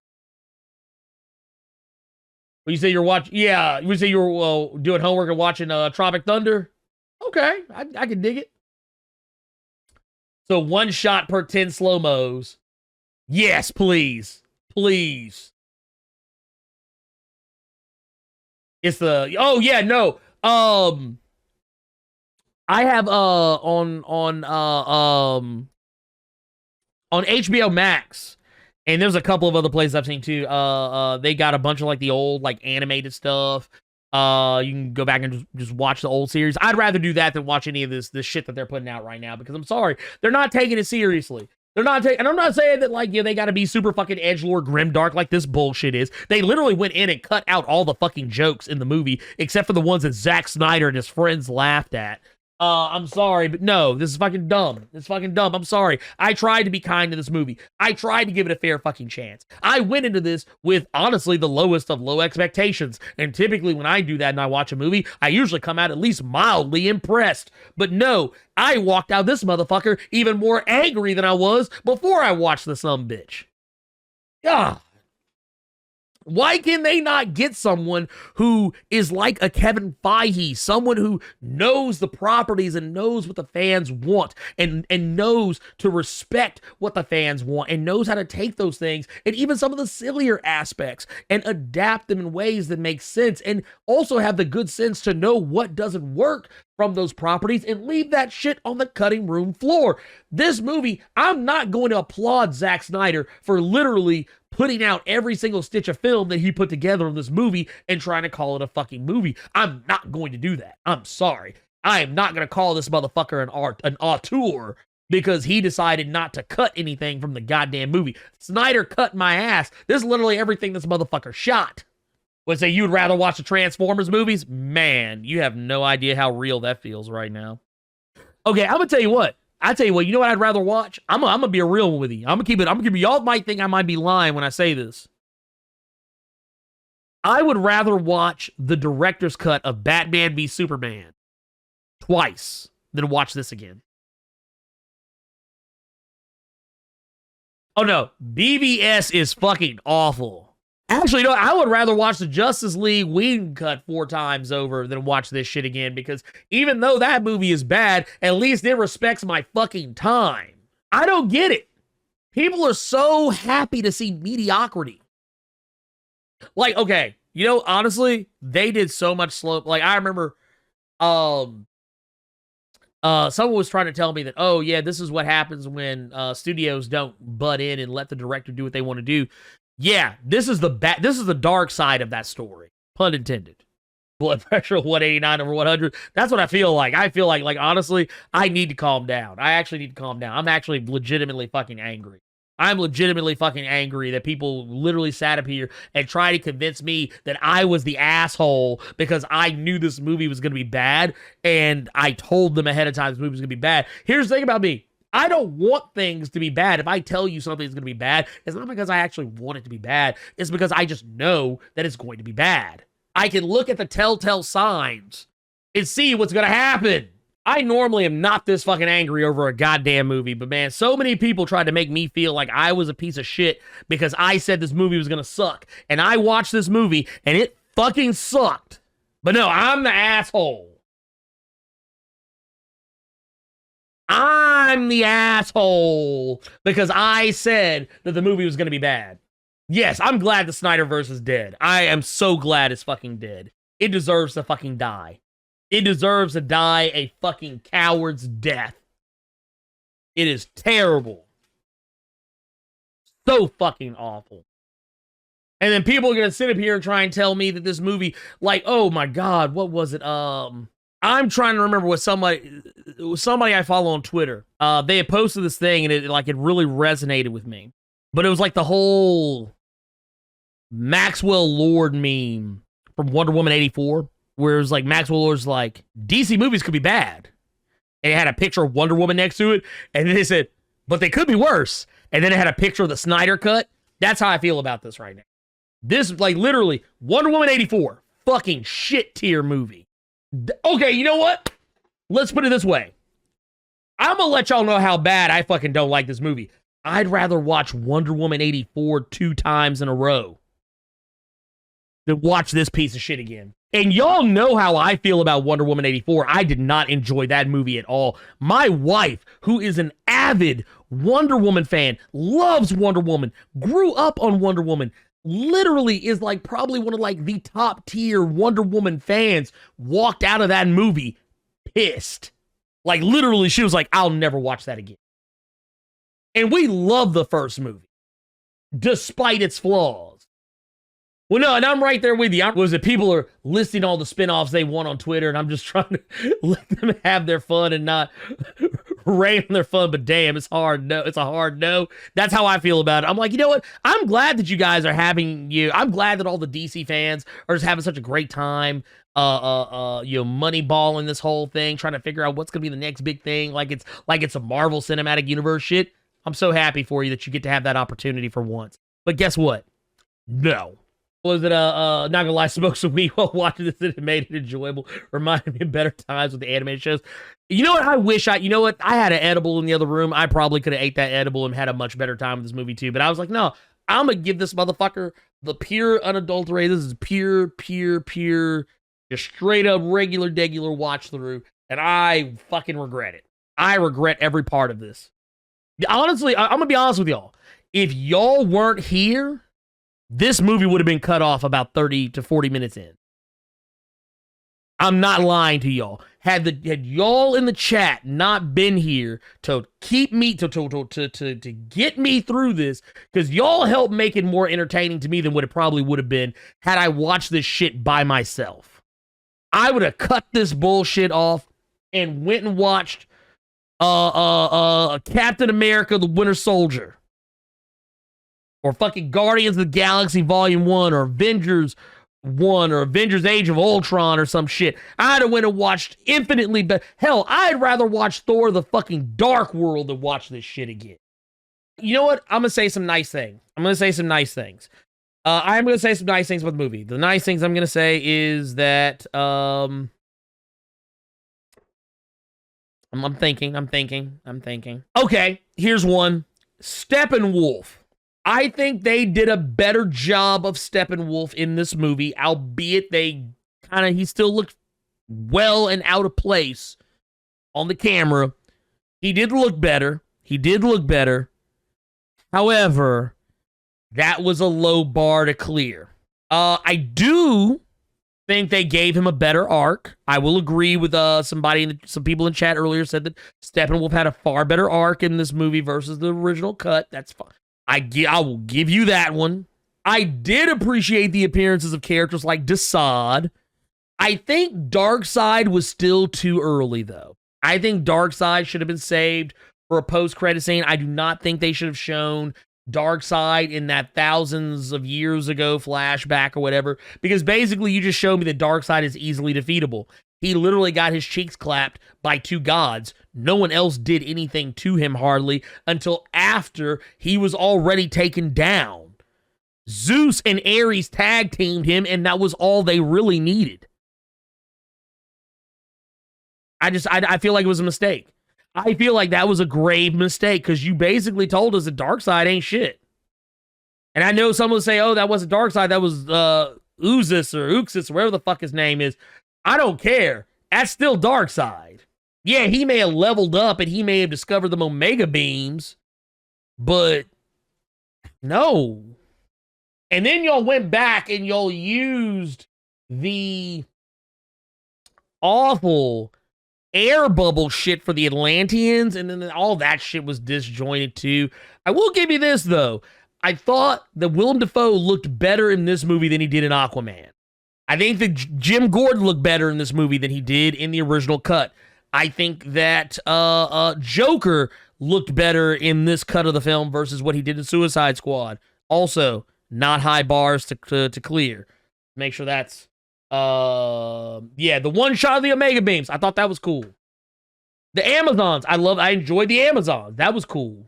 That whole Joker thing left me cold, did not like it one bit. Yeah, here's the thing. I thought the Joker looked cool, but the whole idea of the scene, I wish that they would have done something like that in an actual Batman movie and not this shit, and maybe have done it in a way that made a little more sense. I think we needed a Batman movie to actually really make that make sense. You know what I'm saying? I also didn't like the fact that we were showing Deathstroke's trying to kill Batman in one timeline, and in the Nightmare they're buddies now. Okay, all right, whatever, cool. I'm trying to say nice things about the movie as well as giving it legitimate criticisms. And the thing is, I feel like my criticisms are legit. There's no way you can convince me otherwise. I tried. I legitimately tried. I tried to give this movie a chance. I tried, and this movie failed to rise to the occasion of anything that resembles a good movie. And I'm sorry, if you enjoy the movie, that's on you. That's on you. That's not my cross to bear. You can watch this movie and enjoy it, then you got something out of it. You're a better person than me. However, I just don't feel like this movie has anything to offer other than a longer version of a bad movie I've already seen. And what's worse than watching a bad movie? Watching a longer version of it. I mean, yeah, I'll give them that. Everybody got a character arc. And I know some people say, oh, well, it's good for Zack Snyder. No, we're not giving passes here. I'm judging this movie objectively as a movie, not taking into consideration his other body of work, not taking into consideration any of his other shit. He wanted to make this movie? Well, guess what? This is the movie he wanted to make, and he showed it, and guess what? It fucking sucked. Yes, it's better than Joss Whedon's version. Whoopity fucking do. Low fucking bar. There's stuff in there that I really liked. Unfortunately, the rest of the movie happened. Yeah, exactly. Like I said, I love the Omega Beam shit. I love the fucking stuff with the Amazons. I even love that they gave a little bit more of a proper death to the Green Lantern in the flashback than what he got in the actual original cut of the movie. I love the fact that they did a little bit more with Flash and Cyborg, so you can kind of see they were actually trying to set up something between them for, like, you know, future films, because, you know, Cyborg was originally supposed to be in the Flash movie. I love the fact that they brought back Kiersey Clemons. I thought that was great. I thought she was, but the thing is, she was wearing a bad wig, and the whole scene didn't work for me because of what they were doing with the Flash in that particular instance. I liked Ben Affleck as Batman. I like Henry Cavill as Superman. I mean, Aqua Bro is cool. It just... The movie gets in its own way. That said, I don't want to overstay my welcome like this movie did. So I'm going to get out of here. And let me know whether it's here in the chat or in the comments for the video when I put it on YouTube or on Twitter. Let me know if y'all want me to do more shit like this where I like just watch a movie and like I want to try and do some of the ones where you like the Amazon like Prime watch parties. So you guys can actually see what it is I'm watching. But that's another story altogether because that one's kind of weird. You have to have Amazon Prime. There's a whole bunch of disclaimers that come along with that. You have to be watching on desktop. You can't be watching on phone. This, that, and the third. Blah, blah, blah, blah, blah, whoopty fucking woo, whatever. But yeah, let me know however you're watching this. I know the VOD's going to go up, and, you know, you'll be able to watch it there. But if you're in YouTube watching this, yeah, let me know in the comments if you want to see me do more stuff like this. Don't forget to come by and check out the Blerd Cave on Saturday over on YouTube. Make sure to go check it out. I will be there Saturday, 12 Central Standard Time. Go check it out. It'll be awesome. It'll be great. You get to see some awesome stuff happening. We'll be talking a little bit more. I'll actually have Carter here to talk with me about the Snyder Cut, and he'll get to give you his favorable opinion of it, because I will go and tell you he has a far more favorable opinion of it than I do. But you guys have a wonderful, wonderful evening. I love you guys. We out of here. Peace.